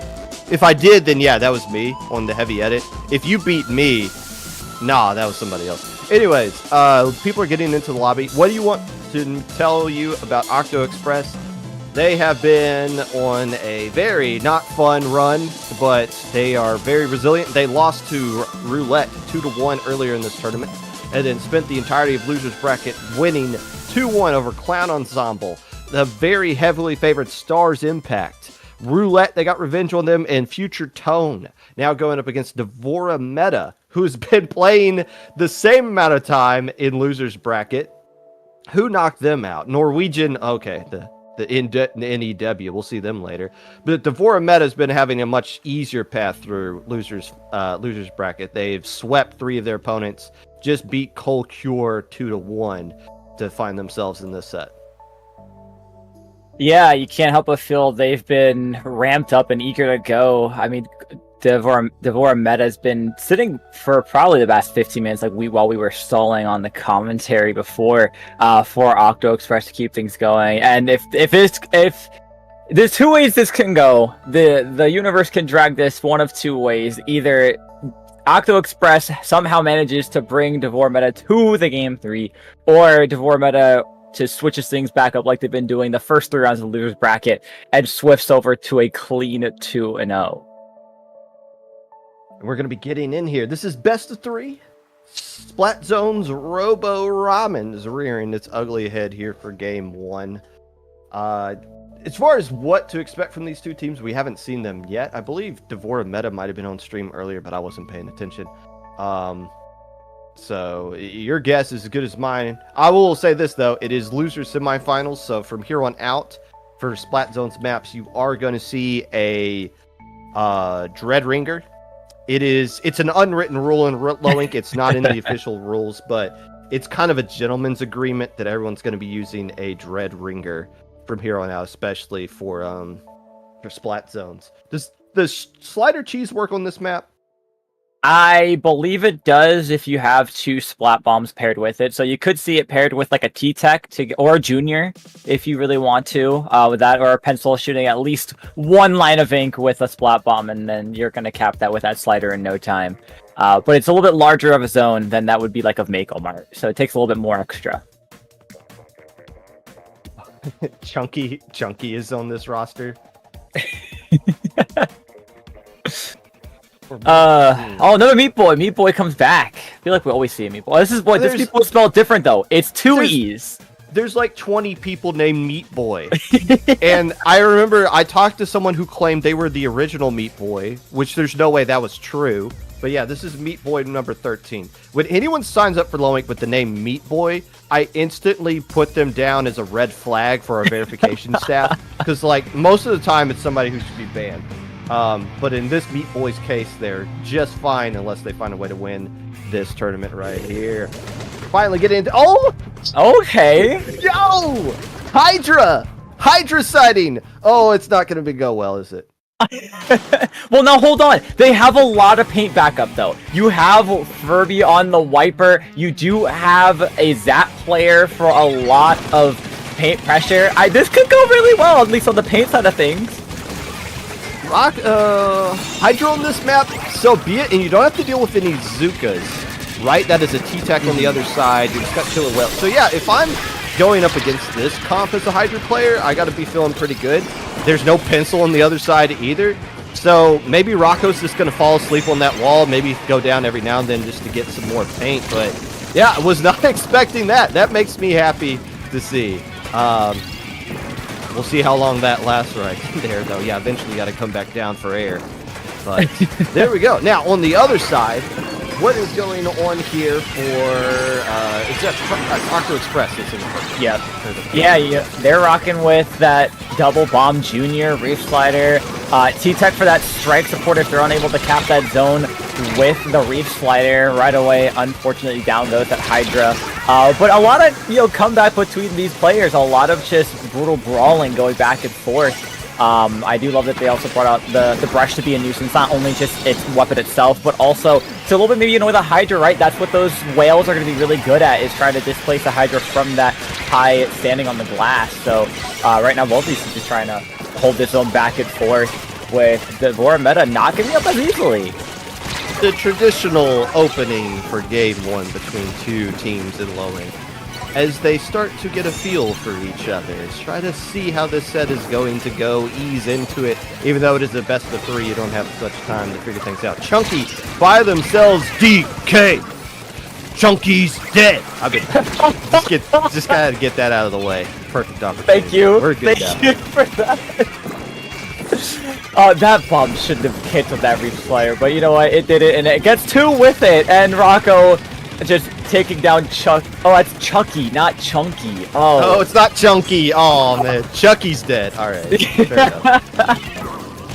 It's okay. We'll call him Chucky from now on. I think it suits it better. But still, what are you supposed to do about the Hydra now? You don't have Zuka. You don't have Pencil. You got Ink Strike just thrown in the zone. That doesn't do anything. The Hydra's literally just going to mow everybody down. That is not fair. This is why people in solo queue complain about Hydra. Even though it's horrible for competitive, if you go up against the right comp and you get in the hands of someone who knows what they're doing, they can just eliminate the entire part of the map. GG. Yeah, I mean, you had literally just Rocco by themselves on the enemy glass. The other 3 went to go paint the zone, and I'm pretty sure Rocco ended up getting 2 that just were staring down the barrel of the Hydra. As Hydra should, wins those easily, and that's a nice swift game 1 with a little scary out middle. But yeah, huge props to Devorameta. It's like a tongue twister for me. It's gonna trip me up. Devorameta wins game 1. The question is, was the Rocco Hydra Splatling just a Robo Ramen special?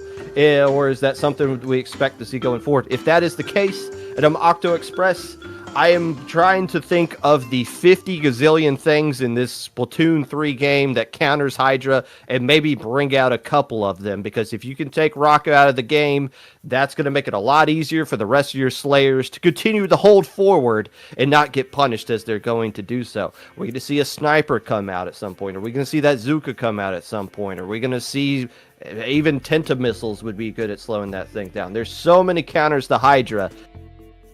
But again, Octo-Express has to think, are they actually going to use it the next game? Versus, do we actually have a person who can naturally come out with a counter to it as well? Also, counter picks, things you can come in here with, all kinds of different things Octo-Express can use at their disposal. Yeah, if you're Octo-Express, are you looking to change your comp, or are you going to look to just have a very anti-Hydra Splatling map choice? You have a couple options you could breeze through, but I like where you were going with it earlier, Popka. Definitely, I feel at least one weapon change up. Maybe you switch out the T-Tech for the shot, and that way you're able to keep the rest of your weapons going pretty fairly forward. Zuka's going to be a great displacement special, or just panic special in general, wherever you're going to have to be to use it. Maybe you won't get those kills right away, but you're able to just scare off the enemy for a little bit, especially because the Hyde's not going to want to go down regardless. So a lot of opportunity, all going to be probably based on entirely what they choose as their counter pick for this best of 3. Now, what is, we should have a counter pick in here. Let me hop into this chat. Maybe this is why this tournament's been slowing down. They gotta take their time choosing the right counter pick so they can bring this to game 3. What will be the game 3 push for this? I mean, that is the question that we want to get answered here. This is Octo-Express's pick. They have literally every map they can choose from. That game ended a little bit while ago. That was enough time to get a pick going here, but hopefully we'll get a pick soon. I think they've been subbing some players out. I think they've been playing with like 5... How many people do they have on their roster? They have 5 different people on their roster. So they probably want to come up with a counter pick and then wait for... and then like, okay, well, let's sub out this person so that we can have a little bit of strategy going on with this specific counter pick that we're choosing here. So Meat Boy's coming in. So we now have 8 players. Now we just got to wait to see what the pick is going to be. But they are at least going to sub a player out for whatever the counter pick is. And it's going to be tower control. Okay. Someplace. But it's tower control. That much I have. It's gonna be tower control on Mako Mart. Okay, so it's still treacherous waters if you do have Devorameta still sticking with that Hydra. This is definitely a map though. If you're gonna change anything up with your weapons, you're gonna bring in Zuka. Honestly, there's a lot of great angles. As a fellow Zuka user myself, I can tell you there's plenty of opportunities to pop it both on offense and defense. So it's a really great answer, and as the rest of these players are still trying to decide what bids they're going to run, especially because we don't know what Meat Boy's going to run yet either, right? Who did they swap out weapon-wise for Meat Boy, and what are they going to be bringing in for this team? I don't know if they're even going to use Dreadringer either. I don't know. I don't recall what the player that swapped out what their weapon was using, but I would just think maybe you don't need that Reef Slider Dreadringer for a map like this specifically. Probably see a Blaster come out here. That'll be really good, yeah. Or I'm just on Copium that I could think of weapons. Again, we're figuring out these players as we go along here. One other thing to kind of point out. At some point, Octo-Express is going to crash as far as like energy is concerned. Like, you ever just play outside as a kid and then all of a sudden your body just falls apart and you just need like a candy bar? Like, eventually that happens, especially when you play in losers bracket and with no breaks, by the way. Like, as soon as their set's done, they immediately have to get into the other one. So like, they haven't put their controllers down for the past 3 hours. Eventually that is going to play a factor, and well, if they don't win this one, they'll at least get the break then. Yeah, absolutely. I mean, they're rocking on whatever they hopefully ate before the tournament and having enough to sustain them to this far. But here we go, looking at these comps, see what they're going to be switching on out here. We do see the S-Blast switch over out here instead of the Dreadringer. And hello! What? The natural predator of the Hydra Splatling has reared its ugly head. And that is the last weapon you want to see if you're a Hydra player. Well, I'll say this. If you're an E-leader that can hit your shots, when I played Hydra in competitive, if there was a charger on the other team and I knew they weren't like going to hit their shots most of the time, I really did not care. Like, I would challenge them head on. But if they hit the shots, you literally just have to hide from them the entire game. Yeah, I mean, I was going to say, which one were you talking? Because they got 3 different things they chose to bring out to challenge this Hydra. You have a Scope E-Leader, you have a Carbon with Zuka, and then you have a Sploosh that can either just flank around and rush them down, or for funsies, throw a 200 hitbox hammer. What? Choose your poison, Hydra. What's it going to be? Oh, well, there you go. There you go. That's the... And, by the way, that's a Respawn Punisher E-Leader. Now, going up against Soda, I think the Hydra had Soda in them because they came back really quickly. But still, this is Chucky, too. Chucky was the junior player last game. So this is quite the change for it. But it's the right call for them right now. The first checkpoint clears in the favor of Octo-Express. Yeah, absolutely. Alice doing a great job of getting one off tower with that AoE. Looking to get another right off that could hit that last shot. Hydra are coming back in off of that spawn here. Alice is really doing a great job all around trying to do defense here, but it's the second time that Booyah has tried to go off in a panic state. Get shredded immediately. Zuka gets the zap out of the question. Sploosh, of course, getting canceled out, but goes down the Hydra to Chucky, and we're at the last checkpoint already, Popgood, and they're not slowing down.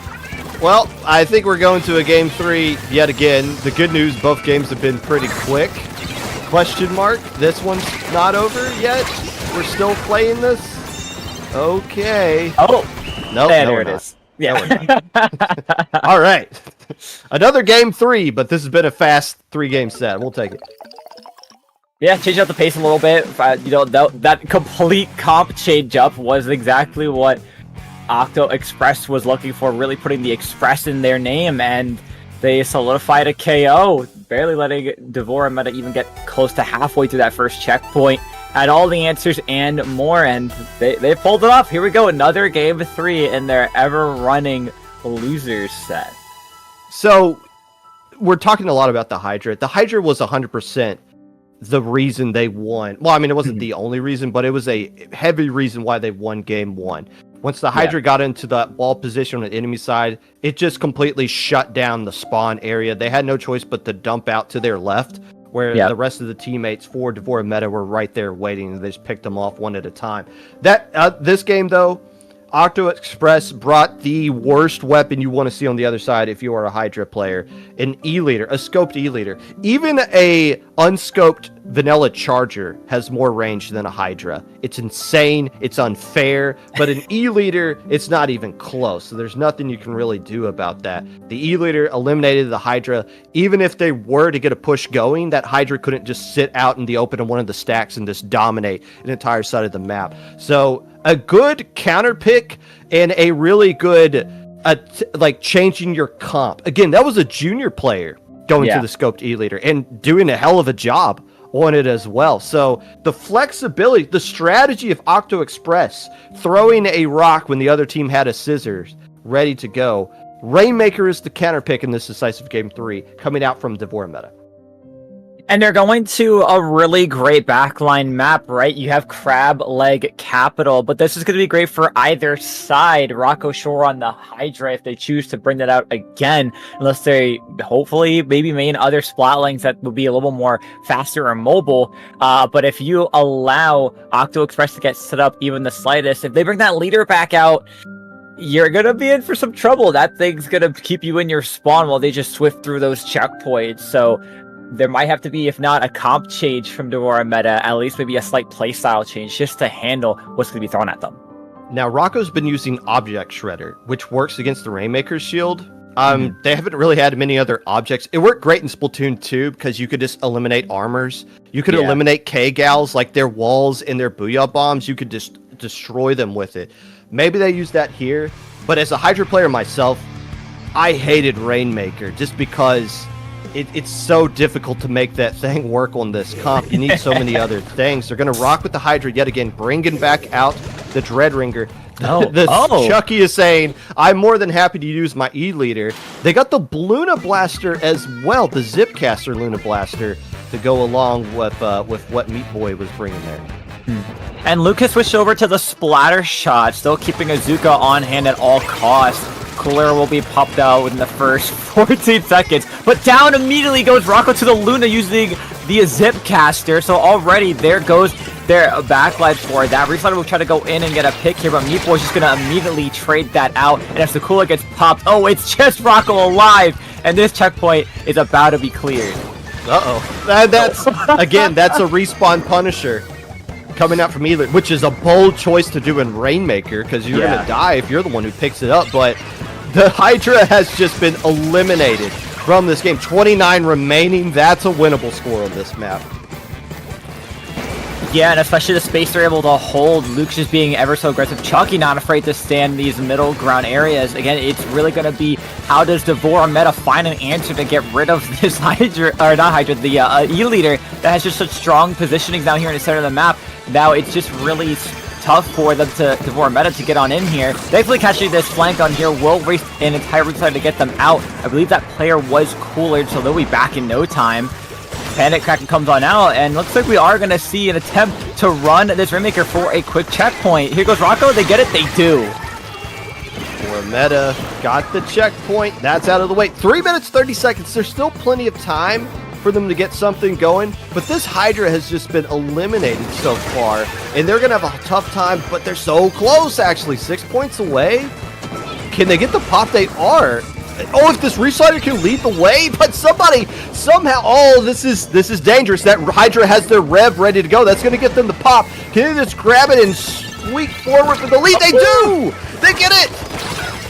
All the way down to 12, and now they are in the lead with these points, but considering how fast that played off, I can see it just flipping over to the other side. Chucky trying to find a cheeky pick on this play on the left side. Meep now's got this Rainmaker trying to go on forward, allowing the front line to do their job, clear up that mid space. A lot of purple being thrown out here, but a lot of yellow to counteract that. Devorameta has got to play a very strong defensive game here. Still 2.5 minutes left on the clock. Yeah, we haven't even reached the halfway point, and both teams have put up fireworks, but still 12 remaining. That's really hard to come back from, no matter how much time you have on this kind of map and mode right here. So you got to start thinking, okay, the only route that might be available to us at this point is going to have to be through the catwalk. Can we find a way to get established? It all just comes down to, can they get Chucky up on those catwalks to dominate mid, start slowly pushing Devorameta back a little bit at a time, and then, well, you can't really do it when Chucky's the last player left alive. Now you're losing all this ground, and Devorameta is going to be playing like the team that is losing right now, wisely letting the Hydra pick up the Rainmaker and trying to add to their lead, if not get a KO. That they are, but Azuka has that hitbox that will once hit for the first time on my screen I've seen. And you get 2 players down. Now Atlas is just providing those jumps in mid, allowing those players to come on in to keep this hold, keep as much pain output as they can. Meep on that top right there will go down. I don't believe they got a cooler out, so that's an unfortunate player going down. Chucky trying to rush to make on the right side, trying to stay alive across the ledge. Reslider gets 1 down in mid. Meep and Chucky on this right side trying to fight any players off coming at them. It's just the Rainmaker alone as the Luna has to come in from that left side. Watch for any players coming on through. This is just a very strong stall here by Devorameta. By the way, Octo-Express has won 4 of these kind of clutch games in a row. They're 1 minute away from taking an L, but you can't count them out just yet. They refuse to lose. Now, they're not going to have a lot of time to work with, though. They can't just slowly back them up. They can't do these like slow pushes where they move forward, die, pop it, move forward, die. They're going to have to hit a home run at some point. Meep trying to go around the left side. Nothing's happened there. They avoid the Reslider for now. Now working their way back towards the grate, but they don't have a convoy to lead them up just yet. There goes a Kraken along the right side. Everybody's pushing the right side. The Rainmaker's going left. Where are they going? Everybody else established. A bit of a miscommunication on the team right here. Meep trying to swerve out. Oh, where were they going? No communication there. Might have just been the game changer. Although Azuka takes one out, it's going to be Meat Boy grabbing onto that Rainmaker, going all the way to the right side, but down comes 2 players. They're going to get Meat Boy out, and that will be the game. Devorameta continues their win streak and ending Octo-Express's 2 teams coming from round 1 of losers. Facing off here, Devorameta shooting their way to losers finals. I don't know if Meat just kind of like fell down and was just like, okay, I'm just going to go left, or thought because everybody else was going to the right and the convoy was being set up on the right, that was going to draw a distraction and maybe they could flank around to the left. But there was so much paint there that it slowed down any push going to the left. They had the Kraken on the grates. They just popped. They were leading the charge. I don't know if they would have gotten lead if they went that way, but it was just a little bit of a fumble. We've been talking about how long Octo-Express has been playing, and eventually they're going to run into a wall. That last 10 seconds right there might have finally been the wall that they ran into. A hell of a run from this team all day long. They're probably sick and tired of this game. They've been playing nonstop for 3 hours, but a very impressive run that came down to the very end for them. Just didn't have enough gas to finish it out. Yeah, you know, thinking back to what was really the scare on that right side, it had to have been the Hydra. They were still in the Booyah Bomb while the Kraken had just popped on out, but you had 2 different ideas. You had one of the Slayers on the front left on that pedestal jump, just trying to lead that way, but then you had the Kraken taking a decision on the right. It really just was a tug of war, because you saw that just uncertainty from the Rainmaker's POV, which angle they wanted to take. So unfortunately, that's one of those situations where a little bit more communication could have gone a long way. But as you were saying, they've been playing all day today, having an incredible losers run. Unfortunately, hitting the other monster on the losers side of the bracket, Devorameta, who will now have their opportunity to go against Idiots in Chat for a chance at the grand finals position. Now, the same thing we just kind of talked about with Octo-Express being a bit tired. Devorameta's been going through the same thing. The difference is they've been sweeping their opponents. They've had like times where they could get like 5-10 minutes of rest or to use the bathroom or something like that.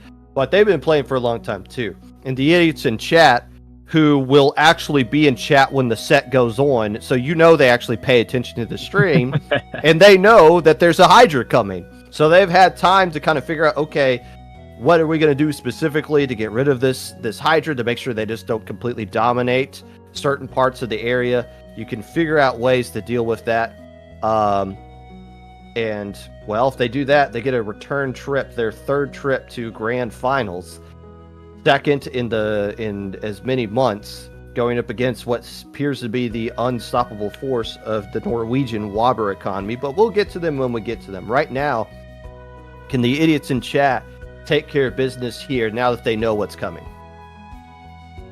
Yeah, I mean, with a roster that big, though plenty of probably subs that they've garnished this weekend, which players will be the ones to go up against what Devorameta is going to be throwing at them, right? I mean, obviously, first match is going to be on Splat Zone's Hacklefish Market. Great map to set up Hydra on, either the tent or once you have the zone control just in that mid area right in front of the blocks. But Idiots in Chat could really bring anything out here. We've seen a lot of interesting comps that they played before, too many sets before for me to recall what they brought out last time. But certainly they're going to be having foremost an answer for Rocco on that Hydra. Second, what can they do to take out any of those front lines that might just try to hold forward and rush into their spawn area once they have that zone control? So Omazen's been doing Splatter Shot, I believe, T-Tech mostly. Dazzle's been their dedicated Splatling person to give them the soda. Nut Buddy has been using the decaf, both versions of the decaf, mind you, including the Inkjet one, at least once. And Nut Buddy has been decapitating squids left and right all day. They've been playing amazing. And their partner in crime has been Sun on the Blaster, I believe. They also have Amy Rose, who was on the Sonic All-Star Racing team that had to drop yesterday, but did qualify for Alpha Bracket with a 5-1 record. So they do have about 5 players that they can rotate through if they need to. None of those are really things that scare a Hydra player, but we'll see how this goes. They might have an ace up their sleeve they want to deal with. Game 1's going to be Splat Zones at Hagglefish Market. We're waiting on the 4th player to join from the idiots in chat. And I swear to the Zapfish, if they're off playing solo queue right now, and that's what we're waiting on. But if it is Amy Rose that comes in as their 4th player, and it is they end up using the Deco. I'm a Div 5. Oh, this is the 6th player we haven't seen yet. Okay. I think this is I Eat Tennis Balls. I think they were there. I forget. They played last month. I forget what weapon they played. I think they were a Charger player. But that wouldn't make sense. They need an extra Slayer with this lineup. I mean, we've seen crazier things happen, though, with comps in general, across all levels, so I wouldn't be surprised if they still find a way to make something like that work. Man, this is why I miss playing in Lowing 2, just seeing these names. They never get told. It never gets told. At least for me when I come in once in a while. For you, I'm sure you're tired of it. There are lots of things I'm tired of, but Grand Finals of Low Ink is not it just yet. But we're not even there. This is Losers Finals. This week. Oh, and we're readied up. Oh, that quickly? Okay. Yeah. Yeah, they knew. They knew. Hey, we got Easter dinner to get to at some point, I'm sure. Yeah. Losers Finals, Devorameta taking on the idiots in chat. No, not you actual idiots in chat. The team named idiots in chat. And somebody's an idiot with their Wi-Fi right now because we're having problems getting this game started. There we go. Everyone's loaded in. There's a slosher from I'm a Div 5, but they do have the pencil coming out from the person who was using Splatling last game. So there you go. Something to poke that Hydra and keep it in check. Yeah, I love Nutbuddy going on that decapitator with the bubble. Popping it right in that front of that zone will keep Rocco from pinning anywhere onto it. Although they'll have the rate to pop it. If you're able to get that pencil set up in the center there, you'll have a really good time holding that zone off. But so far, it could be Devorameta holding on strong. Using the zone, popping the score to keep it going. But there's Nutbuddy with a flank from behind, getting one. Looking for another. Rocco had actually went down. 3 players down. Zap had to jump out. Effectively a delayed wipe. And they're wasting no time pinning up that entire ramp section and using those strikes pretty early to secure that quick lead swap to force the rest of the players of Devorameta back. And now the question is, how do you break out of your own spawn right here? They took care of Nutbuddy. Atlas on the top side trying to find an angle to use that Reef Slider. The Reef Slider is going in by itself. And that's enough to really stall the zone. The Bia Bomb on top of it, although it's on the front side of the zone, not the back. So it doesn't completely cap things out in the favor. The Storm has been weathered by the idiots in chat. Special's a little bit desynced right there. Hammer just kind of going in by itself, and Rocco doing a good job of protecting their Swifty Slayers. But it's not enough to cap the zone. Idiots in chat looking for the KO. Yep, those strikes to push the remaining members back, but not back far enough. Bia Bomb's going to be popped out here by Rocco, and Alice is going to look probably to refire as soon as they can get one play that drops underneath the tent. Can they get them in time? It's going to draw a lot of attention away. Alice will successfully get that Reef Slider zone cap as Nutbuddy is going to be on the back foot here behind, trying to survive this, but the Hammer will take them out. And this is going to be Devorameta now on the aggressive hold, getting idiots in chat in a little bit of a stagger of their own. The question is, where are they going to place this Hydra to get everything else in order? They don't really have a huge killing comp, them being Devorameta. I mean, they got the Wiper to work with, but everything else is just kind of setting up the Wiper to get into action right now. Nutbuddy gets eliminated. Nice pick there by Rocco to shut down any flank on the right side. These strikes just coming in by themselves, so they're not going to accomplish anything, but the Dreadringer does get eliminated. Now the Wiper gets taken out of as well. Is this going to be lead for Devorameta? Here comes the strikes in just in time. 1 point lead held on for the idiots in chat as we cross the halfway mark. Excellent play, especially with help from Dazzle on the pencil. The amount of range that weapon has to just put as much paint as possible. Pretty much over the entire zone, shit from that tent area. This Hammer will get thrown, unfortunately not get that pick there. The hitbox ain't that big enough, buddy. It's going to Furby skipped leg day. You gotta aim a little higher there. Absolutely, Alice is doing a great job trying to get nobody on this side. Both of these weapons here doing a nice little 2v1, almost a 3v1 situation just to get nobody out of the way. It's just Dazzle on the front practically here as they gotta wait for Omazen to get on back here. We're most likely gonna see another strike play. They can build that special up in time. As actually, I'm just realizing now they have 2 sets of strikes, so unfortunately, though, down goes the decav. Strikes have to come on out here. This is going to be the lead swap for Devorameta, and with 2 players down, this might be the hold that knocks it out. Oh, but Nutbuddy jumping into the... Yeah, they're not going to have enough time. They're not going to have enough time. I thought Dazzle was going to dazzle their way to make something happen here, but momentum continuing to work for Devorameta. They are going to take game 1 of this best-of-5 set. Almost got KO'd initially. Found a way to battle their way back into things, and yeah, they win the game. They won behind Furby 666 on Easter Day. What the hell's that all about? Is it because it's 420 as well? Only one can only one day. Oh, it is, isn't it? Yeah. Oh, what a cursed Easter. Great. It makes a lot more sense for the name, alias or not. By the way, how many people in chat are like secretly watching this stream right now? Under the with Easter like your dinner table? grandparents around? Like, it's like you're like everyone's like, why is Tommy on their phone? I'm watching Low Ink, my grandma. Oh man. So they always have the one kid sneaking away when it's time to collect the eggs in the garden that are gonna rotten because no one finds the one that's hidden in the hose. Just hiding under the deck, watching Low Ink. There was a Parks and Rec bit where they never hid the eggs at all, but they just had the kids look for them anyways, and no one ever found it. I think that was on accident though. But idiots in chat are looking for a win right now. In fact, they've lost 4 in a row, continuing the 3-game losing streak they had against the Norwegian Wobber Economy. If you thought the name Idiots in Chat was weird, wait till you get the grand finals. We're in for a fun set going forward. Counter pick coming out here for the Idiots in Chat.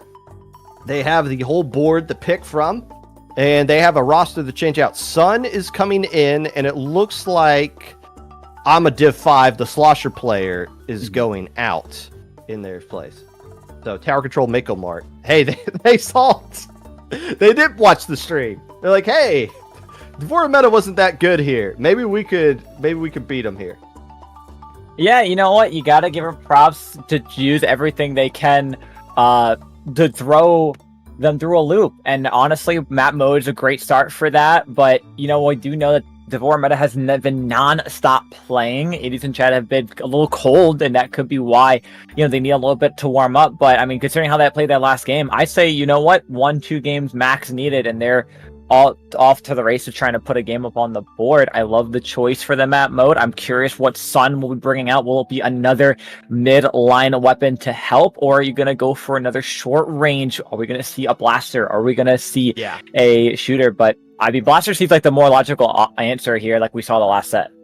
Yeah, I think Sun's been doing blaster for the most part, and it makes sense. I mean, Tower Control, Mako Mart.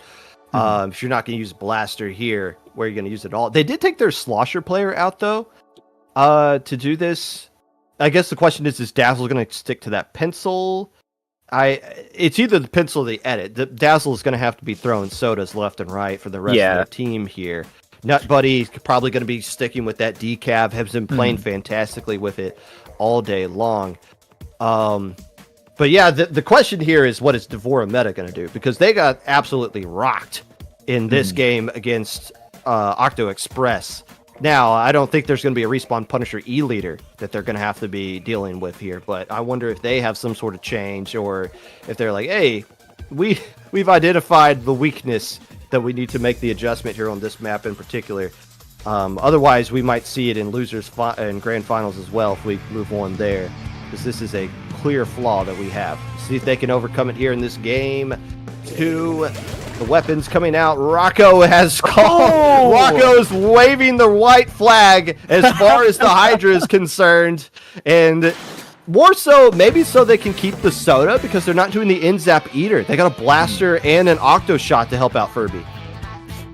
Yeah, I mean, you also have Alice, of course, bring that S-Blast out from before, and you do see the Octo Shot as an exchange for Rocco as well. Not only do you get coolers, but you get a lot more movement. You get a lot faster movement, a lot more ability to be more on that mid line rather than that back line to support it. And right now we're seeing definitely a change the last time we saw them on this map before.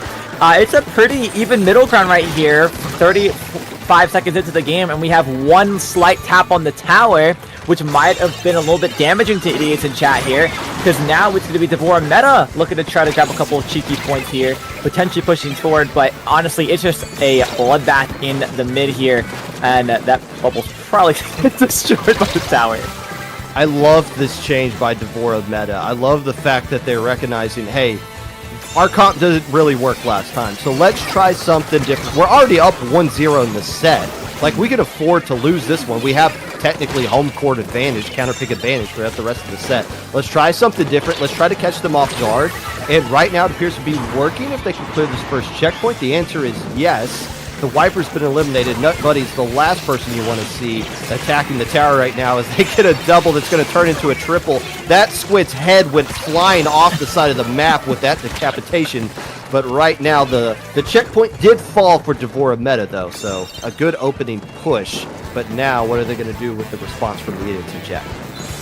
I mean, it seems keep things rolling, right? It seems there was only one player left alive, but you do have the rest of the players of Demora trying to go on in. Unfortunately, though, no cooler to back up any of that aggression, and this is going to look to be a delayed wipe, as now we're going to have idiots in chat look to push this tower forward and hope to take a checkpoint of their own. But with that entire stalling that they had of 3 players behind looking at 1 flanking, that was enough time to set up Devorameta a little bit closer, take some space. Down goes the blaster in that splashdown. Down will go the Octo on the other side. Bubble in front helps clear that checkpoint easily. This is going to be potentially the lead swap. If the players can just hop on and hold it, that it will be. Rocco with the cooler right before and continuing to move things forward. So they get the lead. Yeah, I mean, that feels good mentally just to get that. But essentially, we got a tie game here as we cross the halfway mark. Both teams just barely getting across that first checkpoint. The question is, can someone get to the second checkpoint and start doing some damage there? The idiots in chat in a good position to do just that. They got a bubbler ready to go, although there is a Booyah Bomb that is going to force players off the tower, along with those strikes on the backside. So players from the idiots getting chased out, Sun being the last one getting cleaned up. Nut Buddy immediately going in saying, I am the idiot in chat. I don't need the rest of my teammates. I just fight everything. That time not working out. Goodbye, Kobe, as Furby 666. Oh, Sun not being able to rise? That doesn't seem fair at all. The lead goes to Devorameta. And they're holding on strong here. That's 1 player down from that top right, but it's only that T-Tech of a weapon. Not really too much of a challenge. The next checkpoint close to wanting to fall here. Furby looking maybe for another pick, but no, from the top ropes down comes the decap, and now it's a fight to grab mid back as that cooler will be placed on forward, and it's a fight to keep that tower as far away as possible if you're Devorameta. 1 minute 15 left to go. The Booyah Bomb on the left side of the stack's going to force all of these players from the idiots in chat to basically push up and start to, whether they wanted to or not, had to start initiating an attack and start pushing the enemy back. They worked out into their favor. Sun's able to ledge camp here along the left side. That's going to guide the tower into that checkpoint. So basically they just have to, get to the checkpoint, and that's going to get them lead. They don't have to stay on it too long. Sun loses the blaster 1v1. Nut Buddy's trying to draw some attention away. Is somebody near the tower? They are. Lead goes to the idiots in chat with about 40 seconds left to go. They clear the checkpoint, actually. That is massive. Can they hang on to this third one? It's just Sun left alive. And that seems to be all they really need right there. Zeraco finally eliminated them, but what a push by the idiots in chat, and leaving no time, next to no time left on the clock for Devorameta to get back into this one. Yeah, and one nice flap up takes out Rocco. I believe that's right before they can get that cooler out. So now that's no cooler for these next couple seconds unless they're able to build it up quick enough. We do see this hammer coming out by Furby, getting one, looking to see if they secure another, but the jump out will be in time. Throwing that hammer to try to find that pick, but it will not be enough on the Dazzle. Here we go, leading into this overtime. First checkpoint nearing glance, but oh, here come the strikes. We have up toss on tower to try to hold it together. That they will, but a wipeout secures it. It's in chat. Tie the score 1-1. So the Booyah Bomb was popped just to survive the ink strikes, which it did. The problem is the tower kind of like awkwardly sputtered and kept pushing that player as they were floating to the heavens. But idiots in chat forced to make a play, and they did a heck of a job doing it, and they were able to guide the tower into the right spot, be scrappy, take every point that was given to them in that final push, and then it's just too much of a mountain to overcome. Build up the specials, GG, we win this, tie up the set, 1 apiece, and the losses have halted. For the idiots in chat, they lost 4 in a row. Now they have a new streak, 1-0. Going forward in this set that is now tied at 1 apiece. Devorameta now gets a counter pick, and they now get to decide, okay, can we go back to Hydra on something else? We're going to go back to Rainmaker on Crab Leg Capital like they did in the last time they made a counter pick. They got a lot of options to work with here. They just can't go back to Splat Zones. Yeah, that they do, and they have a little bit more leg room to work with, even if this next counter doesn't go the way they want it. It's a best of 5, so they do have the other opportunities to keep it going, be that only 1 extra added to its name.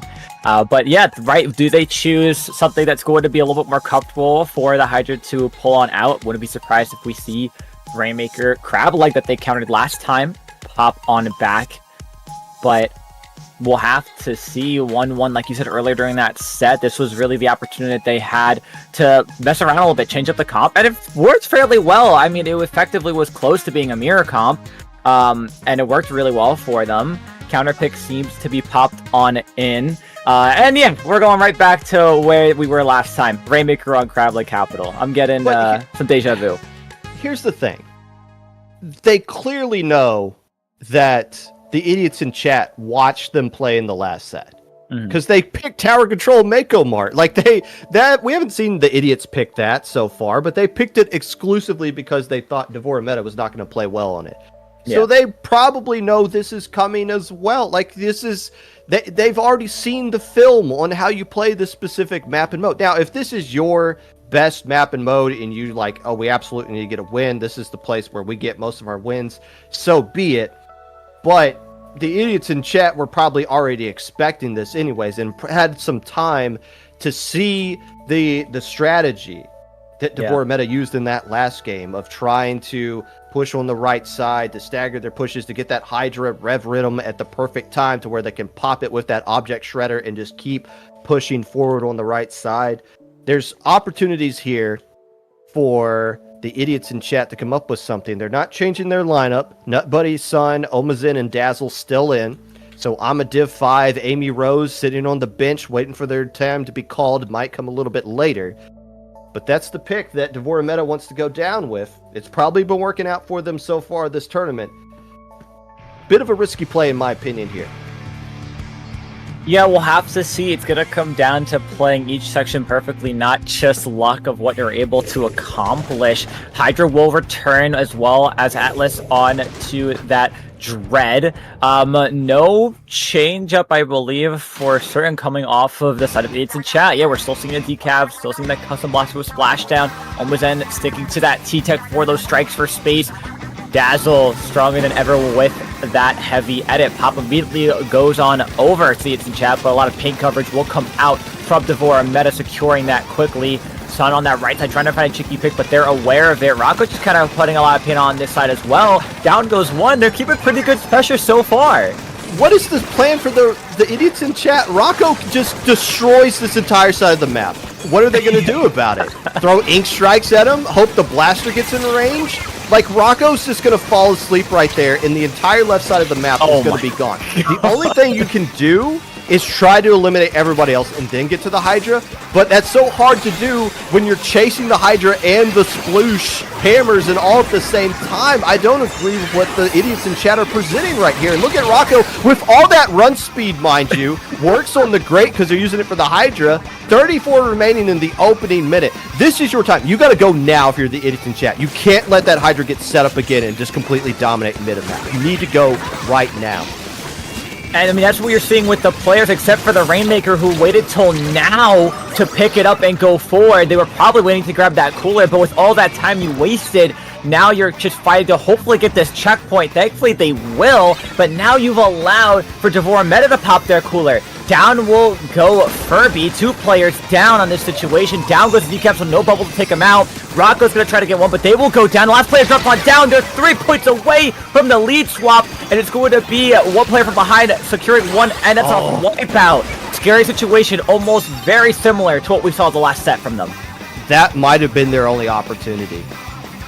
If I'm Devorameta, I'm just having Rocco sit in mid. I am not, like, that player needs to stay alive and just keep chasing. Sun's gonna have to jump back right there, let everybody else start pushing up, let that reslider guide the way. But as long as that Hydra's in mid, that is gonna be a huge problem for the idiots in chat to deal with, and I don't think they have the resources to do just that right now. Look at attacking everybody. Oh, even got into the range of the edit and still won the fight. They're gonna add to their lead right here.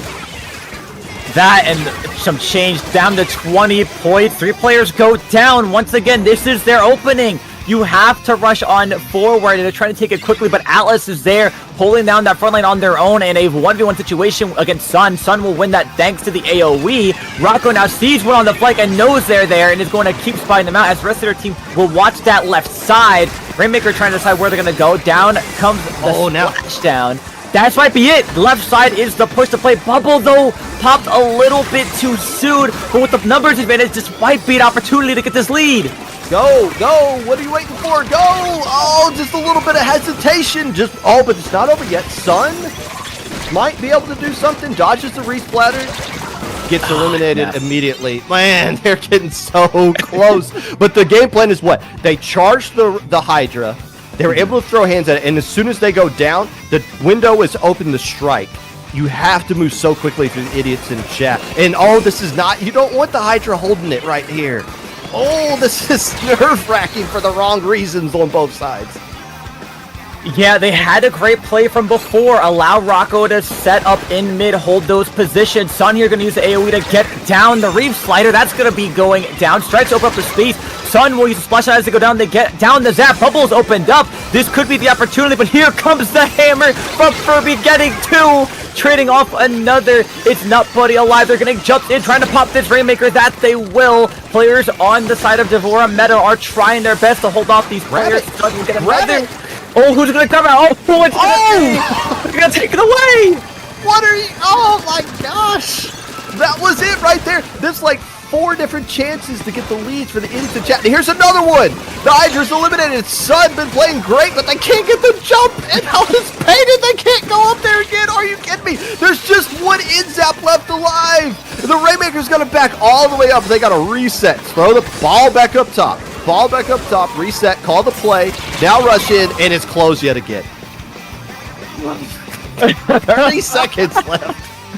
Oh, but that's the wipeout onto idiots in chat. They chase the last player down once again. We're in a situation where Rocco picks it up. They're not going to be holding it down. They're just going to try to rely on the front lines to do a lot of the damage here. 15 ticks remaining. Rocco's going to take this, hold it pretty on this right side. It's only Dazzle up, and they are getting pushed away. The hammer throw will not be successful in taking that player out. But with 3 seconds left to go, this is going to be Devorameta securing this game, securing that counter pick, and 1 game away from securing their spot in Grands. No, we're redoing that. Inky, that game doesn't count. End it before the stat streams comes up. We're replaying that game. Neither team is leaving that game with how all of that went down. The idiots in chat should have got lead there like 6 different times. And I don't know why they kept finding ways to have the Hydra grab the Rainmaker and just keep allowing for more opportunities for the idiots in chat to fumble that game away. What is going on here? Oh, that was such a... Man, I'm not feeling good about that if I'm either team. Although for Devorameta, it's like, who cares? We got the win. We're up in the set. Let's just try to get out of here with our lives. That whole segment, it just both 3 different times, mind you, 3 different points. Technically, you can lead up to 6. The way that last push really went for idiots in chat was really just It was hectic. It was hectic. There was no planning. There was no, here's what we're doing. It was grab and go. Just go, just go, just go with no indication. It really just looked like I was watching my 2-2 X rank match. I need one more game in order to get 15 points. That's what I felt like I was watching. And that's how it turned out. I mean, Sun kept setting them up too. Like Sun just kept going in and getting doubles and opening the path, but it was just, oh, here's an ink blot right here. The slowing thing does, or oh, there's that Hydra with the Rev, or oh, here's the hammer, or oh, there's a little bit of hesitation. I want to see if my teammate wins that fight first, then I'll step out of the bubble. Yeah, just hesitation, just second guessing, just those things that slow you down just enough that prevent you from winning a tournament like this. And the idiots in chat say, let's run it back. We're not happy with how that Rainmaker game went. Let's go to Humpback Pump Track. Now the question is, are they going to bring Amadiv 5 in for this, their slosher player? No, they're going to stick with their same exact lineup. So they're not going to bring the slosher in. I'm assuming they're still going to keep the blaster. Probably the decav still. They switched to, I mean, I don't think they switched anything here. I think they keep the comp, right? You're still running with that heavy edit. If anything, the only person I really see switching here is going to be Devorameta. If anything, they switch Rocco onto the heavy edit to keep that fast-paced momentum, although Booyah Bomb would be really nice to use from mid in order to clear out that snipe area when you're running through elbow. But besides that, I mean, I think you just, if anything, switch to a faster comp. And on a map like Humpback, though, I mean, no lead is safe. No lead is safe. You're just hoping you're strong enough to hold a good defensive line in order to secure this game with however many points you get on the board. I feel like I'm doing hood commentary right now. Like I'm getting a little too angry at what I'm seeing from both teams. But I mean, look, we're looking to find a champion right now. And Norwegian oil economy is just watching this set, going like, "Dang, really?" Mm-hmm. But here we go. Potential game-winning point, or set-winning point for Devorameta. They just went on Rainmaker. The idiots in chat decided to go Rainmaker yet again. Rocco's going to be sticking with that. In fact, they don't change anything on their comp. I don't think that's a change. I don't see any changes. Do you? No, both teams are sticking with their comps. They're going to try to win what they played last time. This is going to be, comp-wise, exactly the same of the last game. Let's just hope it doesn't go the same way, play-wise. Here we go. The opening pop does go to Devorameta with the Object Shredder Hydra getting enough time to build up a rev. Now Sun starts poking along that right side. There's going to be a Leaf Slider on the left. But again, the same kind of problem remains. There's not a lot of killing power on the side of Devorameta, but there's the Hydra that's able to kind of shark around walls and get a nice splat on top of there. Dazzle gets eliminated before they can pop the Rainmaker. Can Nut Buddy do anything here? They can cancel a hammer somehow, but Atlas was like, nope, we're not doing that anymore. I think there's still someone sharking around this Rainmaker, though, and they do, but they're not going to get that checkpoint. So, first minute, fireworks, but nothing really on the scoreboard. Yeah, no checkpoint cleared. A great opportunity to try it out for idiots in chat, but Devorameta putting on a little bit of a strong defense here, trying to hold this front line down. A lot of players will trade off there. Bubblewave popped in mid to try to stall a little bit for some time. Jumps will come on into there. Rainmaker being held back on one of those side hums here by Furby. We're going to see a lot of just specials being all used in mid just to clear up space, and this Rainmaker just kind of sitting pretty on this right side, waiting for any kind of opening. I'm surprised they haven't decided to run far right yet.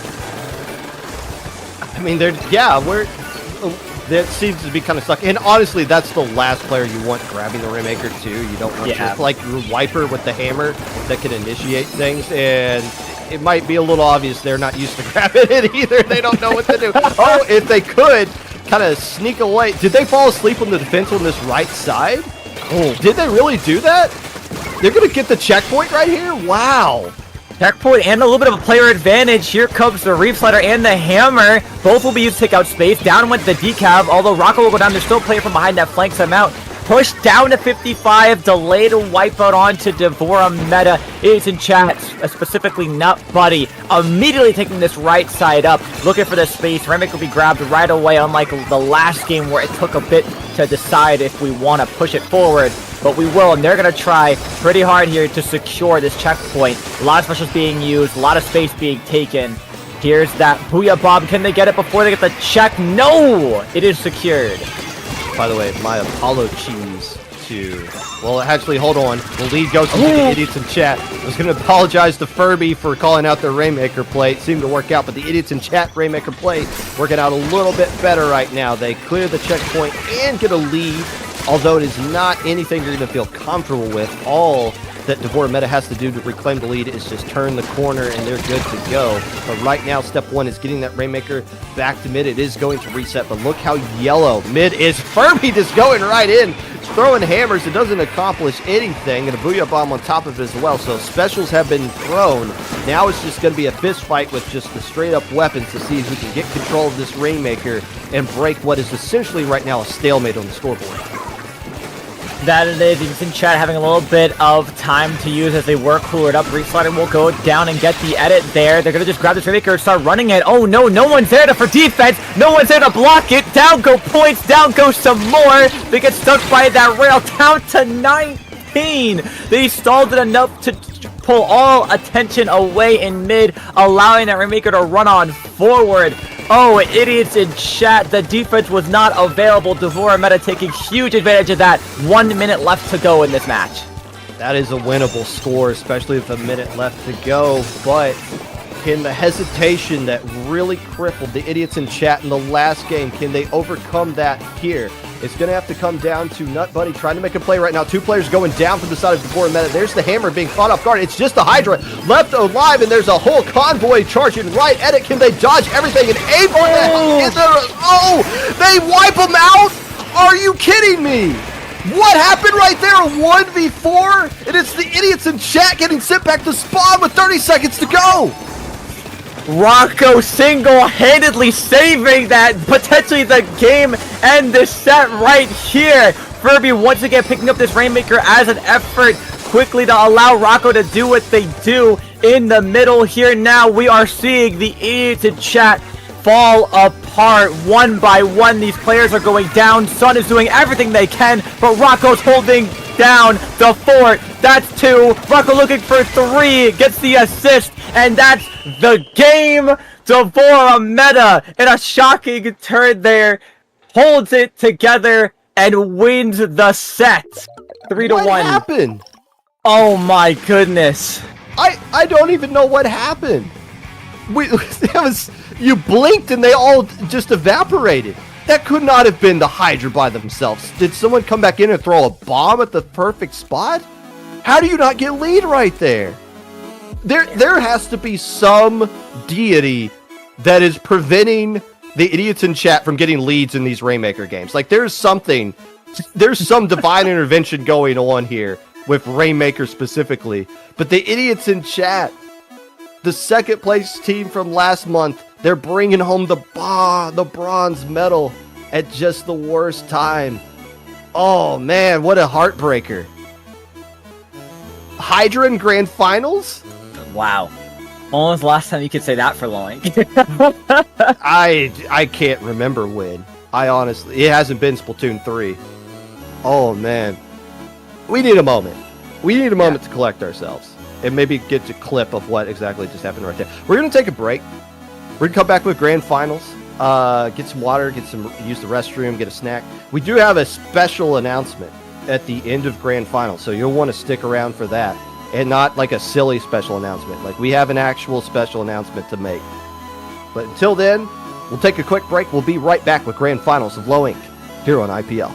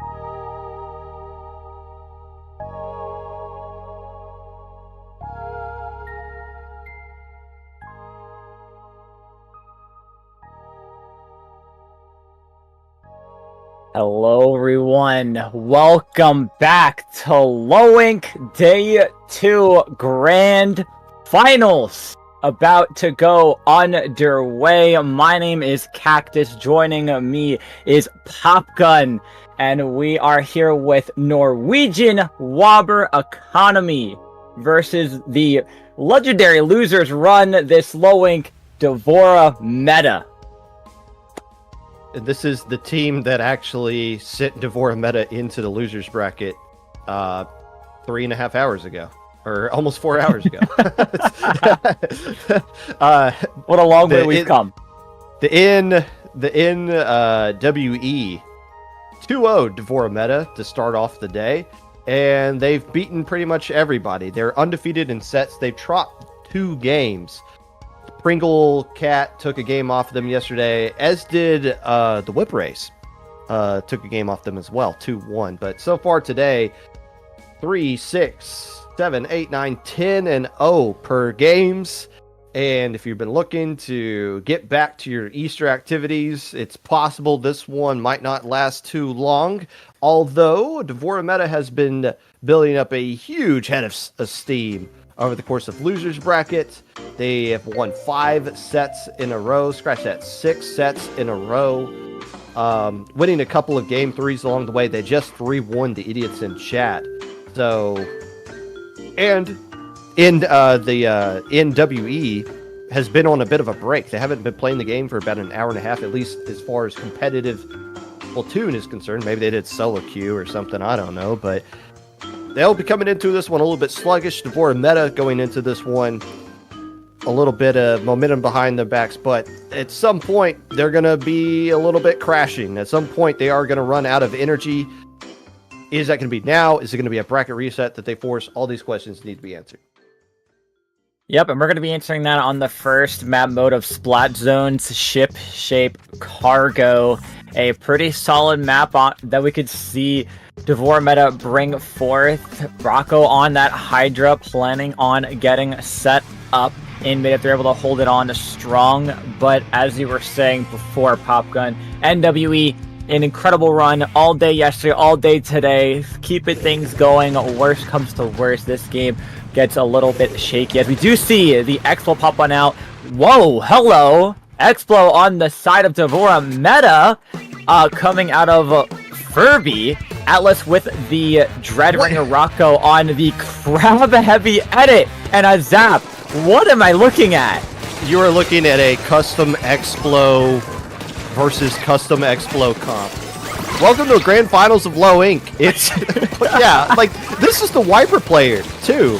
Yeah, using the Splashdown X-Splosh against another player that's using Splashdown X-Splosh. Not you know what? Expect the unexpected. So be it. Right now, Devorameta is picking up right where they left off with the idiots in chat, getting the opening lead, trying to hang on to this left side of the map as well. Looks like they're going to hold it for a little bit longer. Yeah, and right now, Wobber's got to try to back up here. Maybe soon to pop this hammer, and a really good opportunity to get at least one player down. They're going to try to hop over this ledge here. Can they find Furby in time? But the splashdown will be used. The panic.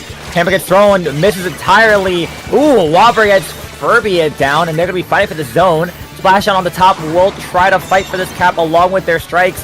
That's a lot of resources down, but also a lot of players of Devorameta gone as well.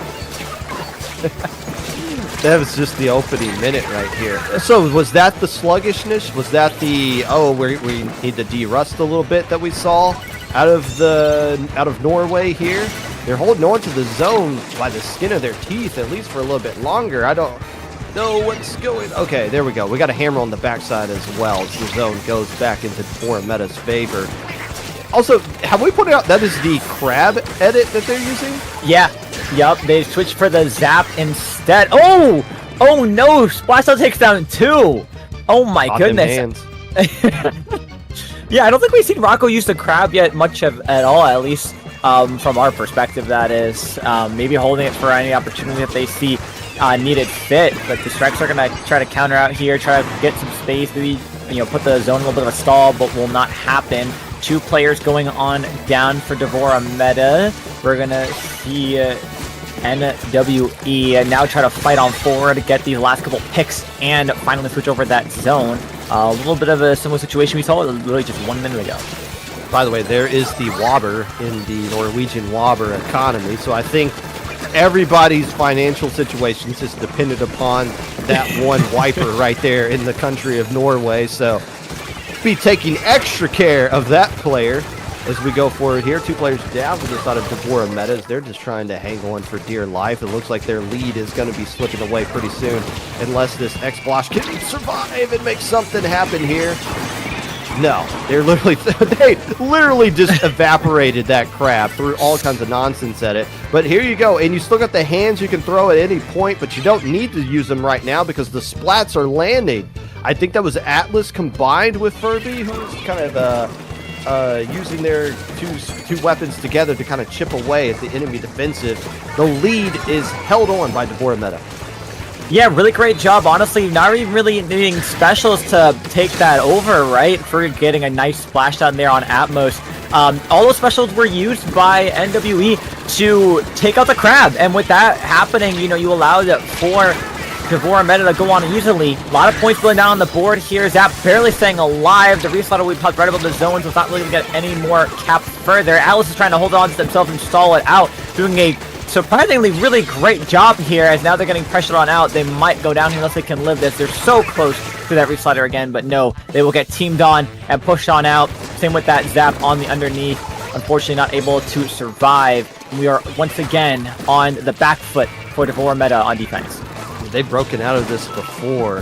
The question is, can they find a spot to use that crab where they know they can survive the hammer and the ink strikes are going to be thrown on them? Here come the ink strikes a little bit early from the side of NWE. It's not going to do a whole heck of a lot. And here comes the crab right now. Can there be enough paint being thrown into the zone? The crab being thrown in conjunction. The Inzap gets eliminated. That's going to be enough to get the lead, and the hands will stall things up, but they don't have the crab support any longer. Can they come back into the zone and get the splats necessary? They do, but still the lead goes to NWE. 30 seconds left to go. Oh, a nice reset to take out that hammer all around that spot. Sure, that works solidly. You know what? Why not? We gotta love it. Cooler popped on that left side. We do see, I believe it's Matt here on this right, trying to add some more pressure. Strikes come out in a unison pattern to secure that zone, and then Les Devorameta gets some solid picks here to cap the zone back on over. This first game will go on over to Norwegian Wobber Economy. 11-0 on this low ink Easter 420 Sunday, being played against the player who has 666 in their IGN, and Norwegian Wobber Economy, who I did have at number 7 on my list. This isn't a surprise team. I guess it's surprising how dominant that they've been, dropping only 2 games up to this point. Looked a little bit rusty in the opening, was able to shake it off. That is not a good sign for Devorameta, who's going to be thinking about Rainmaker at Crab Leg Capital. And, well, you might be buckling in for a couple of games of Rainmaker if this doesn't go well into their favor. Yeah, you know, I wouldn't be shocked if they start pulling their immediate Rainmaker counter pick from the get-go. Something that, so far, you know, two sets in a row has worked very well for them. Be that maybe the last set, it should have never worked as easily. But that's besides the point. They've been making it work. They've been solidifying it regardless. And it might be the counter we're looking to see here, unless Norwegian Wobber Economy, unless they're able to keep things and moving on forward. Oh, okay, interesting. Now they're the ones counter-picking Zones and Hagglefish. So keep in mind, these two teams have played earlier today. Let me look at the 2 games. Oh, they played Splat Zones in both of the games. Game 1 was Splat Zones Hagglefish, which obviously Devorameta lost. Game 2 was Robo Ramen Splat Zones, both of them W's for NWE. So they're counter-picking a map they've already lost to NWE on earlier in this tournament. Okay, maybe they identified something. Maybe that was their closest set they played against them. That last game they just played wasn't too dominant for NWE. It was a back and forth set. Just kind of landed into their favor at the end of the tug of war push. So we'll see. Bold move, Cactus. We'll see if it works for them. Yes, bold indeed. I'm wondering if they're feeling that they have some kind of upper hand, that they're going in with this time that they hadn't before. Even the previous sets when they were counterpicked on it, they didn't even take the victory on home. They had to rely on their counterpick to Rainmaker Crableg, but right away we are going to see Hydra return. We're going back to the Wiper as well, and on the other side for NWE, no real changes per se. Yeah, everything looks pretty similar on the board. Zap is out. The Expo still stays on strong, holding on forward. And we're going to be seeing them try to make any kind of side angles work here. Like Wobber on this right side, trying to get a cheeky angle. Will assist one, battling Furby on the Wiper. Who's going to win it? Wobber barely staying alive. The whole hammer throw.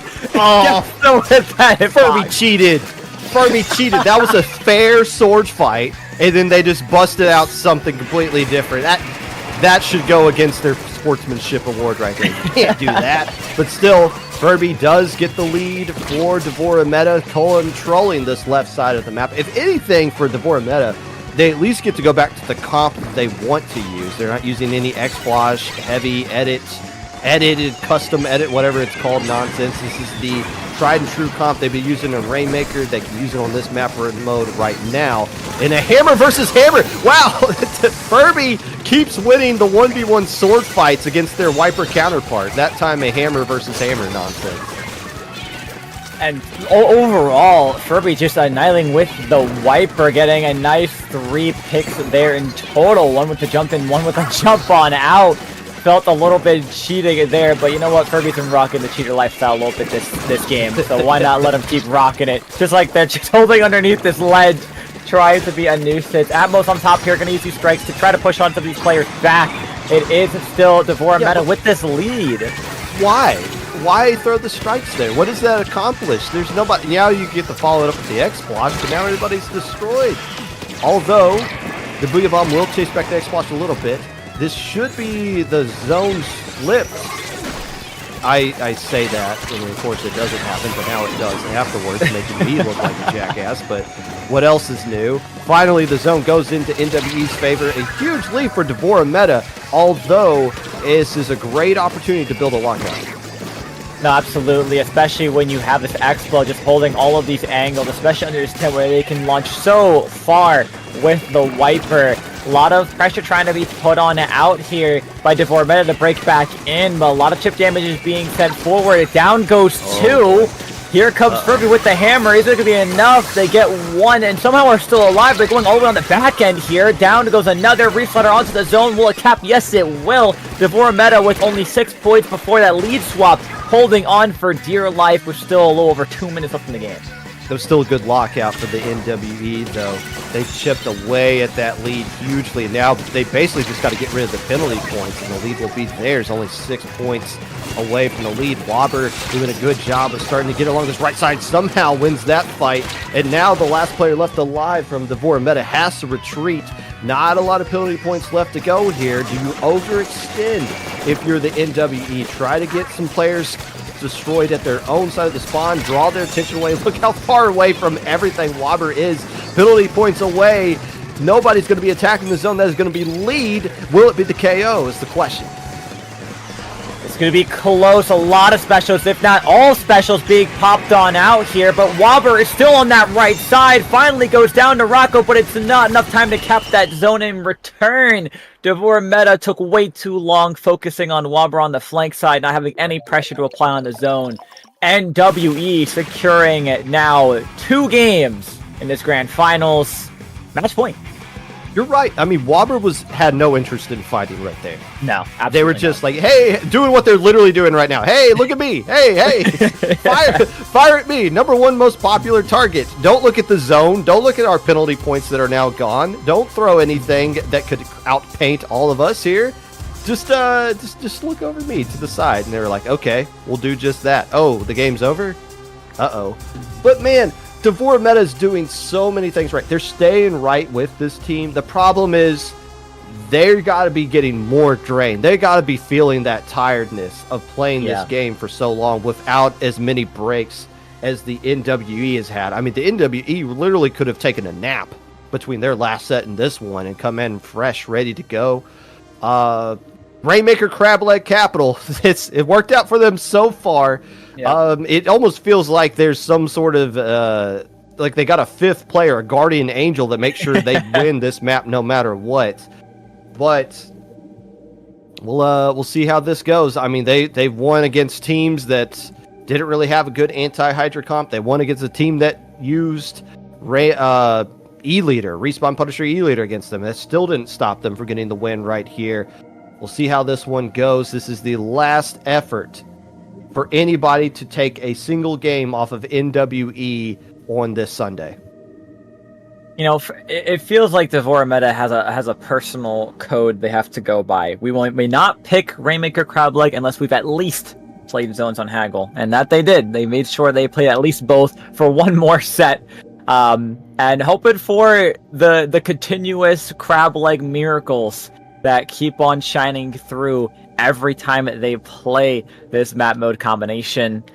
I would not be surprised if they stick the same old comp here that they've been running so far, minus that first game of the set.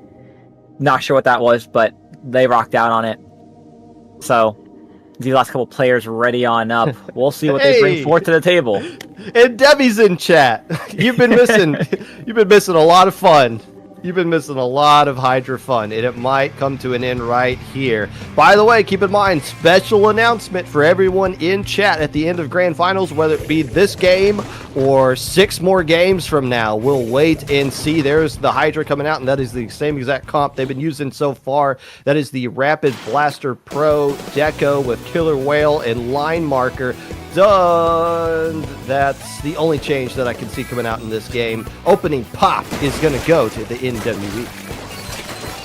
Yep, opening pop right away, looking for their first pick as well, but down goes Wobber. Might have had a fair chance if it was Furby this time. Rocco, though, looking to get another pick here. That will take them out, and the last player will jump on out, feeling eerily similar to the first 2 times we've seen them so far this stream for their runs on this pressure they're applying. We do see the Rapid Blaster pulling more pressure on this top left here. Rocco putting a lot of pink pressure on the side, but a lot of resources being used to get him out of this top section. The entire side of the map just got nuked. You see that? All kinds of nonsense getting thrown their way. Yeah, the checkpoint falls because, again, they don't have really anything to do with that Hydra being on the left side. Maybe that Rapid Blaster Pro can get some pokes going right there, but the first checkpoint falls. But the value Devorameta wanted out of that push, Devorameta, who's that? The value they wanted out of that push was to pop the Rainmaker, get it on that pedestal, and then immediately the Hydra with Object Shredder, build up a rev, pop it again, and then get that huge lead. So they lose that momentum. They're going to have to go start over from scratch to try to get that lead that they want to feel comfortable with, although they don't have a checkpoint to deal with going forward. Yeah, you know what? That was honestly a perfect opportunity they needed. Get the checkpoint, so when you set up and can push again, you could just keep running it forward. Right now, a lot of opportunity presenting itself right now. Not safe around that pop, but just Atmos alive. They do spot them there. They're looking for an opportunity to go right still, and that's what they're going to try to take. Last player will jump on out. Somehow that player right in front of that ledge will stay alive to the torpedo. And a lot of pressure being put on this right side as you have pretty much the enemy team of NWE split right now, just on left and right. What are they waiting for right here? Because they're waiting for the ink strikes to just blow up that side of the map. They survived that.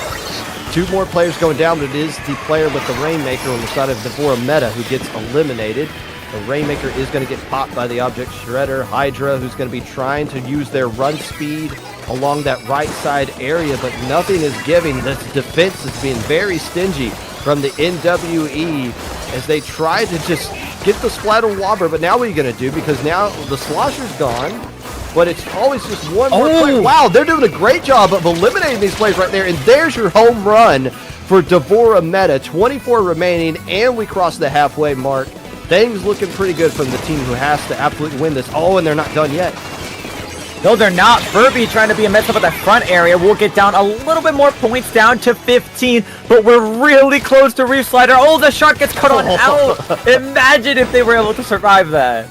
I wonder, they had to have known they were there because they were painting that one spot specifically. But yeah, that would have been devastating had they not located that one player. But still 2 minutes left to go. Rocco set up in defensive positions, able to force everybody back. And keep in mind, the first checkpoint hasn't even fallen yet for the NWE, although it looks like they're going to get it right here. Going to that left side, while the Hydra's busy dancing with this Rapid Pro on the right side, the Pro wins the dance, but the Rainmaker is shut down as far as where it wants to go with it. But this blaster can be very annoying, holding down this space right here. The hammer might not do something, but it is the slosher that'll finish it off. That it is. Whopper will get one. Oh, get two. Hammer to the dome, but Rocket just ran away. And that's such a smart play, too. Get that Rainmaker completely out of your side, enough for your teammates to come back in and try to set up here. Now, immediately you do see the NWE taking a lot of space, immediately trying to poke a lot around. They seem like they really want to push this left side for quick and easy points, but we see a lot more pressure now being put on the right side. Getting all these players down. There's 3 players down. Rainmaker looking to push on this left side still. That's another player gone. It's just the Wiper alive. A lot of points going to fall on here. Can they grab them? No, they go down! What? And they're 1 point from lead! What does it take to get the lead from them? There it goes. Finally, 5 points remaining. That might be your tournament right there. I was about to say, surely this isn't going to continue, but 30 seconds remaining. The Rainmaker and all these players still sticking around. MXTT, the MVP of this game, able to control the right stacks in the last half of the game, eliminating the Hydra and them some, just controlling so much space with that blaster. Furby with one more opportunity to try to get something going here. Where's the path that they're going to go? Can they work with this Booyah Bomb? Can they get the Hydra set up? They don't have the Wiper to lead the way, so they're going to have to get some splat some other way. There goes one player. That is going to do it. The Norwegian Wobber Economy. That is a mouthful to spit out. Goes undefeated on day 2 and wins Low Ink dominantly. What an incredible game, set, match, tournament run. Norwegian Wobber Economy making it look almost easy with their entire run. Each game we saw a little bit of tug and pull on both ends per set we've seen them on. But they secured it, and they are your Low Ink April champions. And it wasn't, I mean, look, it's obviously going to be easy when you just look at the final score right there. Yeah. But Devorameta was literally in all 3 of those games. They had leads late in all 3 of those. They had huge leads in all 3 of those games. Yeah. The problem is, I bet you fatigue definitely played a factor. The fact that one team got a huge rest, the other team never got a break. Devorameta literally been playing in losers bracket since losers round 1 and having to play over and over again probably played a factor in them not being able to clutch out and in those sets towards the final push right there. But MXT just doing a fantastic job of just eliminating the right side of the map right there, taking that Hydra out of the equation, which is what you absolutely have to do. And no hesitation by Snowscape. No, well, let's wait to get one more splat. No, the lead is right there. Let's do it. Let's pop the Rainmaker, steal the lead yet again. And I thought for sure some crazy nonsense was going to keep Devorameta in this set on Rainmakers, but finally the demons were exercised. I was really expecting that to hold on to the 1 point, but once those specials all came out, it was the barrier broken, the curse lifted. Somebody was able to beat the Rainmaker Crab Leg. And there you go. That is it for this edition of Low Ink, April 2025. We're going to call it a day here. We do have a special announcement for you, so you don't want to go anywhere. But before we do that, we're going to sign off and then say goodbye. Then we'll show you a little video or something. Before we get to that, though, Cactus, where can people find you? Popgun, it's been a pleasure to commentate Low Ink with you once again. People can find me on all my socials at Glitch Cactus, YouTube, Blue Sky, Twitch, add a 1 in front of, or at the end of my name, or on Dapple Productions with my podcast, The Cactus Patch. Popgun, where can we find you? You can find me mowing the yard before it starts raining again, probably at some point later tonight. Until we get to that, you can find me on this channel that you're watching right now tomorrow at 6 o'clock Eastern daylight time with the Popcast. We'll talk about low ink. We'll take your calls, and I don't know. We'll have a good time. Potentially, we usually do. That's going to do it for us here at IPL. The head TOs for this event, myself, Hoenn Hero, and Brush, the lovely and talented streamer, producer of this event, Inkfarer, and all of our wonderful staff. We thank you for playing, watching, and supporting our tournament over the past 7-ish years that this event has been going on. We'll be back next month with the May edition of Low Ink, but you might be back a little bit sooner if you pay attention to this clip we're going to show you right now.